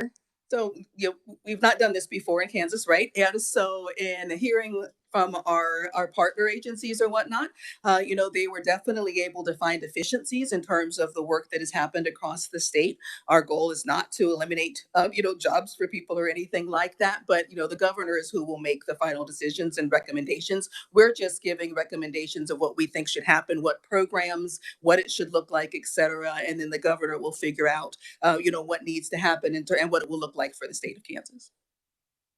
I think that's a fair description. I would say in the states that have moved in this direction, I don't know that I would point at an example where it has meant a significant loss of positions, but I think what we're seeing is lots of evidence that it is leading to greater efficiency for families. One simple example. I was on the phone not terribly long ago with the director of one of these new consolidated agencies and asking her just sort of how things were going. Was she finding opportunities for savings, for example, that were kind of envisioned as the consolidated agency came online? And she said, "Oh gosh, you wouldn't believe, just today, for example, not only did our office inherit staff from all of these other agencies, but we inherited all of the state level contracts that were, being issued on behalf of these programs." And she discovered that that the state had 3 different contracts for essentially the same service. And so, that just as one example of a place that, her intent was to collapse that contract into a single contract. Her sense was that it was going to save hundreds of thousands of dollars just in this one example, and that would be an opportunity to take those dollars and redirect them back directly into services to children and families as opposed to administrative costs. Thank you, Madam Chair. Just a point of clarification. I think anyone working in these services, the goal should be to work themselves out of a job, right? If all our children and families are getting what they need, that would be the goal, right? And so when I hear, oh no, we're not going to get rid of any jobs, it's like, wait a minute, why isn't that our goal? And in general, I think with this kind of a move, you can be more efficient by having less government jobs. Again, not that I want anyone to lose their job, but there are other jobs out there. And so I would want to see that become a goal. And Senator, I would agree and would clarify too that most of the states that are moving in this direction have only done so within the past 2 or 3 years. And many states agencies are coming online even as we speak. So I don't know that we've seen that as a very short-term outcome of consolidating these services, but would definitely agree with you that in the long term, that would be the hope. Representative Blue. Thank you, Madam Chair. So bullet point number 2 on suggestions and considerations is consolidate programs under one agency for easy yes. So anyways, my question to you is there a certain agency that you guys feel that it all could fit underneath one, or is your goal to create a new agency? Dan, I'll let you answer that. Okay. So the executive order sort of directs the task force in particular to bring forward recommendations specifically around the creation of an agency. But I think the group has had robust conversations around the pros and cons of possibly consolidating some of that into an existing agency as well. My expectation, and again, I want to clarify that I am serving as staff to the task force and not as a member. So I don't want to get out ahead of them and sort of identifying where or what, but I do think safe to assume that there will be a recommendation that the co-location of these services is desirable. And so whether they will get to a place of specifying a particular agency, I'm not yet certain. Other questions? I do have just a quick one on the Hope meter card scores. Do you have that broken down by participant? For example, you surveyed whether you're a youth, parent, community member, etc., and then we have kind of the aggregate results of that. Do you have that by the participant that you surveyed? Senator, I believe that we do. I don't have that information right at my fingertips, but we can work on getting that for you. The Center at the University of Kansas actually has that data for us. Thank you so much. Committee, Senator O'Shea. Yeah, sorry, didn't hear that. So this recommendation will then go to the governor, and then does it go to the legislature for approval? And if so, page 1 and 2. Okay. It's the input or buy-in of the legislature. So our goal was to come up with recommendations. The recommendation will then go to the governor, and I'm not certain at this point what my assumption is going to be that it will be to then go before the legislature. I don't, but our recommendation was really our plan was just to come up with the recommendation. What do we feel like would be the best for children and families in Kansas? And then the governor from there will take it forward and then proceed with whatever she feels should happen. Seeing no other questions, committee, I would just encourage you, if you are in Wichita, I have toured Cornelia's facility. It's really eye-opening and impressive to see. So thank you for the work you do and appreciate your testimony. Dan, appreciate it. So thank you very much. Thank you, Madam Thank Chairman. you. Thank you, committee, for having us. Thank you. Committee, next we're going to move on to stakeholder input. We have 18 stakeholders who are going to testify today. So here's how we're going to do this. We're going to break it up into 3 groups of 6. And after each group, we will take 10 to 15 minutes for questions. That way we don't get muddled up with all of the testimonies. So 3 groups of 6. Each conferee will have 7 minutes. And then after, save your questions for each group, and then we'll proceed that way. And hopefully that'll maximize our time. Any questions on the process? Our first conferee is Andrew Weens, Director of Government Relations from Dugan Consulting Group. Welcome, Andrew. Thank you, Madam Chair and members of the committee. Good to be with you today. My name is Andrew Weens with Dugan Consulting Group, and I'm representing Opportunity Solutions Project today. I'll also note that I think I mentioned this to a couple of you. It's about 1 o'clock. I think kids all over the state right now in daycares and childcares are doing nap time. So I'd be supportive of a motion to break for nap. Don't get any ideas. Andrew's right. Stirring up trouble. Okay. Well, I'm essentially here to speak in favor of childcare reform. And I think there's pretty universal agreement about the problem that we have in Kansas today. You all looked at a bill this last session and passed a bill that ended up being vetoed and didn't get the whole way through the process this last session, but that would have made some good steps towards childcare reform. And I think that's still a need that we have in Kansas. I think we need to increase our childcare capacity by adding slots at every age group if possible. We could allow providers to serve additional children at each of these age groups, give these providers some breathing room to pay higher wages to their workers. And hopefully we can stem the tide of the childcare cost increases that are facing families across our state. So I won't go over all the statistics of the childcare crisis or the problem, the struggles that we're having in Kansas today, but I will touch on a couple of them on page 3 of my testimony. Most of this data is from Childcare Aware of Kansas, and I think they're going to speak later, so they probably let them speak for themselves, but they do have some really good data online that you can access. I think Madam Chair mentioned the number of slots that we need statewide, potential 85,094 slots as of last Friday. And it's probably a little bit different today, but that's a good rough number of the amount of slots that we're short. Our wages are not keeping up with kind of standard retail or restaurant jobs in a lot of cases in a lot of communities.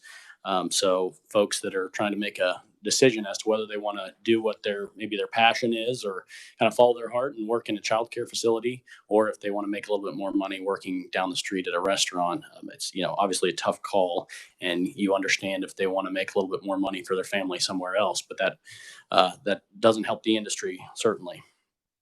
I think childcare in Kansas is still among the most expensive childcare in the nation. Higher than every neighboring state except for Colorado. As a percentage of our state's median income, it's pretty close to where New York is. On page 4 of my testimony, you can see the county by county data. This is directly from the Childcare Aware of Kansas Childcare Supply Demand Report 2023. And if you have a black and white copy in front of you, the darker counties are the counties that have even more children per childcare openings. And that darkest color, there's 15 counties that have no openings for infant and toddlers in our state, which is a problem. Obviously, not every family that has a child of childcare age, if you will, needs childcare. They might have one parent staying at home or have other solutions in place with a grandma or grandpa providing care. But certainly, I would guess there's folks in each of those counties that need childcare, and there's not openings right now. And I do think that one of the issues underlying some of those symptoms of the problem, affordability, availability, and low wages, I think one of the issues underlying all those things is our overly strict staffing ratios in Kansas and regulatory burdens that are a little bit more strict than they should be. So turning to my next page, on page 5, I'm citing a Mercatus Center study on regulation and the cost of childcare. And it says existing literature suggests that structural measures of childcare quality, such as group size limits or child staff ratios, do not actually enhance childcare outcomes or safety. 2022, more recent, St. Louis Federal Reserve Bank released a report concluding that there is a negative relationship between childcare affordability and staffing ratios. And maybe that seems like common sense to you. It certainly does to me. Obviously, there's, it's a gray issue. There's not a, if you have a 1-to-1 ratio, is that the best for the kid? I'm not sure that it is, but certainly that's, more favorable for the child as far as the ratios. But could you have 20 kids in one staff? I mean, obviously it depends on the age group. I don't think it's a total black and white thing. There's somewhere in the middle that is reasonable and hopefully provides, more affordability for families. And I think that right now we're on one side of it that's a little bit too strict. And I will point to KDHE's regulations that they promulgated last year and never ended up moving forward on. Obviously, they're going through another tranche of regulations right now, but last year in their economic impact statement, they said parents will benefit with more infant care available, enabling them to go back to work. There will be no additional costs. Licensees would benefit as they'd be empowered to care for more infants than they could previously legally, which could help them stay in business and meet community needs for childcare. They ended up pulling back on those regs because of some feedback they got, and they can speak for themselves on that. But I do understand that they are promulgating some new regs. They mentioned those this morning. I haven't had a chance to dig into them or see the actual language, but I'm encouraged to hear that they're moving forward on some ratio changes. And based on the summary that I saw, I think it's a good down payment on some really solid future regulatory reform. So props to their team for the progress they've made on that. I will also say that ratios are drafted as maximums. So if you're a provider and you don't want to use the maximum ratio that's allowed under law, you don't have to. You can watch fewer kids per staff member. Right now, Kansas is only one of 3 states, along with Maryland and Massachusetts, that has a 3-to-1 infant to staff ratio in child care centers.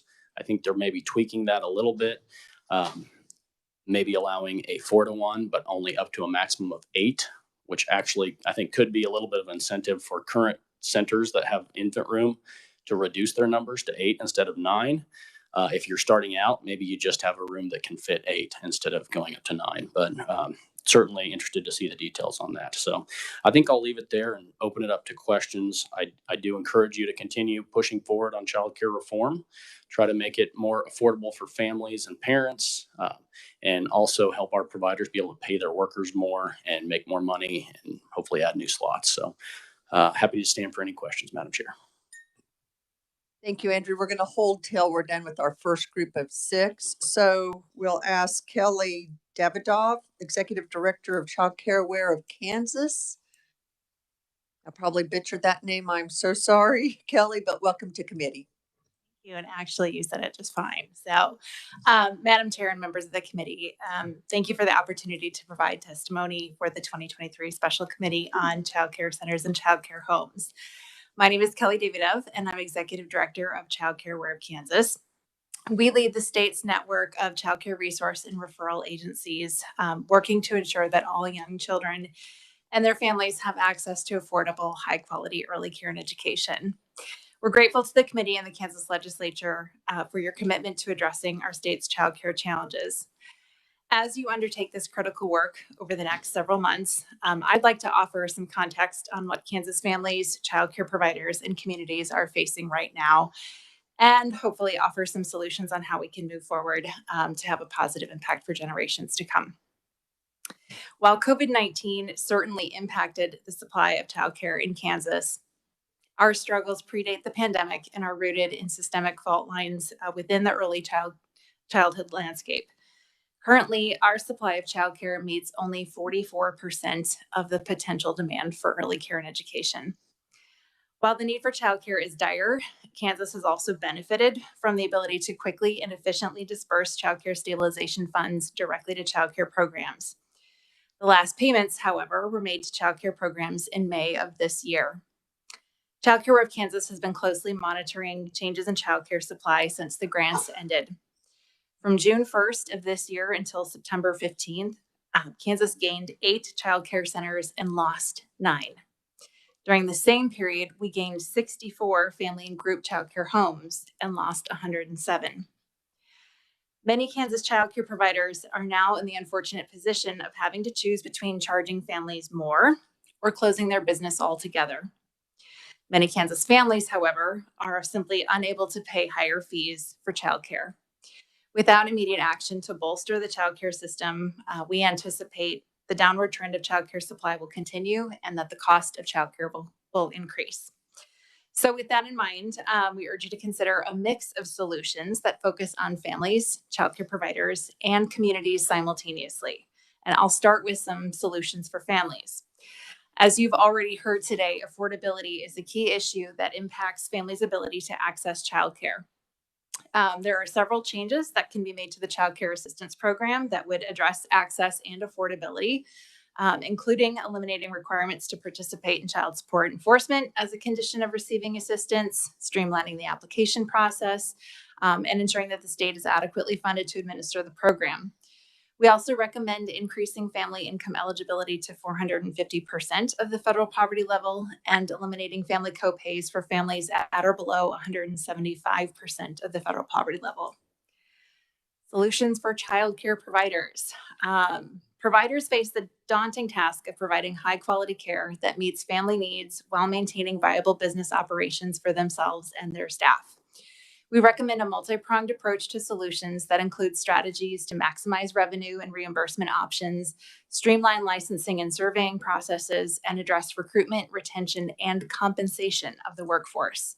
Specifically, we recommend changing the Child Care Assistance Program so that child care providers can receive reimbursement directly from the state of Kansas. We also recommend reimbursing child care providers at 100% of the cost of quality of childcare and investing in grants or contracts for specific types of hard to find childcare, such as for infants and toddlers. And you heard Melissa mention Baby Steps. That is an innovative pilot that we are pleased to be implementing at this time. Again, that offers both a compensation measure as well as an incentive for providing care for infants. We further recommend a systemic investment in compensation. I think the median wage for a child care worker in Kansas right now is $12.29 an hour. We'd also encourage you to look at benefits like health insurance and retirement, along with other startup supports. It's also critical to invest in ongoing support, such as professional development, coaching for business, health, and safety practices, and solutions like shared services that allow providers to streamline operations and realize cost savings. Last, I'd just like to touch briefly on the critical role that communities play in addressing childcare capacity and highlight opportunities to invest in their efforts. We recommend continued investment in grant opportunities for community-led childcare projects like the Child Care Accelerator grants, and also recommend investment in technical assistance for communities, as well as promotion of various tax credit options. So in closing, childcare is a complex problem that requires the right mix of solutions at the right time. Taken together, the solutions we've highlighted here present an opportunity to have a meaningful, lasting impact on the ability of families to access affordable, high-quality childcare providers to enter and remain in the profession while operating a viable business, and communities to attract and retain the workforce needed to fuel economic growth and prosperity. We recognize that this effort will require the active contribution of multiple partners, including government, business, philanthropy, community leaders, families, and childcare providers. And we're just really grateful for the opportunity to provide this testimony and happy to stand for questions at the appropriate time. Thank you so much, Kelly. Next, we have William Wilkes, Senior Director of Government Affairs from the Kansas Chamber of Commerce. Welcome, William. Thank you, Madam Chair. Good afternoon. My name is William Welk, and I'm the Senior Director of Government Affairs for the Kansas Chamber of Commerce. Earlier this year, the Kansas Chamber provided testimony in support of Senate Bill 282, which would have made several key changes to the state's child care standards to increase capacity, increase revenue facilities to increase pay for employees, and reduce the cost of families who are struggling with the high cost of child care. The contents of Senate Bill 282 were placed into House Bill 2344, which went on to pass both chambers. Governor Kelly unfortunately vetoed House Bill 2344, claiming that it would reverse the progress made towards safe, affordable, high-quality child care in Kansas. She also claimed the bill would loosen safety requirements for child care centers and prevent the state from being responsive to individual communities' needs. The lack of access to a quality, affordable child care in Kansas has become an area of focus for the legislature. After the 2022 session, we started to hear from our members expressing concerns about the lack of access to child care centers for employees. The expansion of the access to the tax credit for businesses investing in childcare facilities for employees was a step in the right direction. We began to ask the question if business leaders felt access to childcare was keeping Kansans out of the workforce. The results speak for themselves. You can see a chart within my testimony. The 65% of the 300 business owners surveyed answered yes. Now, Kansas has some of the most restrictive provider-child ratios in the country. House Bill 2344 took steps to increase those ratios modestly to try to balance the importance of both child safety and increase access. House Bill 2344 also would have allowed 14 and 16-year-olds to work in the classrooms under direct supervision, allowing facilities to expand their pool of employees. 16-year-olds currently can work independently as long as there are no infants in the room. The legislature has held numerous hearings on the workforce challenges facing our state and industries. We support any recommendation from this committee to address the needs of both employees and employers when it comes to access, affordability, and quality of childcare. Thank you for the opportunity to testify, and I am happy to answer any questions at the appropriate time. Thank you, William. Next, we have John Wilson, President, Kansas Action for Children. Welcome, John. Hello, it's great to be here, Madam Chair and members of the committee. My name is John Wilson, President and CEO of Kansas Action for Children.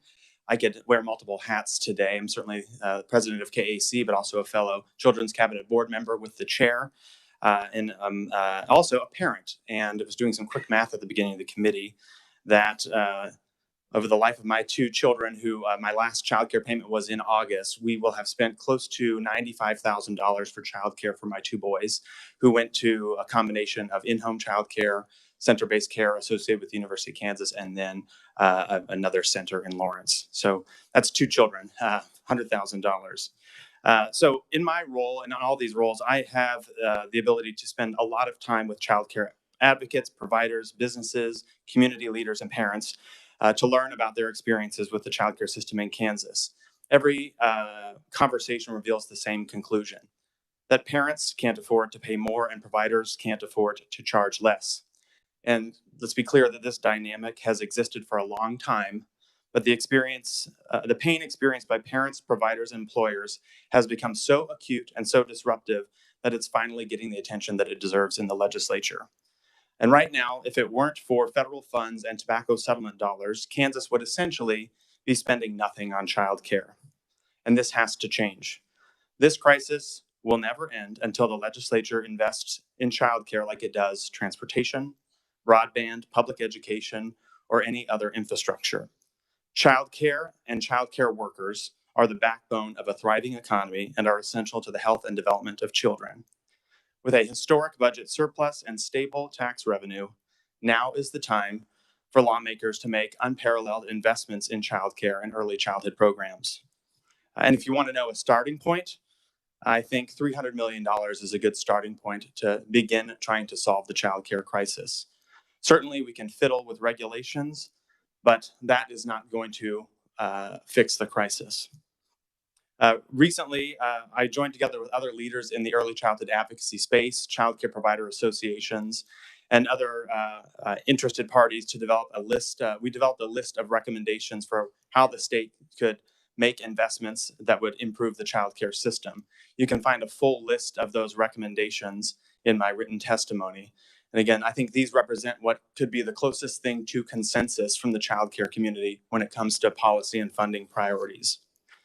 I also, with the chair's permission, have a letter that was signed by over 115 childcare providers, childcare business owners, and childcare advocates calling for greater state investment in childcare. I'm happy to leave copies for the committee and also submit that electronically if that would be helpful. So between today's meeting and the next, it's likely that you all as a committee will have a greater understanding of the childcare system than the rest of your colleagues. My hope is that you take what you learn this fall and share it with your colleagues when they return in January. The fast-paced nature of the legislative session leaves little time to understand the complexities and nuance of the childcare system in Kansas. So we are relying on you all to be champions for the solutions that come from those closest to the work. Again, parents cannot afford to pay more, and providers cannot afford to charge less. And this crisis will never end until the legislature invests in childcare like it does other public infrastructure. When the time comes for your committee to make recommendations, we ask that major investments of state general fund dollars be at the very top of your list. I would also invite you to participate in the bipartisan bicameral early learning caucus so that you can continue to learn about these issues and have another vehicle to champion these solutions in the legislature. I want to thank you all for your willingness to continue learning about this issue and for the opportunity to be here today. And I will stand for questions at the appropriate time. Thank you. Thank you, John. And if you get the copies of those letters to Connie right here, and she will make sure that the committee members receive those. So thank you so much. Committee, next we're going to go to Tiffany Manns, owner at Home Play School.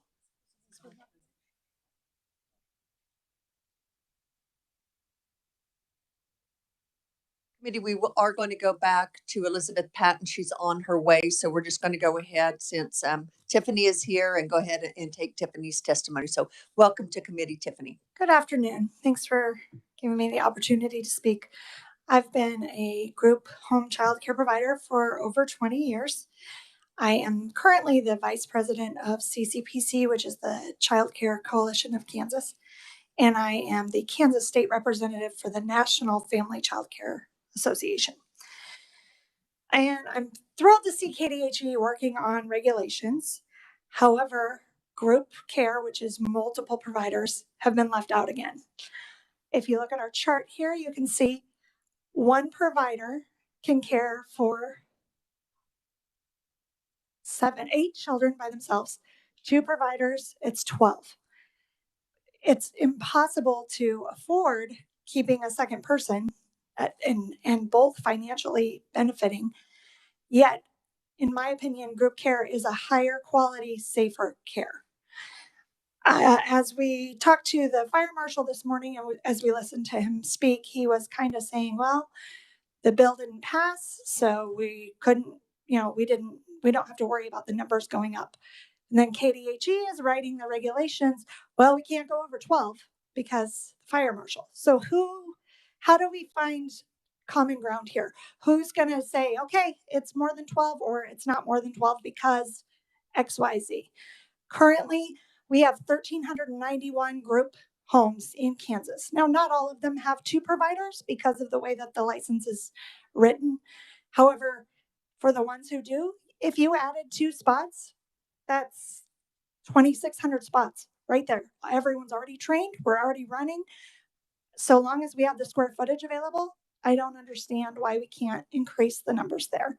If you increase it to by 4, that's over 5,000 spots open for children in Kansas right now for people who are already licensed, trained, and ready to go.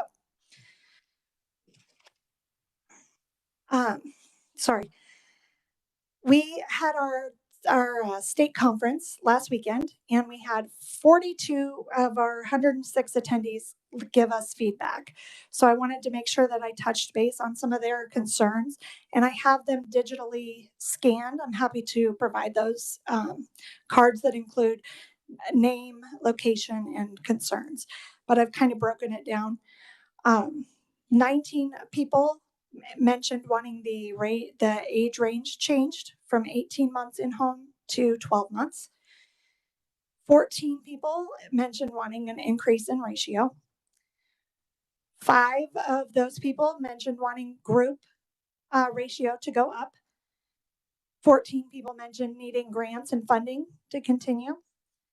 6 people mentioned needing health insurance or access to some sort of health insurance. Our industry has nothing currently. So if you're not married, it's very hard to obtain health insurance, which, we're working 50, 60 hours a week. It's hard on your body. You're picking up kids. It's hard work. This is a hard job. So to not have any access to health insurance is a big deal. Subs and staffing is a huge concern. 5 people mentioned reducing in-service hours.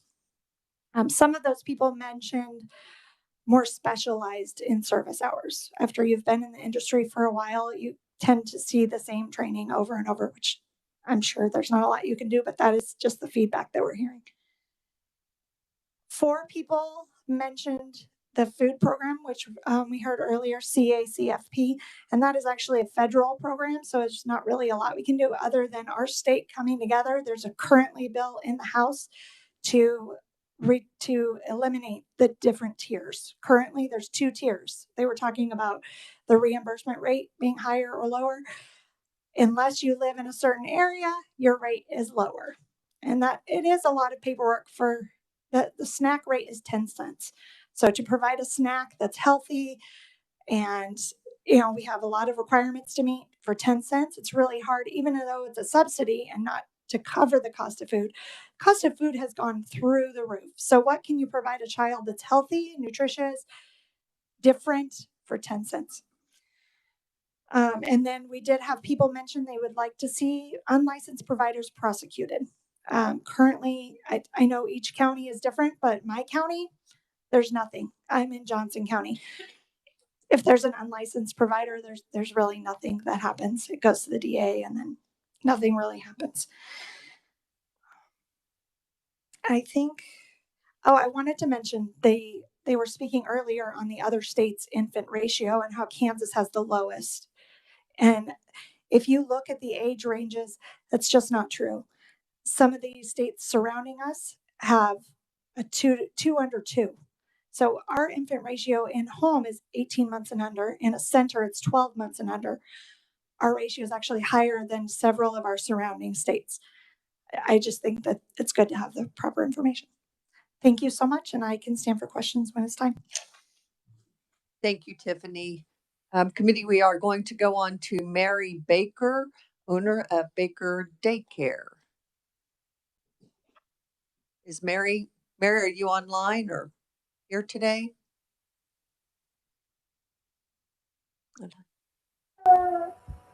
She's here. Okay, very good. Are you seeing me? We can hear you. We cannot see you. Okay, that'll be fine.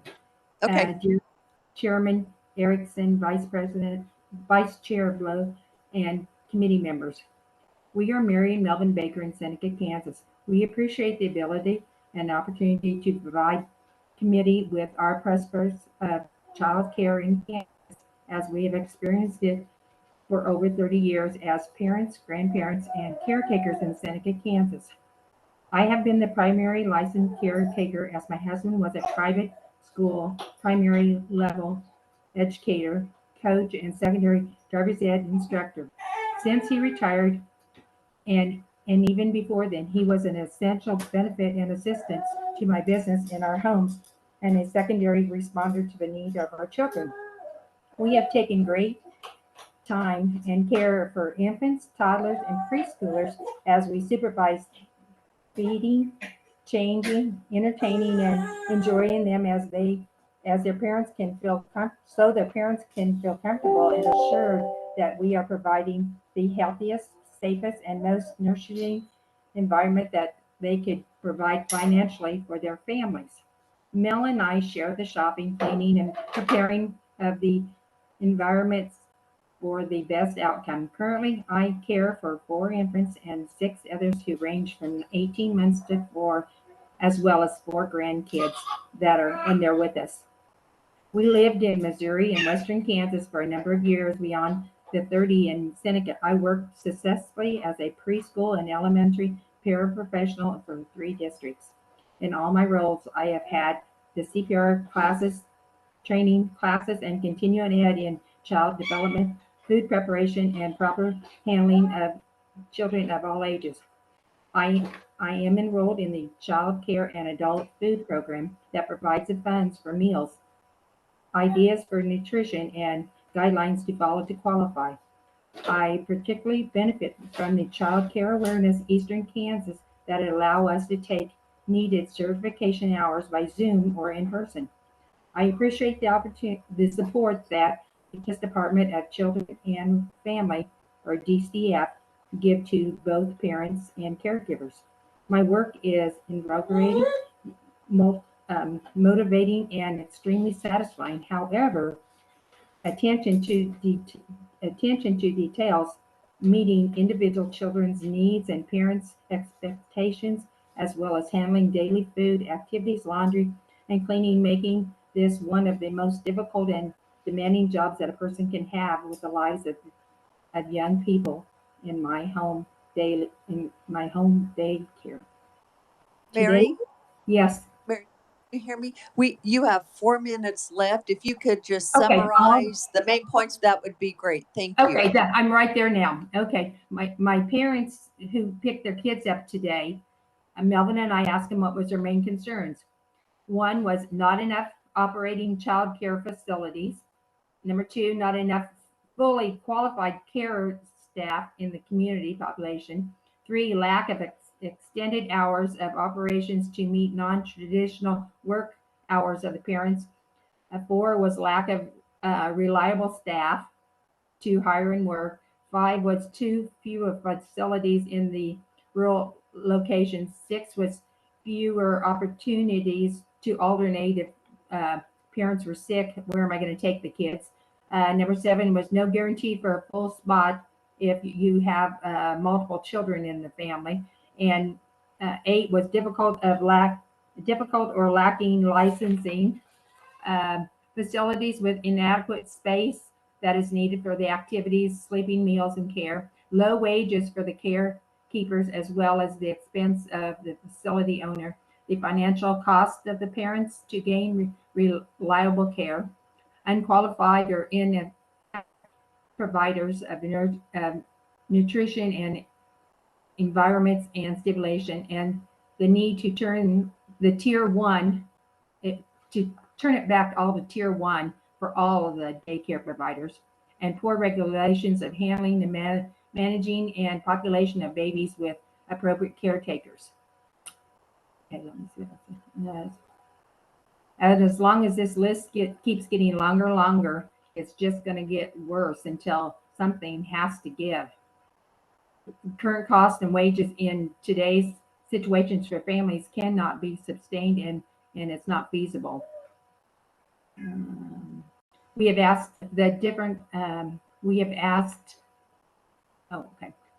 funding seems limited in the state, doing less than needed for this aspect of society.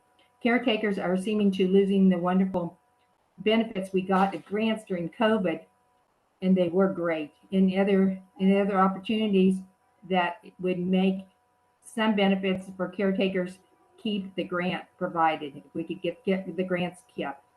Cost continues to rise, and it's a big challenge for the parents and the caretakers to be able to have the standard that are manageable and affordable. We appreciate your willingness to hear our viewpoints and work for improvement, salaries, managing costs, providing safety and well-being, and allowing parents to work without having to worry about the quality of the food, rest, play, and care of their kids that their kids should receive. Thank you very much, Mary Baker, licensed daycare provider, and my husband, Melvin Baker, daycare assistants. Thank you so much, Mary and Mel. Appreciate that. Committee, that is our first group. So we will now take questions for those conferees. We'll take 15 minutes total for questions for that group of conferees. What questions? Senator Dietrich. Thank you, Madam Chair. Child care where? Where'd you go? There you are. Thank you so much for your list of solutions, but it's a very long list. So thinking baby steps, what are maybe your top 3 priorities that we ought to focus on to make a difference? If I have to limit it to the top 3, I would say really focus on the compensation of the early care and education workforce. Anything we can do to increase wages, make this an attractive profession, offer things like health insurance, retirement benefits. Second, I would look at access and affordability for families. That's the other really key piece of this. So expanding the income eligibility limits for childcare assistance, anything to streamline, normalize this as part of how families pay for childcare, and then support providers in enrolling in childcare assistance as well. And then I think the third piece I would focus on the role that communities play and highlight some of the successes we've already seen in terms of communities identifying local solutions to their very local child care challenges, and anything you can do to support that, fund that, and accelerate the work that's happening at the community level would be very helpful. Thank you. Senator Petty. Thank you, Madam Chair. And this is a question for William Wilk.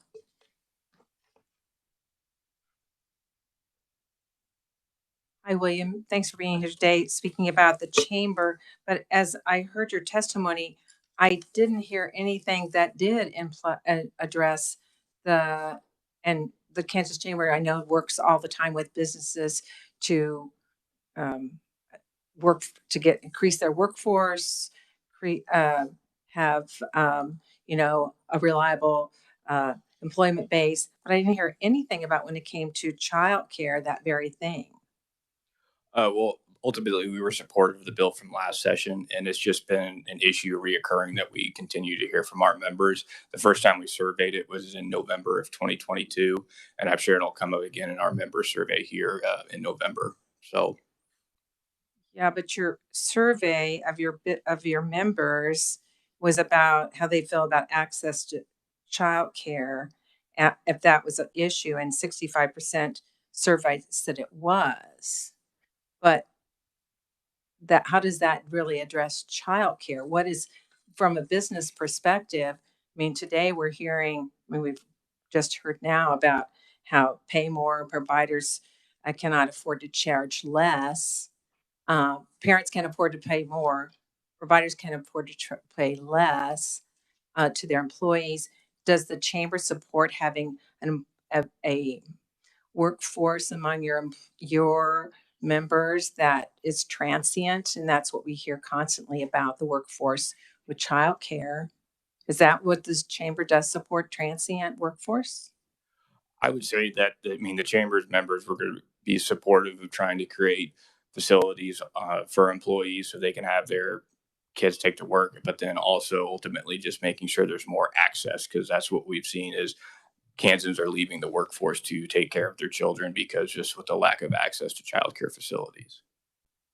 Well, over 70% of our Kansans are in the workforce, and that's what they need is quality childcare. So just saying, I would hope that you would do a better job of asking the question of your members as just to whether childcare was needed, because it seems to me that the chamber has a real place here in helping improve the quality of the childcare workforce.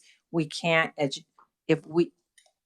I'm always disappointed to think that the Kansas Chamber will want to be supporting childcare that's only paying at the high end $12 an hour when they can go work at, somebody can go work at McDonald's or any place else for $15. That doesn't talk about quality at all. It doesn't talk about keeping them in the workforce. So I hope the chamber would ask those questions about how do we support this workforce so at one, they're getting paid adequately, and two, they're staying there so that we do have more people in the workforce, because we can have all the slots we want to, but if you don't have the employees to provide the care, it doesn't matter what that employer has as far as slots. That's why they can't take more children of any age. Here to respond, William. Okay. Senator O'Shea. Thank you, Madam Chair. I'm just over here pondering, I think it was said over and over, parents can't afford to pay more. And I certainly think that is the case for lots of families. But I think about the families. I have a recent friend who wasn't very happy with their childcare. Guess what? It's the only place they went to because it was the only place that was available in Topeka. And so they choose to go to a new place. And I said, have you seen their rates? It's $285 a week versus what they were at like $190 a week. And this is increasing in age, right? And she said, I don't even care. Like it's worth it to me.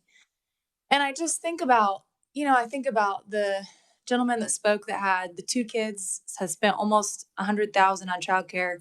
At some point, every family makes the decision. Is it worth both spouses working, or should one spouse stay home? And if let's say both spouses are making $50,000 a year and childcare costs maybe $10,000 a year for one child, maybe you have 2 children, right? Like at some point, I just wonder sometimes about, could childcare centers charge more? The other reason is there is such demand that most people I know only go where they go because it was the only place available. So like, and I also, I totally respect and realize that not all families are in the same financial situations, but how are we leveraging the families that are like, I'll pay $500 a week, I have to have this, right? It just doesn't quite make sense to me. And I wonder sometimes, a childcare is a business. Now it's people service, but what are some of the business operations that could ensure, if they're not paying their workers enough, they need to charge more. And in the free market, if there's more demand, then you can charge more. And so I'm just kind of thinking out loud, but it doesn't quite add up to me. Thank you. Representative Blue. Thank you, Madam Chair. My question's for John.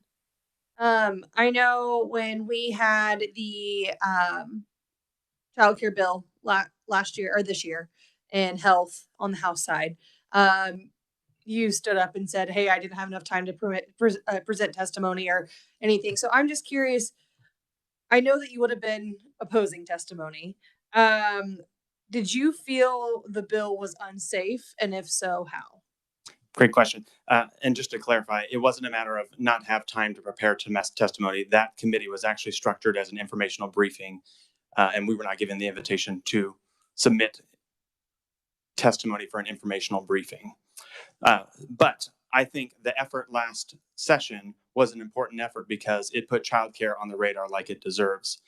There's a couple of reasons why we opposed it. The first is moving current regulations into statute limits the flexibility we have to respond to emergencies, to stay relevant with federal regulations, those sorts of things. The second is there are aspects of it that did lower training requirements, lower health and safety requirements.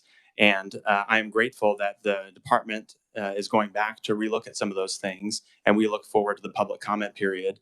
It sounds like they've done a lot of work to address many of the concerns that were brought up over the last several months. So that's why we opposed that. Thank you.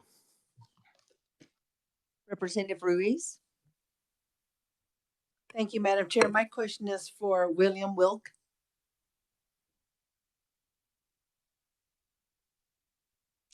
Thank you, William. I appreciate that you mentioned about the tax credit that the legislature made available. And I also see in your testimony that you do have businesses that have asked about this or for this, correct? Correct. How many have taken advantage of it? That's a number we're trying to track down. Department of Revenue, we believe, would have a good estimate of how many businesses are taking advantage of it, but also actually building up to this, we've heard not many businesses are aware of it. So we're in talks with other stakeholders of developing a marketing campaign to make sure that businesses are aware of the tax credit. That's fantastic. That's exactly what's needed. And as far as I know, the last time I asked this question, it was 0. No one has. So yes, it definitely needs a lot of marketing, and I'm glad to hear that the chamber is thinking about that. Thank you.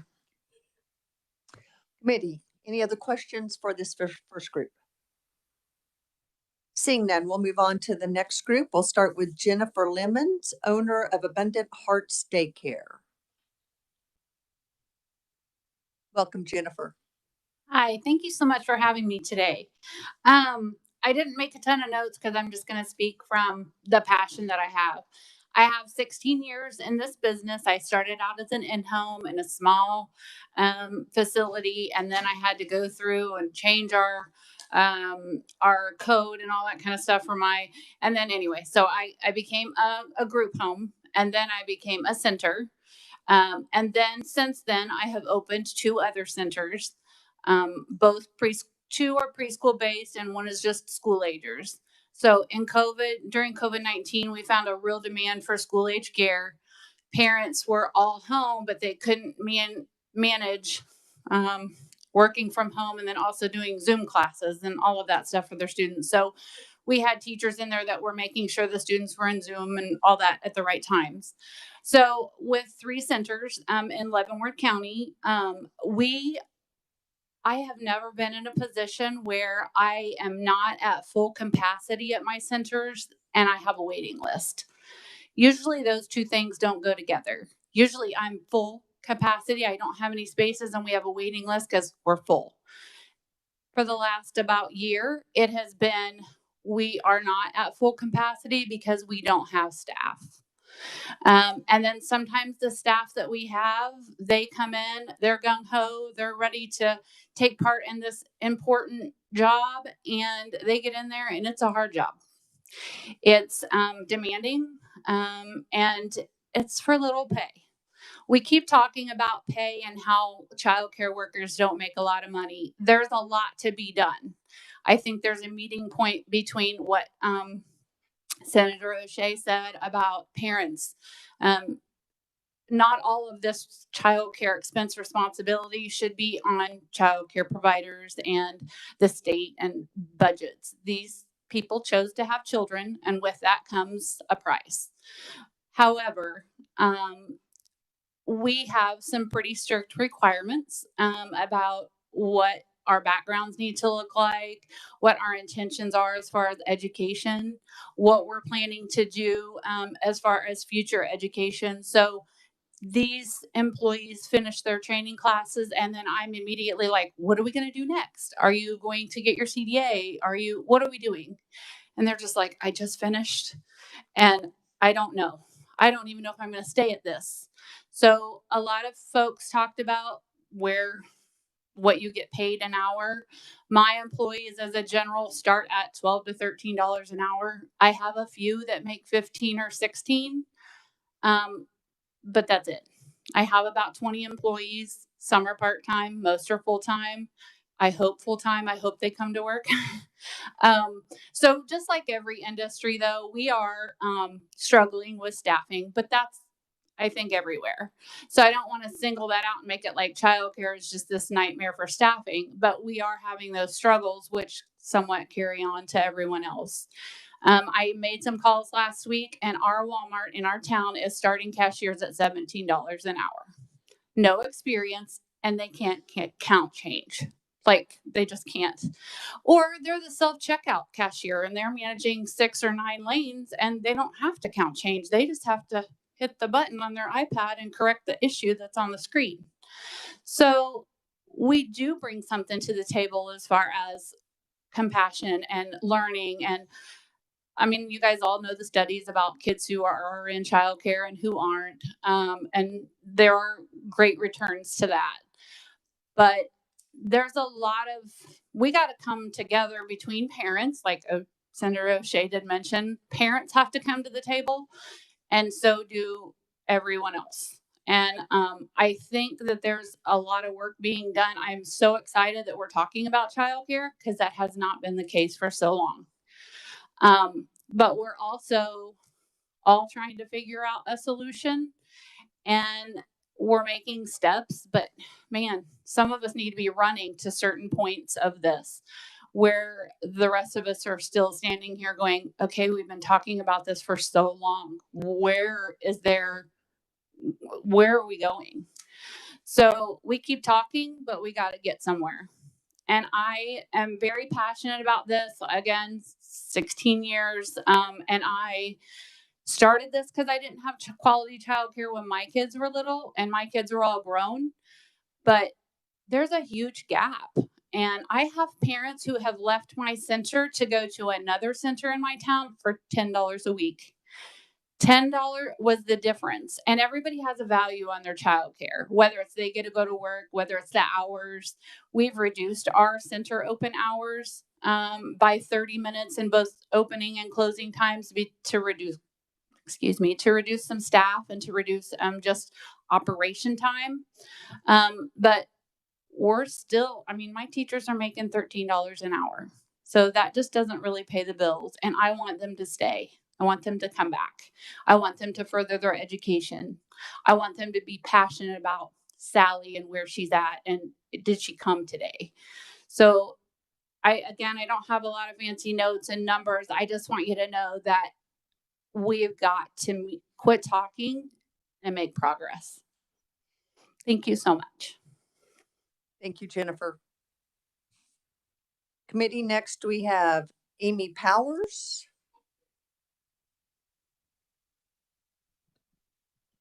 Hi, Amy. Welcome to committee.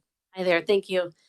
Thank you for the opportunity to provide testimony today. My name is Amy Powers, and I'm the owner and director for Happy Campers Montessori in Shawnee, Kansas. I may have a bit of a unique perspective and background that I'm coming from. Prior to early childhood, I taught kindergarten and first grade and reading for 20 years in the Kansas public schools. I was able to see that field evolve over time with systematic changes. As an educator, I always felt valued from my families, but the income I earned and the value I felt outside of the school walls was sometimes less appealing. Although our public school system has still so far to go, I have seen great progress. This is where I feel we are in the early childhood education in our state right now. I am providing testimony because owning a childcare business in our state is both beautiful and frustrating, and often at the same time. I feel our state is ready to listen and ready for systematic change for childcare as a whole. I also believe that lawmakers and decision makers on both sides of party lines truly want to make our system better and are hopefully prepared to sit down at the table together for change. We know that 90% of brain development occurs before the age of 5. So to nurture and guide children at this age is one of the most beautiful, innocent, and fulfilling professions one can hold. However, as a business owner, retaining quality staff, following an antiquated and stressed licensing system, maintaining affordable care, all while trying to make a profit is extremely difficult and frustrating.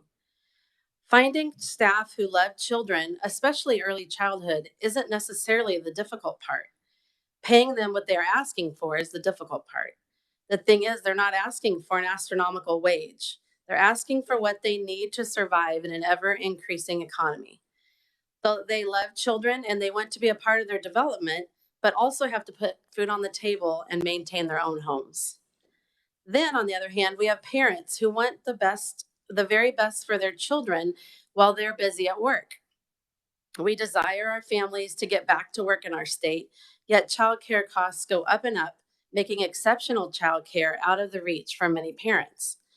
As a childcare business owner, it breaks my heart to have to increase cost, to tell a mommy or daddy they have to make a choice of exceptional childcare or paying their bills. Next, I would like to address the difficulty of turning a profit as a childcare business owner.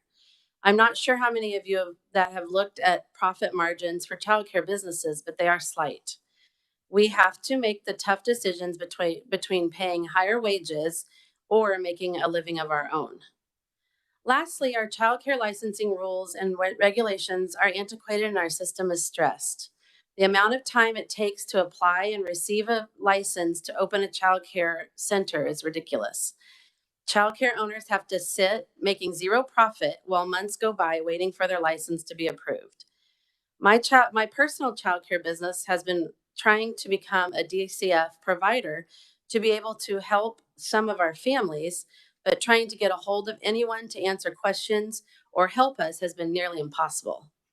Our rules and regulations need to be revamped and much more user-friendly, and processes need to be simplified.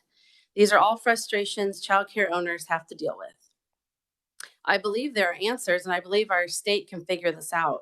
Increased tax credits to help families for childcare, providing owners with tax credits to help subsidize their employees' childcare costs, which some are in place, especially small business owners who can't afford other plans, providing affordable medical insurance for childcare providers, providing incentives for folks to not only open a childcare facility, but also to maintain it and helping them pay more competitive salaries. Ideas such as grants and innovative ideas in this realm of early childhood. Parents should not have to choose between exceptional care and their careers. Early childhood educators should not have to choose between paying their mortgage and having the early childhood career that they desire and excel at. And childcare business owners should be able to have a profit margin that allows them to make a living and be appealing to others to start their own. Thank you for your time and consideration. You can reach out for further comment or question at my email, amy@happycampersmontessori.com. Thank you, Amy. Committee, we're going to now go to Elizabeth Patton, who is the State Director for Americans for Prosperity. And Elizabeth, I know you've been traveling, so we are giving each conferee 7 minutes and then time for questions at the end. Perfect. I should be shorter than 7 minutes. Committee, thank you so much for having me here to testify today. I'm Elizabeth Patton, State Director for Americans for Prosperity, Kansas. I just wanted to share some thoughts with the committee today.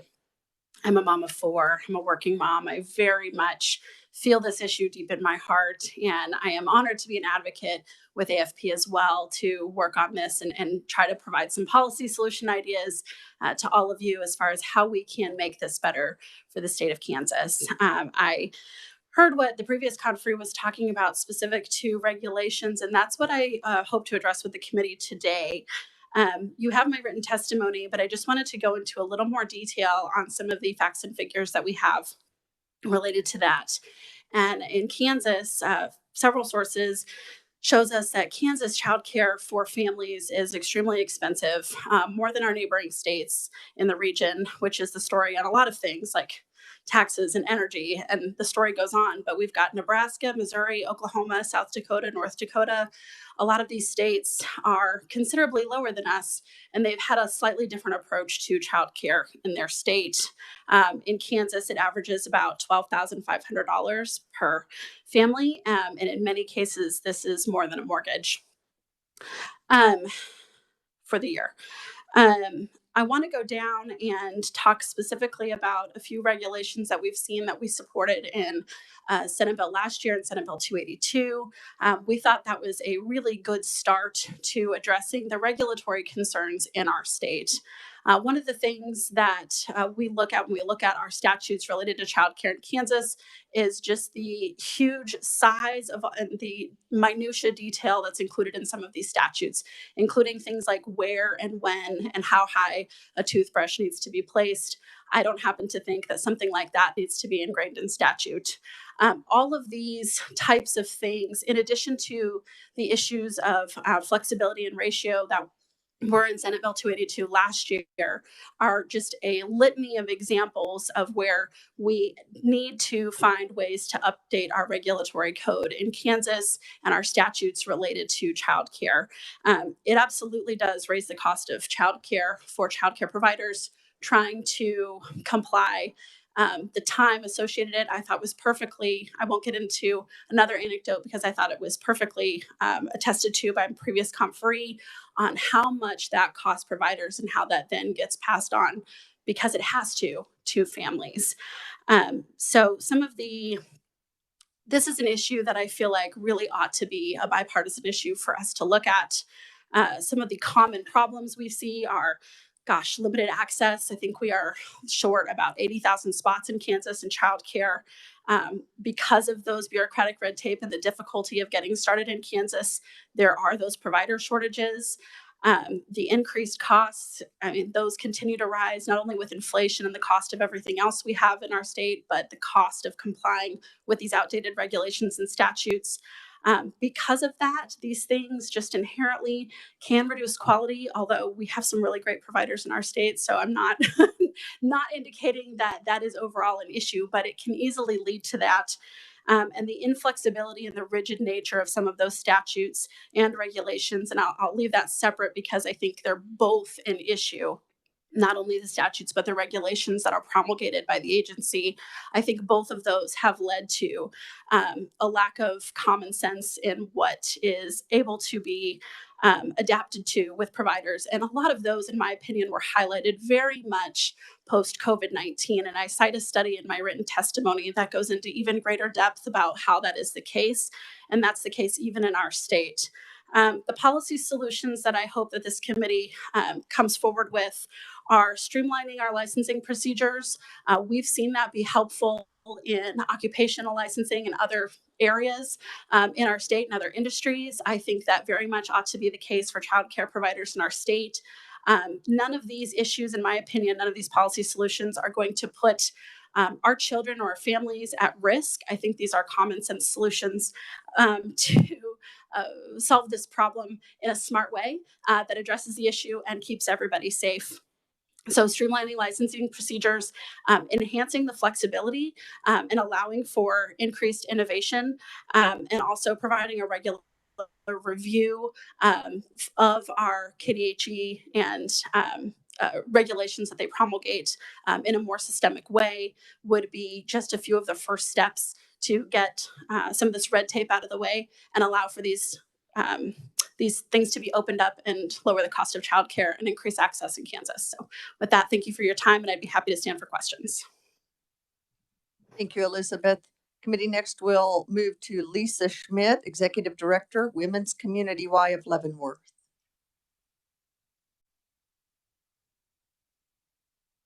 Welcome, Lisa. Good afternoon, and thank you. Chairperson Erickson, Vice Chair Blue, and members of the committee, on behalf of the Board of Directors of the Women's Community Y of Leavenworth, Kansas, thank you for the opportunity to provide testimony today. My name is Lisa Schmidt, and I'm the Executive Director of the Women's Community Y, or the Y. The Y is an unaffiliated, independent, nonprofit organization that started preschool services in its current facility in 1964. The Y has grown into a child development center, and we're licensed for 59 kids. Our youngest enrolled are 2.5 and potty trained, and we accept children through 11 years. At the Y, we provide full and part-time childcare, 3 and 4-year-old preschool, before and after school care, and summer camp programs for children of the families in the community. I'm here today speaking because I have grave concerns about the future of childcare, what childcare will look like in 5 years, or even a year without sustainable, long-term infrastructure funding in all childcare providers in both childcare centers and childcare homes. The current childcare business model is broken and on the verge of collapse. What will happen if the current system collapses? What will happen to those children? The staff working in the classrooms and in the centers and the homes are on the front line of the crisis. This business was built on the backs of underpaid women, many of them mothers, and see the need for child care and early learning education in their community. As a nonprofit, the Y's mission is to assist families with child care and preschool needs so that they can work or further their own education. May I remind you that the Y is a nonprofit, and being able to financially break even in the current business climate at the end of the year is difficult. I have been the executive director for the Women's Community Y for 7 years. When I started in 2016, we were able to hire an assistant teacher at $8 an hour with experience and credentials to assemble a quality staff. Fast forward to 2023, we are now starting teaching assistants at $11 an hour, which is more than the Kansas median wage of $10.81 an hour, and the staff comes with fewer credentials, requires more training. In the last 7 years from the staff, this averaged 10 to 12 people at a time. We've had 8 leave to go to work for school districts for comparable wages as paraprofessionals, where they could obtain health insurance. Another 4 have left to become licensed teachers at the elementary level.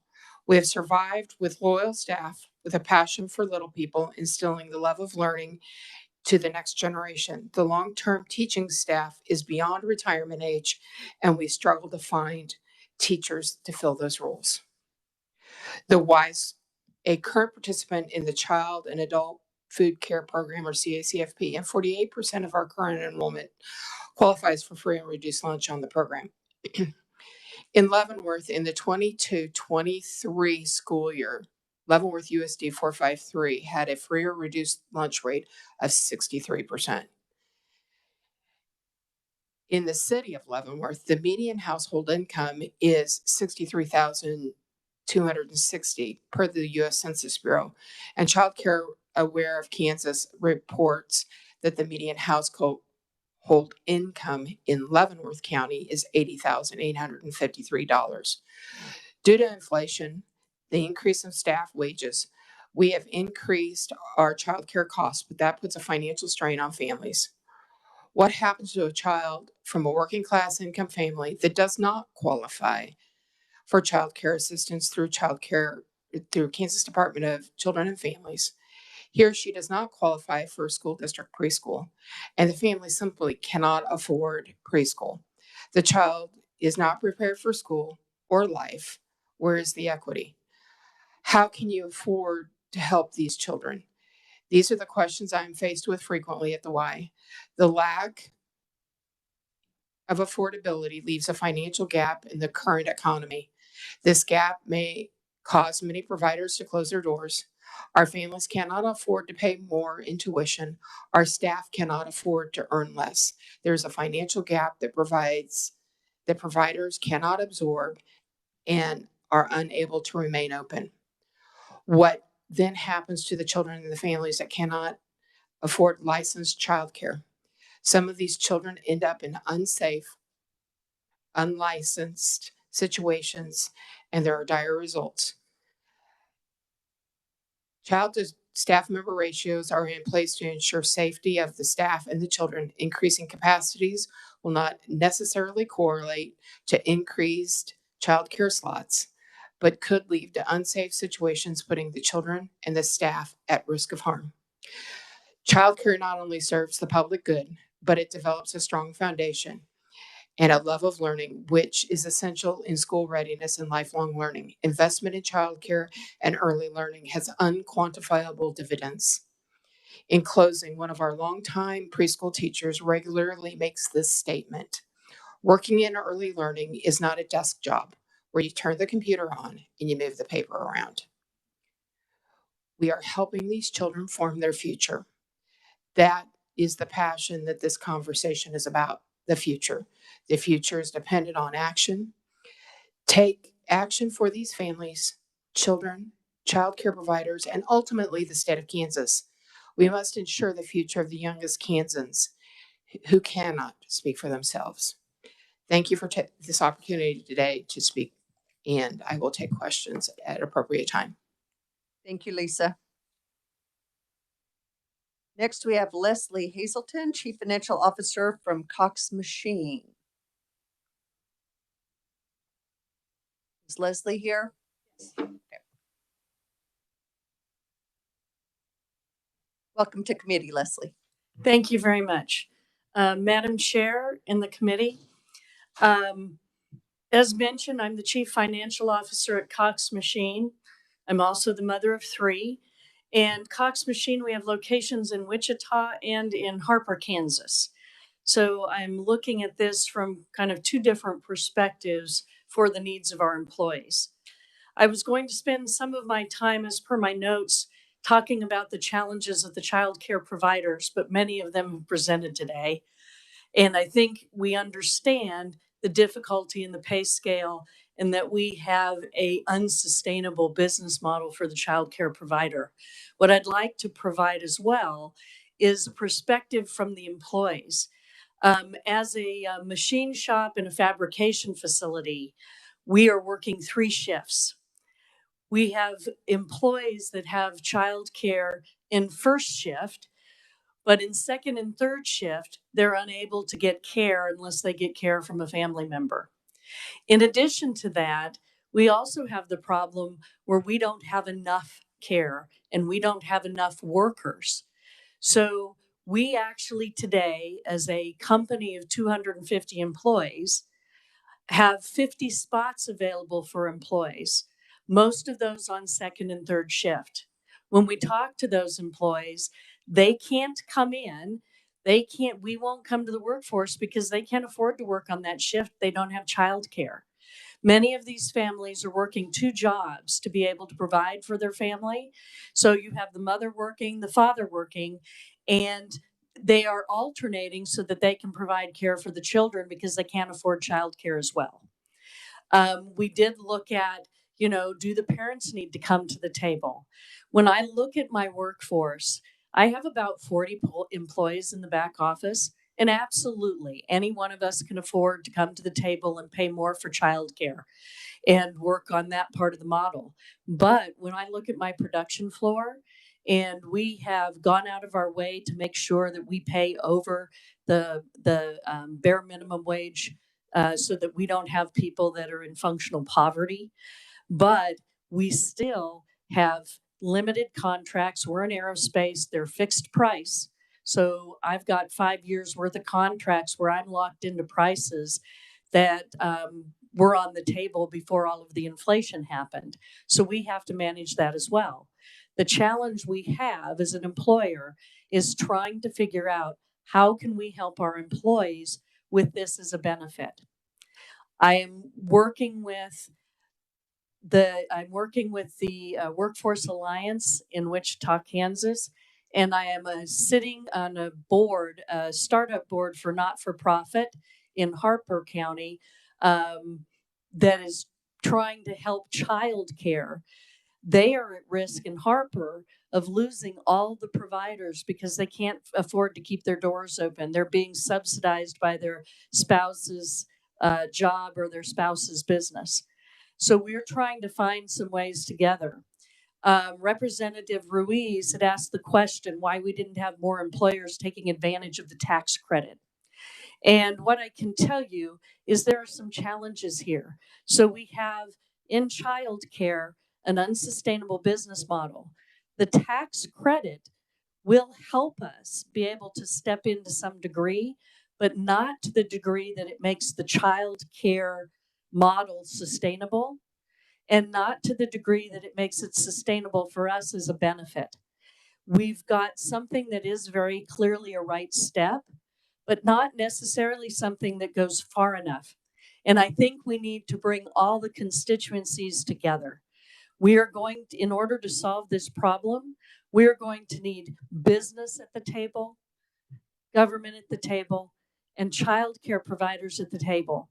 We need the regulatory groups to be working with us. We need I was thrilled when I heard about the single source of child care support. Something like that is going to be wildly beneficial. But until we bring the 3 constituencies together and come up with a working child care model, I have been working for the past year and a half in Harper trying to figure out how, as an employer in that county, we can come up with a model just in Harper to be able to sustain the child care providers. And I can't take the pieces that we've come up with and put them together into a working model. And that's what I do for a living. So in conclusion, I think we're making some good progress and we've taken some of the right steps, but there's still more work to do. I am excited to be working with people in the state of Kansas on issues like this because it's more progressive and we're paying attention, but there's much more we have to do to be able to solve the problem. And I will take questions at the appropriate time. Thank you so much, Leslie. Committee, the last conferee in this group is Emily Barnes, owner of Barnes Childcare.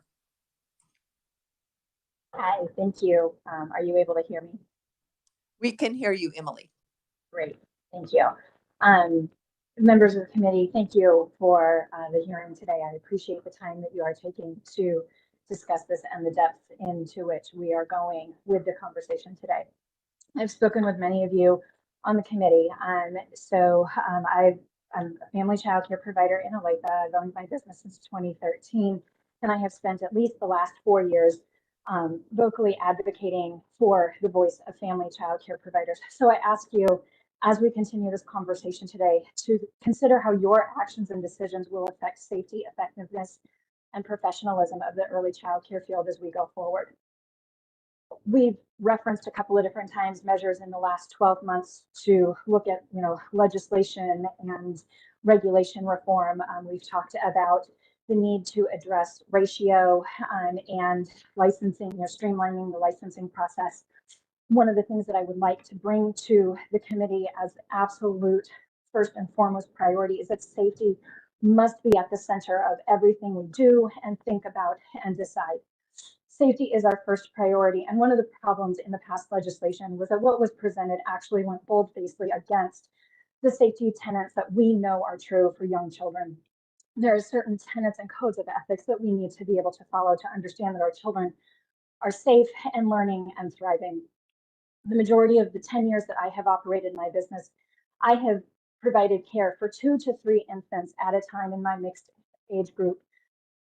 I come to you talking about the need to maintain safety simply because I understand the intricate difficulty that happens when we run these types of numbers. And if we ignore the needs that our children have, the hollow consolation that we will be offering families in the event of a tragedy when we remind them that, well, the provider didn't have to take that many children, that will not sit well in the event of an injury. So please respect the tenets of early childhood care. Please respect that safety in anything we do has to be first and foremost. Next, I would ask you that anything we do be effective and sustainable. We've had good, very positive conversation throughout the morning talking about the different entities of this. We talked about fingerprinting and licensing processes. We discussed the efficiency of the DCF process and potentials on how we can look at the backlog within the DCF program. We've looked at, or we've discussed, recourse toward handling unlicensed care in our state, and possibly even, the benefit of standardizing tuition rates and what that does. When we go forward, your role can be the assistance in how we ensure that these systems become cohesive, effective, and sustainable. When we discuss simply moving regulations from our regulation book into statute without any sort of comprehensive look at the systems that go into those regulations, we're not helping anything. We will not be benefiting the families, and we certainly won't be benefiting their providers long term. Families and their providers need to be included in any policy creation in an effective manner, and that means that we need to pay attention to the manner in which the legislative sessions work. Legislative session is not, in fact, designed to include the workforce in an effective manner, and therefore it is not the effective first step. Conversations like today, work like what is going on today, is an effective way to do this, and continued work, coming back to it and finding where we find our middle ground. Somebody mentioned the need for this to be bipartisan. I think everyone in this room agrees that it does need, in fact, to be bipartisan, because the most effective work will come when we listen to why certain people may support regulatory change and why people may ask you to take different perspectives. We have different perspectives, but ultimately we're working towards the same goal: safe, thriving children. You have influence over our policy efforts, and you can sustain our work for longer term if you pay attention to what's on the table. Last spring, a very helpful tax credit bill for early childhood professionals was introduced into the Finance Committee, I believe. But unfortunately, it was left stranded in that committee. That tax bill could have been something that perhaps we could have talked about in a way that would have benefited and perhaps offset some of the financial hardships that early childhood owners face. You have the ability to participate in supportive, positive budgetary measures to offset the financial burden that we face when we provide quality care. Quality care is expensive. It requires dedication.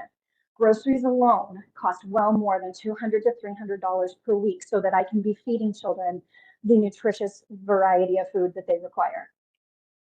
The end of the sustainability grants led many providers to close their doors. This was money that was incredibly beneficial, helpful. It helped many of us avoid the need to raise our rates for families.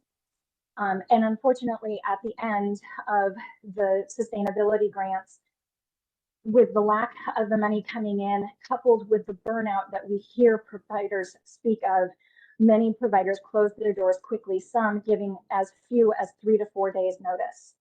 Emily, 2 minutes, before. please. 2 minutes. Thank you. When we talk about how parents cannot pay more and providers cannot earn less, please understand that for a family child care provider, they may not be earning even $5 an hour per child. This gets sucked into the cost of our businesses, and the burnout we face is causing problems. We talked about the number of hours that we work. I operate my business 50 hours a week, but that does not begin to cover the amount of dedication that I offer to my industry. We do not have, hey, sweet baby, I'm going to come take care of you just 1 second. We do not have guaranteed paid off outside of what we write into our contracts. We have scarce to no access to health insurance unless we are dependent upon our spouses. Finding substitute care is virtually impossible, which quite often means that even for our own basic medical needs, we go without our own preventative care. That means that you have a workforce who is in fact not taking care of themselves simply because we cannot be out of our businesses to do so. As an advocate, I've been asked to ponder the disconnect between what we offer and what parents need when I'm asked to accept some of the unrealistic expectations of our services. There is a disconnect in the second and third shift offerings. We need to find ways to provide for that. But when you have a workforce who is working 50+ hours a day with no breaks, we have no breaks, we have no backup. Simply adding more children is not the answer. So I ask you, be wise, be creative, be bold, and be cooperative. Let's bring this time together. Let's work so that we can create the best answer for our children. We have dynamics to a very diverse and innovative puzzle, and we have the workforce here who is very, very capable of taking this and leading forward.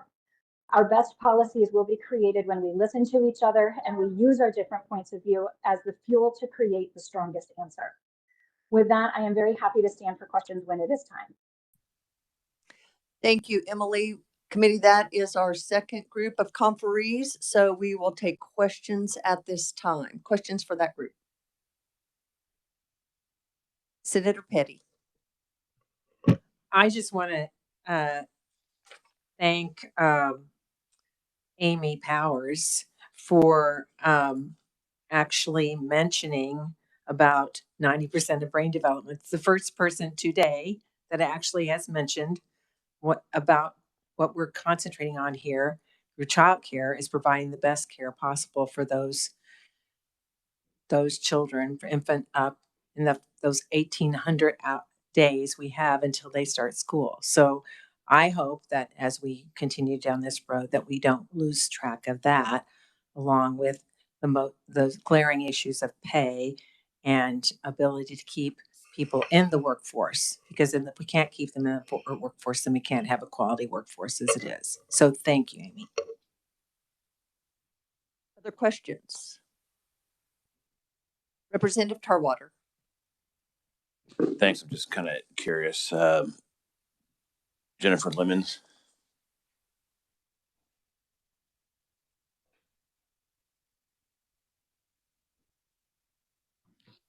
Thank you for answering the question. I have, I guess, two, just to kind of see where we're going with this. But you've heard several people say that we need to pay your workers more.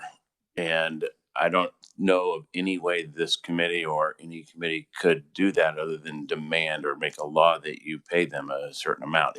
If we came to you and said you have to pay them, say, $19 an hour or $20 an hour or whatever it is, can you just assume that, or do you would have to raise your rates to pay for that? I would have to raise my rates or not take DCF contracted children in the can work program. So just to give you an idea how that breaks down, the infant to teacher ratio in the can work in the state is 1 to 3. So in the can work program, they pay $4.56 an hour for childcare.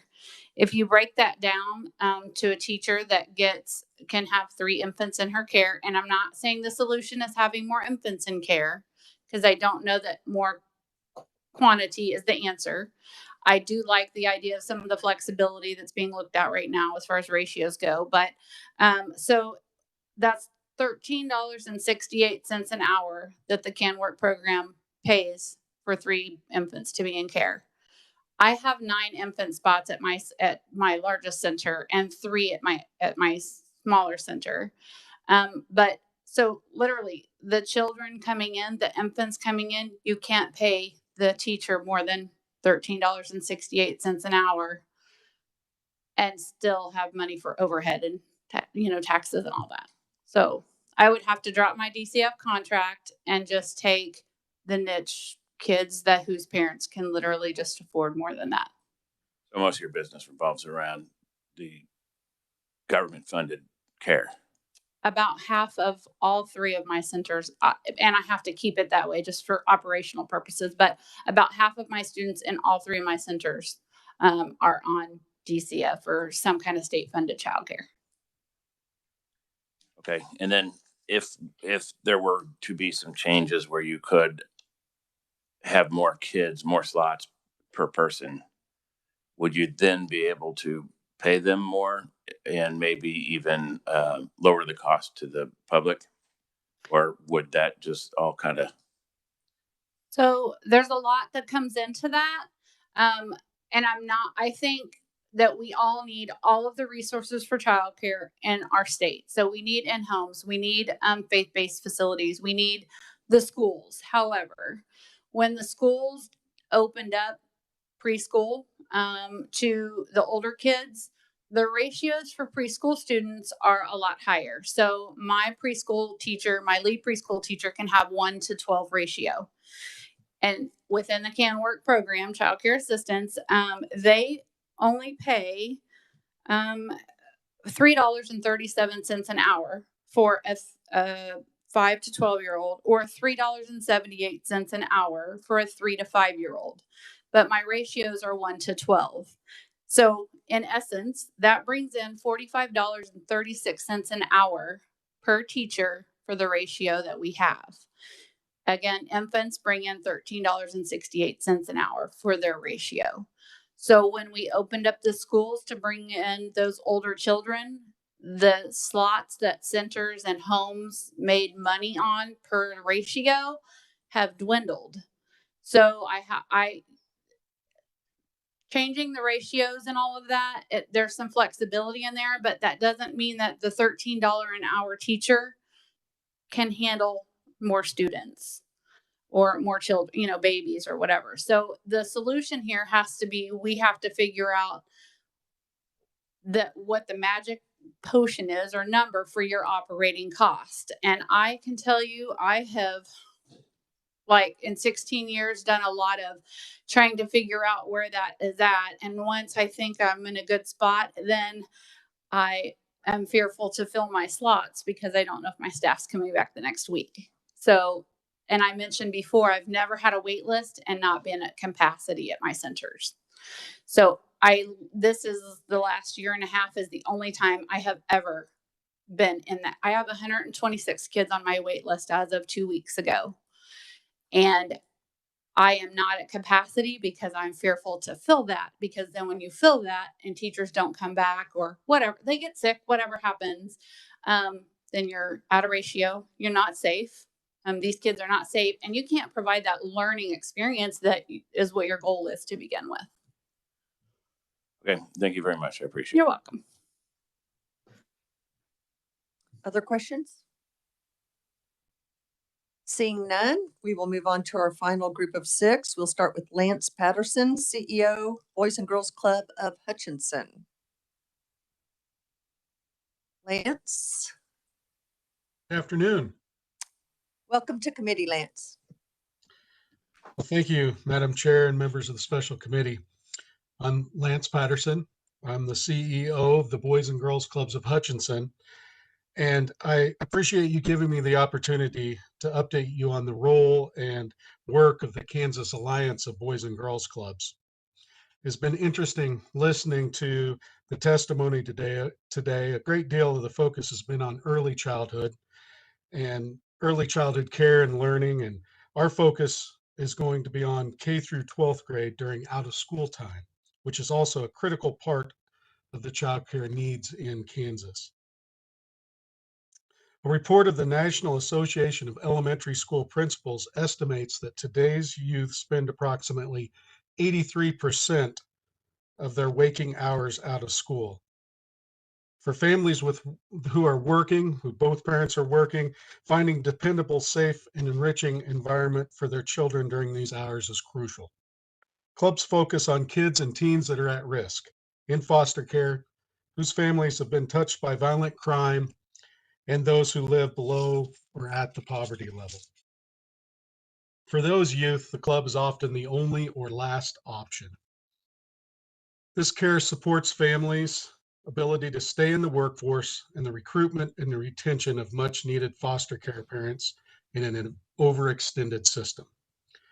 For clubs to meet the changing child care environment, we have increased staffing, reduced group sizes, hired full-time master's level social workers and emotional support persons, increased specialized training for staff, and provided family support and connections to private and governmental resources. This has led to a 22% increase in costs to clubs. The total budget of all Kansas Boys and Girls Clubs is slightly over $16.5 million annually. On the attached fact sheet that's part of the testimony, you will see an outline of the types of programs offered. We focus on safety during out of school time, health and well-being, education, workforce, and leadership. The issues we're facing today include regulatory and funding challenges. In terms of regulatory issues, childcare licensing is one of the areas. Clubs are regulated through the drop-in program status. Throughout the years, clubs have often been confused with other types of licensed facilities. The confusion has led to misapplication of status and regulations. In the past few months, we have participated in stakeholder group meetings with the staff of the Kansas Department of Health and Environment. Our meetings have been positive, and we are hopeful the KDHE summit scheduled for October will have positive results that lead to statutory or regulatory changes that delineate the out-of-school time programs in a separate licensing category with clear and concise regulations that would also allow clubs to expand to serve more youth. We want to thank KDHE for its attention to our issues and positive work to date. The second area is compliance with fire codes. We have continuing concerns with the application of fire codes in facilities.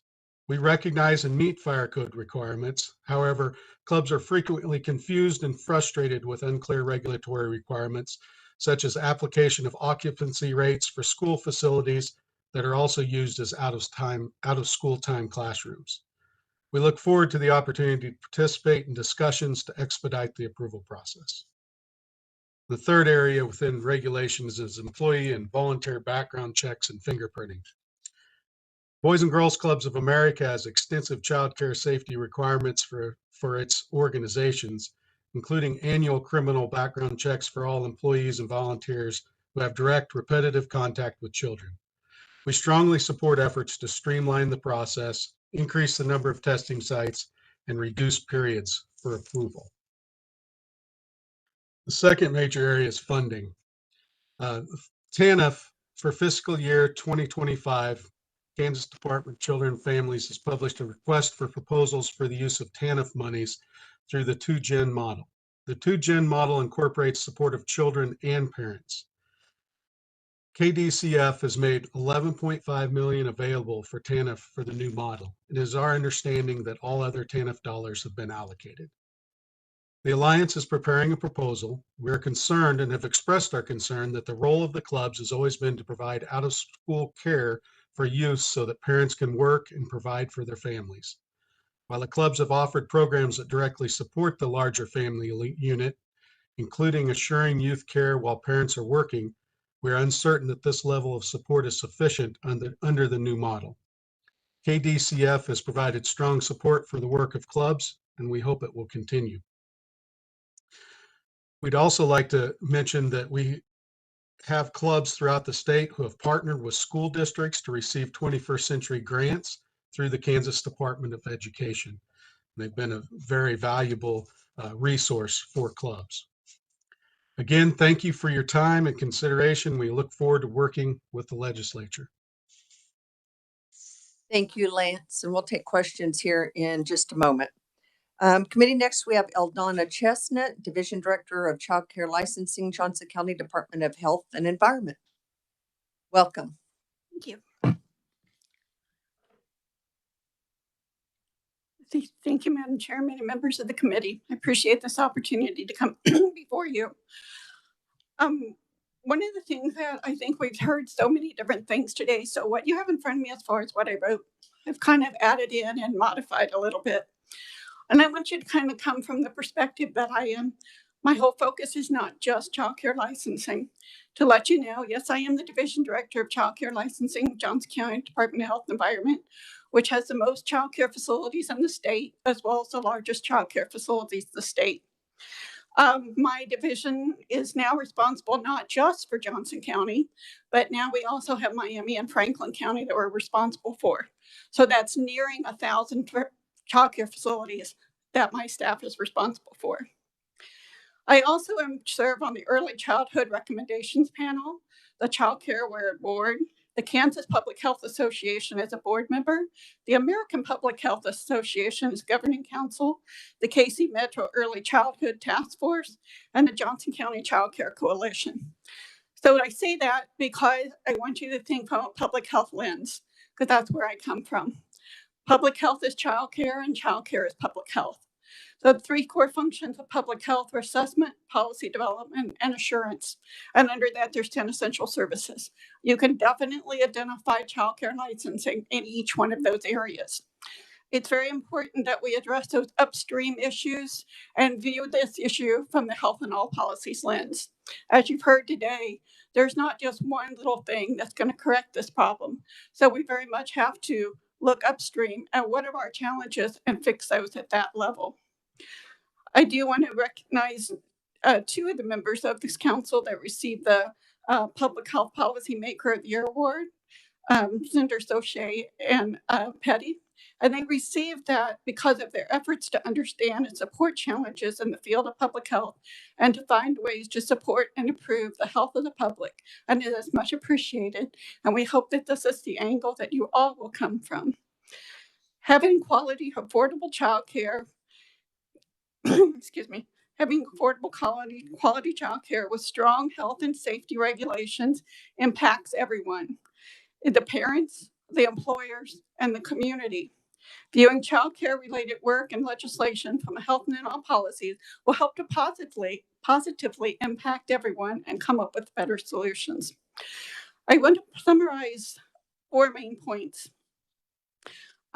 One is capacity, and we've heard Derek mentioned this morning that there are many new facilities, that the trend is moving up for the number of facilities.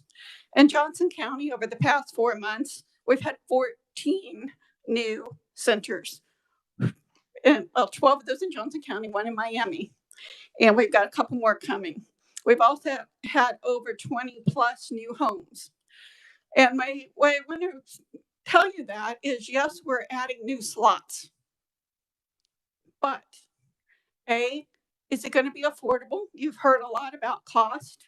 I've heard the cost of childcare, and it's important to have a quality childcare where you're providing not only those quality of meals, those quality of curriculum, the quality education, the manipulatives, everything that child needs to have a good, healthy learning environment. That costs money. We need to be aware that the providers have to balance their enrollment and their availability, and they're challenged to find qualified staff. I am very pleased with the proposed regulations that I've seen. My KDHE counterparts have been working very hard on that. And from the childcare licensing professional standpoint, I think we're overall are very pleased with those. We know that the regulations have needed updating. How many? 3. Oh, goodness. Okay, so capacity, be aware of that. The quality of, I do want to briefly talk about quality of surveyors. I just want to state that all my staff are 12 of them. They're all full-time surveyors. And I do see that KDHE monitors that. I know that Melissa will send us, we'll talk about in our regional trainings. Hey, we're seeing this trend, et cetera, and here's what we need to do about it. We need to re-educate, we need to modify. Those regional meetings are held as trainings on a quarterly basis where all surveyors of childcare professionals attend. And we do work really hard to make sure they're all on the same wavelength. And we do appreciate the easy access to our support staff. What things I think that this group could help with is support for providers as far as funding financially, maybe not necessarily to your point that you can't provide more money, but providing them, treating them as professionals with benefits, with helping with insurance and with retirement plans and things like that.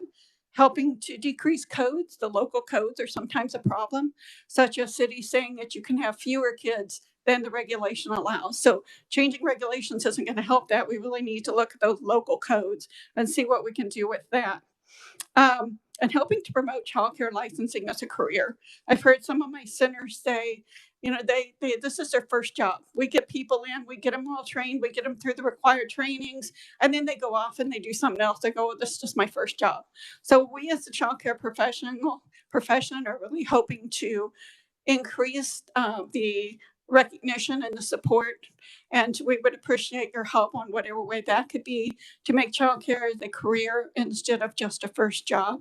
And we support your helping us to make sure that childcare is professional in sense and that our opportunities are there to promote children and families.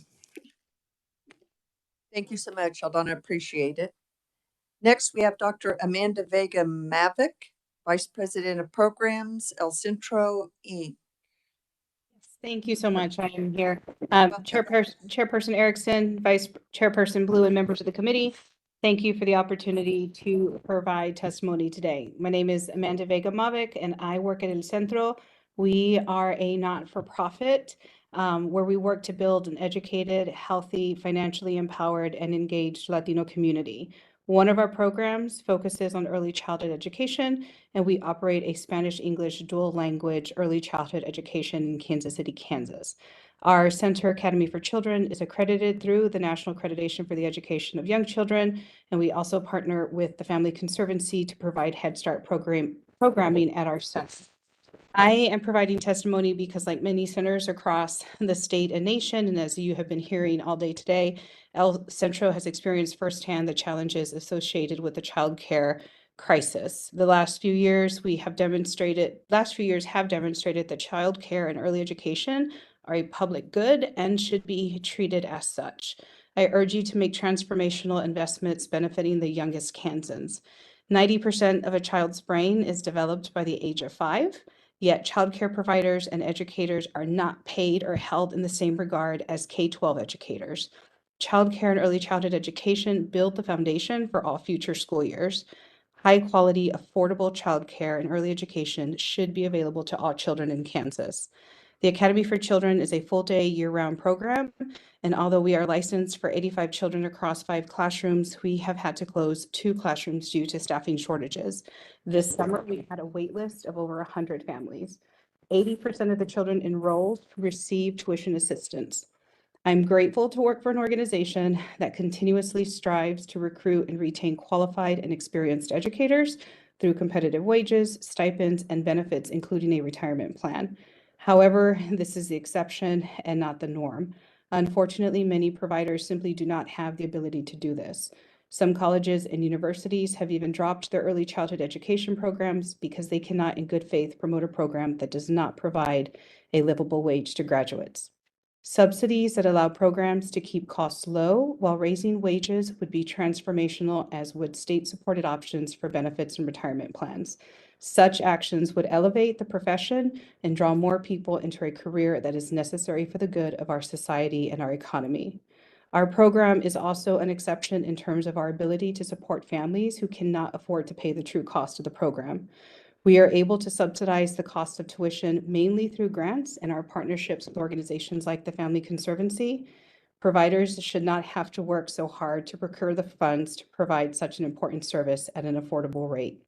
High-quality child care and early childhood education should not be readily available only to those who can afford it.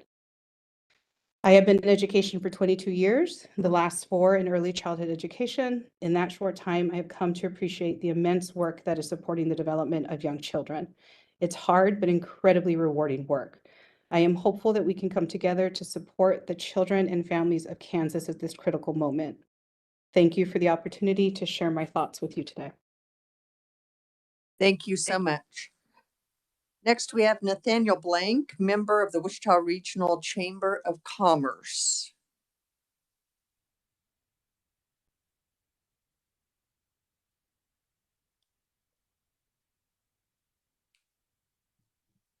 Welcome, Nathaniel. Thank you, Madam Chair. Good afternoon. Slight correction, I am not a member of the Wichita Regional Chamber of Congress. I am Nathaniel Blank with Watkins Public Strategies, here today representing the Wichita Regional Chamber of Commerce. And on behalf of our nearly 1,500 members, we thank you for your attention to this issue and the opportunity to provide testimony. In October of last year, we sent out our legislative survey in preparation of our legislative agenda. And on that survey, we asked our members a question. In your experience, is access to childcare a challenge for your employees or potential hires? We knew that access to childcare is an issue in the state, but we were still surprised by the results. Over 75% of the respondents to the survey indicated that access to childcare is an issue for their workforce. And throughout the year, as we approach the year mark of that survey, we don't believe the issue has subsided. In addition, in March, we held a childcare webinar to discuss the problem, proposed legislation, and other possible approaches to addressing the childcare dilemma in the state. This is one of our most well-attended webinars of note, and we had over 100 Wichita area businesses participating. This just reiterated to us the significant impact that childcare is having on our providers, employees, employers, and the children in the state. Like so many issues that citizens come to you to solve, we know that not one program or bill will solve this issue. But one opportunity we do recognize is to consider changes to overly restrictive regulatory burdens, such as ratio requirements, staff training requirements, and licensure fees. We believe changes could be made to these requirements and regulations that would be reasonable and it would not put Kansas children at risk. I would also note that during that March webinar, we discussed at that time SB 282, which had some of these changes in it, and not a single participant issued or voiced concerns with that possible legislation. We understand the safety of our children is of the utmost importance, but believe common sense solutions can be implemented that would increase childcare access while maintaining safe standards. The Chamber appreciates the legislature's initiative on this issue and look forward to continuing to partner with the state in offering solutions. And I will be happy to stand for questions. Thank you. Thank you, Nathaniel. Appreciate that. Committee, next we have Melissa Bowles, owner of Happy Hearts Daycare. Hi, Melissa. Welcome.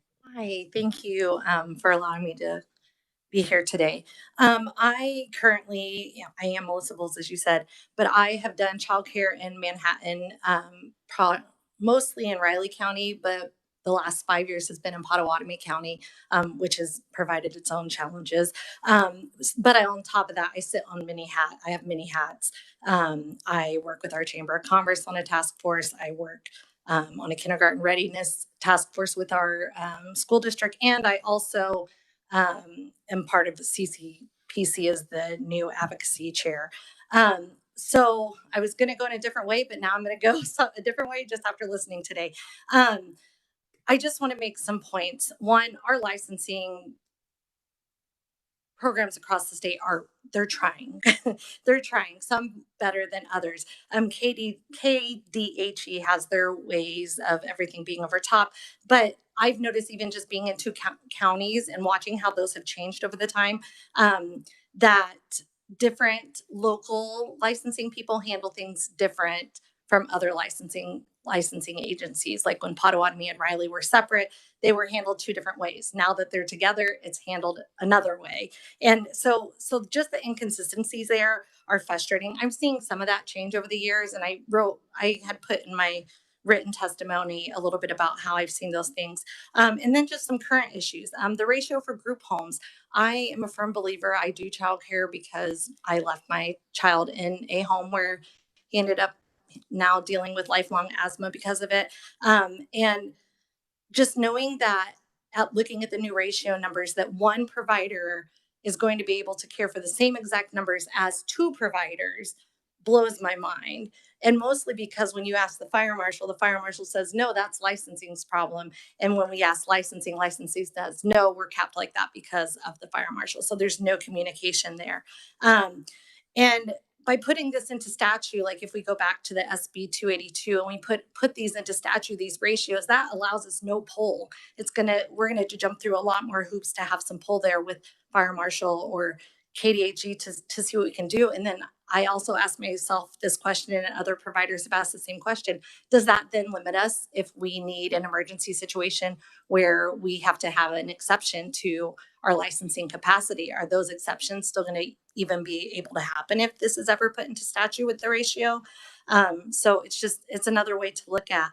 I don't understand why as we're going forward, we can't think of these things as looking at them as a case-by-case basis, where if the fire marshal comes out and they do their initial assessment, why we're not looking at how much square footage, because my square footage childcare home might have a different square footage than my neighbor 5 doors down that does childcare. Why can we not look at the different square footages of these homes? It's already in a regulation that we have to have so many square feet per home. It's in 18 years of doing family childcare, my home has never been measured to see what space I really have. So I'm just saying, I feel like ratios could be looked at from a space position rather than just capping it in a number and saying that it can't be changed because of one way or the other. Other things, sorry, I took notes all morning, but DCF, the benefits of DCF as a provider, and we heard on our note cards that Tiffany spoke about earlier, and just in other situations that I'm in talking to people, there's no benefits for family child care to be in the DCF program, except for it's more work and it's more regulated for us. We have to have certain things in our contracts. We have to be able to take the payments a certain way. We then have to figure out, okay, are we really going to get paid? And so just looking at that, and so that's hard. Just knowing that there's no benefits there. It would be nice to see if we were like DCF provider, that we would have access to things like the state healthcare, or even the state retirement system, so we can cut some of our own costs that way.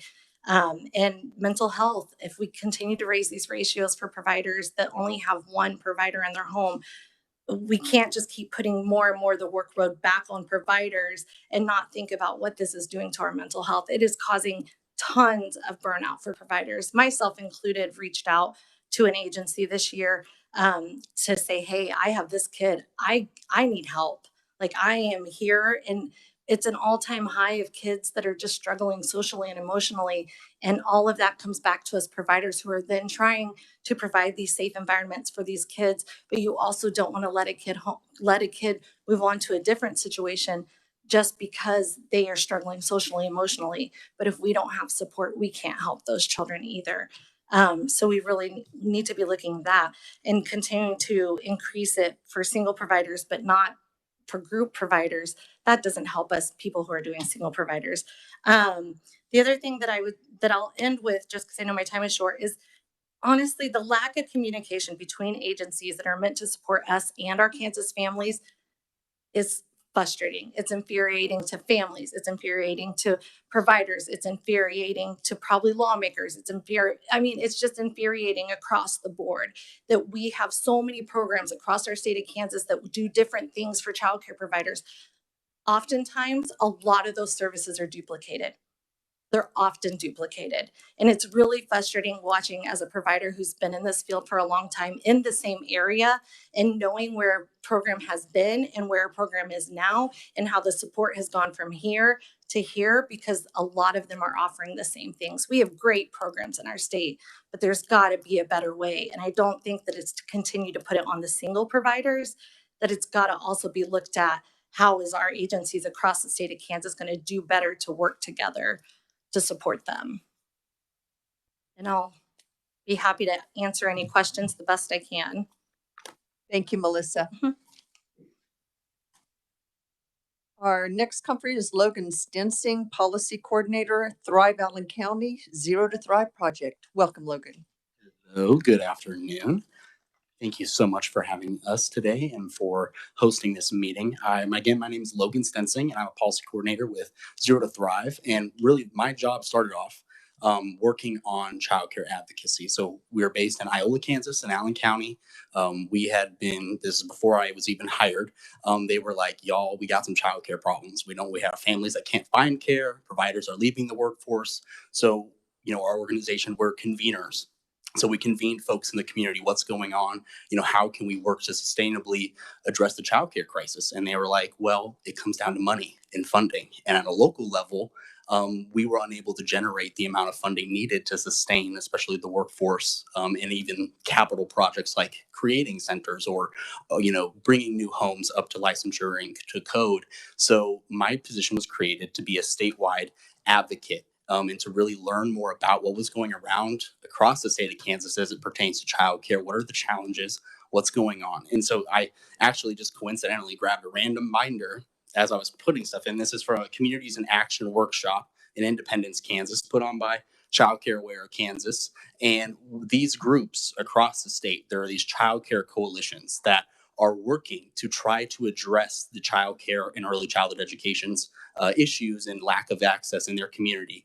And one thing that you can learn from these groups are the challenges they're facing, right? Because again, they're working to try to create care. And I want to point out, it is very rarely anyone's explicit job to work to create childcare in their community. These are folks that are in economic development, businesses, childcare providers themselves, passionate family members, but no one's explicit job. They just see a need, right? Because they're experiencing it. They see it from a business perspective. They see it from a family perspective, the lack of childcare and the strain that's happening in our community. So what I would like to do and what we're, here in support of is really uplifting a lot of the logistical challenges that our locals are facing when it comes to creating childcare. And, one of the biggest issues that we've run into has been as it pertains to funding as the DCF subsidy. And we're looking to try and urge you to increase the income eligibility, as well as to try to urge a increase in the reimbursement rate so providers are actually compensated for the true cost of care and not the cost of the market rate, which is, as we've talked about, a lot lower because providers want to make sure families can afford care. We look at that as a really critical part of the conversation. So not only make care more affordable for families, but to ensure that we have some funding streams going into childcare so they are more sustainable. And even to, Senator O'Shea's point, when it comes to, how much should parents pay as it pertains to childcare, there is a cost sharing agreement within the DCF subsidy that you can fiddle around with to see, depending on their income, how much the parents are contributing. But I think one of the biggest concerns we have is about the percentage of monthly income they're spending on childcare, I think is the main issue, because we look at, I don't know if there's specific Kansas numbers, but on average, there's folks paying 30-40% of their monthly income on childcare. And that affects so much of that family's living, putting food on the table, and so much of their just economic security broadly. So other solutions we would love to urge you to support would be also around funding programs related to the workforce. Because again, as the Kansas Chamber, as the Wichita Chamber, identified, there is an absolute dire need amongst our business community for childcare, right? But when their survey question, it's a question of access, right? It's just that childcare is a problem. Now, when it comes to solutions, I really would urge us to listen to the folks that are directly doing that work, that make it possible, the folks that are in homes or in centers or in the early childhood system, to really get at what the root of the issue is. Because you can look at it as, oh, we can increase the ratios so we can put more kiddos in those centers, or we need to ensure we can recruit and retain quality staff. That's how we create capacity. That's quality capacity. And as we've talked to all these coalitions across the state, they talk about how they see childcare as critical to their short-term and long-term success. And especially coming from a rural community and as a coalition that focuses on rural communities, this is a dire issue for us when we're talking about how much population we're losing. We're trying to recruit, young families to move to our community. It's not very appealing when there's absolutely zero infant care or, lack of childcare generally. So that's what we're talking about. I was actually at the state fair last week. I was there from the 7th to the 17th doing advocacy where we were talking to folks about childcare. I met 30 to 40 folks that were in the field of early childhood, and I met about 5 or 6 that I thought were really interesting because they were folks that had left the field. They were folks that had been, remember her name was Sarah. She'd been in the field for like 20 years on Head Start. And I was like, well, why'd you leave? What was the reason? And she said, I didn't do the money. I didn't do the work for the pay. I did it because I love children, but the work was getting harder. The cost of living was increasing related to this regulation discussion. Behavioral issues are increasing. So, that's a major strain on, we can talk about looking at kids as, one unit, but we have to remember a child is a being. And if they have some special needs or other services, that requires a provider's attention. So suddenly one child may feel like they take the attention of 5. And it's just a very important thing to consider. And ultimately, another recommendation we have as well would be to fund programs that support professional development to improve and incentivize quality early childhood educators, because those are the folks doing that work. And we wish to ensure that there are also grants out there that can allow us to expand needed types of care, so like infant and childcare deserts, and often untraditional hours. But most importantly, it's about sustainability. And I think a lot of people in childcare are concerned about one-time grants and this feeling of this instability in their career path. And part of our work that is not just on you as legislators, but you have a lot of power in this realm, is to create a career and a profession that people feel like they can see themselves in. And as someone that's a younger Kansan, I have friends that are in early childhood and they don't see it yet. They love the work. But again, when it comes to, I even have one of my best friends is currently a supervisor at Sedgwick County Zoo early childhood program. And she is actually still living with her parents because she cannot afford to move out on her own. And this is her work that she cares about deeply. And we are just so excited because we need childcare champions across the state of Kansas. The need's never been greater. So each one of us in this room has a role. And I just thank you so much for championing this cause and for caring about it, as well as needing the opportunity that's here to turn a crisis into an opportunity, to look at Kansas as, this is something that aligns with our values. And we just need bold bipartisan action, especially an investment in early childhood in the workforce. Thank you so much for just the opportunity to speak. I would love to talk more, but again, just would love to, center perspectives in childcare when it comes to this issue. And you can reach me at my email that's on the testimony. And I thank you so much. Thank you. Committee questions for our final group of conferees. Senator Petty. This is for Nathaniel. Nathaniel, I know you're here as a lobbyist representing the Wichita Chamber. Is that correct? Yes. Yeah. You're with Watkins? Did you? Yes, that's correct. So I just, I would just hope that, that the Wichita Chamber would think about expanding that question. And if we've heard over and over today that, that if we want to address this issue, we have to really look at employees and keeping employees in the field so that can help stabilize. And how does that happen? And there's a lot of factors in that. So just asking a question about the problem. Childcare has been a problem for a long time. It's just that since COVID, it's been nice to see that business has focused on it. But focusing means to me, it means a partnership of saying, how can we come to the table? Lots of other states have had this. All of the states are having the same issues, but lots of states have looked for different ways, and businesses have been partners with that, not just waiting for government to do something and say, oh, that sounds kind of good.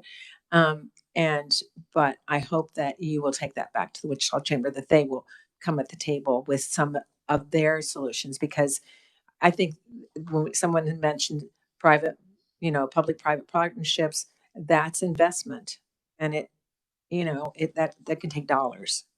I mean, if anybody in this room believes that we're going to change this child care issue without investment of funds, then we are all being very naive about that, because it is an underfunded segment. And if we heard repeatedly about how families can't pay more and providers can't pay less. So there's got to be some way to reach that. And business has to be partnered with that. So I appreciate that if you take that back. Yes, thank you for your input there, Senator. And we would agree that it will take everyone in the state. And as the conversation, especially with SB 282, got started, there's a lot of good conversation that started. And we do believe that relaxing some of the regulations would increase competition and allow people to take on more children, therefore make more money to open up more slots, which would address the workforce challenge. But we definitely agree on private public partnerships and everything else you basically said. And I'll take that back to the chamber. Thank you. Representative Ruiz. Thank you, Madam Chair. I also have a question for you. I appreciate all the chambers that have come today and have talked to us. And Senator Petty said that we do have to have this partnership. One of the things that we learned on the task force that Colorado was able to do with their transformation is to bring businesses together, and chambers were very much at the table. But one of the things that they did is they asked the businesses, and I'm just going to speak from as you representing a chamber, to not just look at daycare as childcare as a babysitting service, and that it's not just a business. The people that provide the service are childcare educators. And that is one of the things that we have to do, is we need to elevate that profession as a childcare. So one of the, as early childhood educators, and one of the things that they were able to do with businesses was to help them make that bridge. It's a business, but it's also education. And the way they did that is they became more educated. They invited those agencies that can provide that kind of training.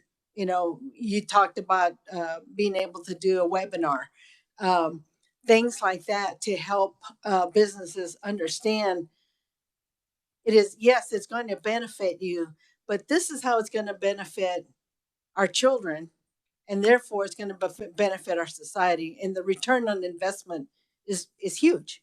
So that's my challenge.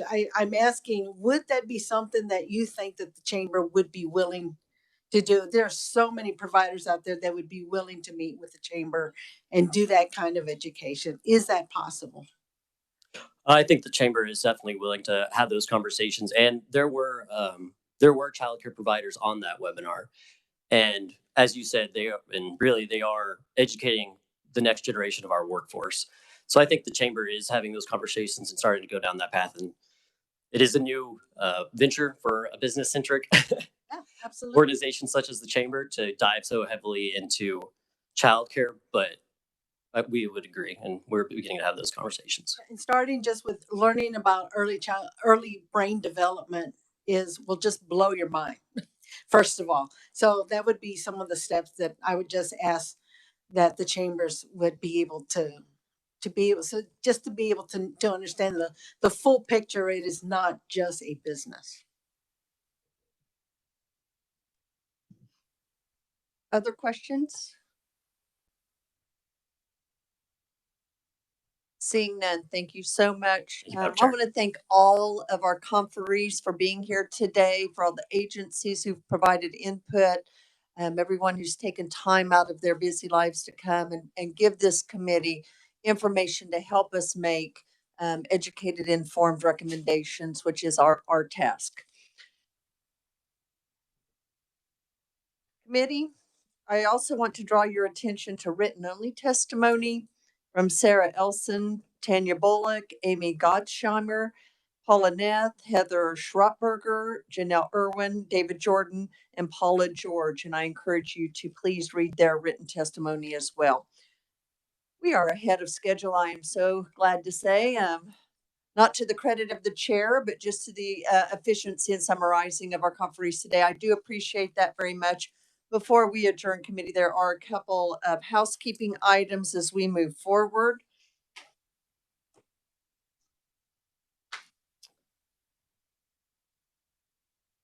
First off, make sure that I have your vouchers for today. I believe I do. Make sure I get those before you leave.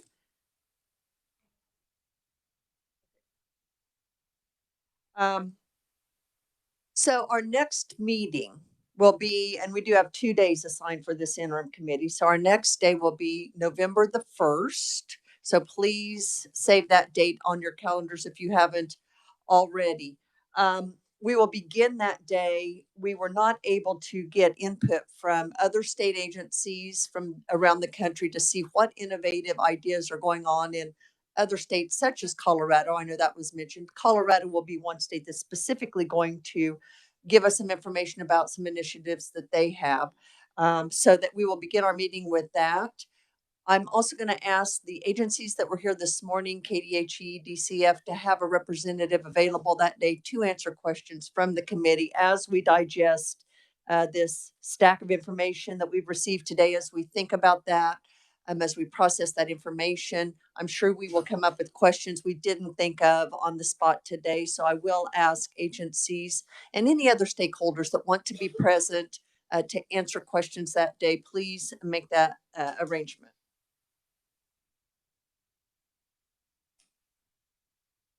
I would also encourage committee members. We have a little over a month before our next meeting, and that was intentional on the vice chair and my part, so that you can take what you've learned and heard, go home to your district, talk to providers, talk to stakeholders. I highly encourage you to do that. And then the charge is for us to come up with potential recommendations for next session. So please come prepared with some potential specific recommendations that the committee can consider next time and discuss, because that's our charge. And we're going to stay until we get that done. It's not a threat, that's a promise. So my final question is, what do you need from me or staff in order to come prepared next time on November 1st? If you need to ask for information, we have captured all of the requests for information. I verified that. So anytime someone said, can we get this, can we get that, we will follow up and have that available for staff. I've also asked staff to kind of give us a little timeline history of childcare regulations in the state, and we will have that sent out before our next meeting, just as some other foundational information for you to look and compare at some trends and what maybe caused some of those trends. That will be available to you before next as well. So Senator O'Shea. Thank you, Madam Chair. The department has worked very hard on those regulation changes, and I've gotten to see a copy. I was hoping we'd get to dive a little bit more into that today. So I was hoping that they could bring like an edited version of current regulations and then the red line through like what's being proposed instead. Because I think, especially for those of us that worked on the bill last year, you know, we want to see, okay, are they making enough changes? Are we happy with that? Or there's still going to be enough things that would compel the legislature to feel like they have to come back with a bill, which I know is probably not in the department's wish list. So to me, that would be really important for us to really be able to look at those, knowing that those are still a barrier. I would like the chance. I don't feel like I was quite given the chance to try to recruit some of the stakeholders that I've been working with to speak. And so there's going to be additional opportunity for them to come and share. I've had that request, and unfortunately, with us only having 2 days, it was our timeline is so tight. I wish, you know, I would have known we had 45 minutes and available now, but you never know, we could be 45 minutes over. But unfortunately, our day is going to be full. I would go ahead and suggest that those stakeholders provide some written information to us as well. that we can consider as we make our discussion and recommendations. So welcome that input. We're just under time constraints that I wish we weren't. So appreciate that. Representative Titus. Thank you, Madam Chair. Could we reach out to the Department of Revenue and get a summary of how many entities have taken advantage of the tax credit and how much we've spent on that to see how effective that tool's been? And that'd be fine just to distribute it prior to the meeting, but it would be helpful, I think, for our discussions. Absolutely. And as you heard, I know that there's going to be some marketing efforts around that, but get a status update on that and the efforts underway to increase that. And I want to get this information in your hands to front load as much. So when we come together on November 1st, we have the information we need as much as possible to make those educated, informed recommendations. Anything else? Senator Petty. Well, I think it would be helpful if, and I know research staff has, because I've asked for this information from them, what other states are already doing and what legislation they've already passed dealing specifically with this issue. And this could be, we could concentrate on border states, or we could look across the country. But there are lots of great initiatives that are taking place in other states to help with the child care crisis.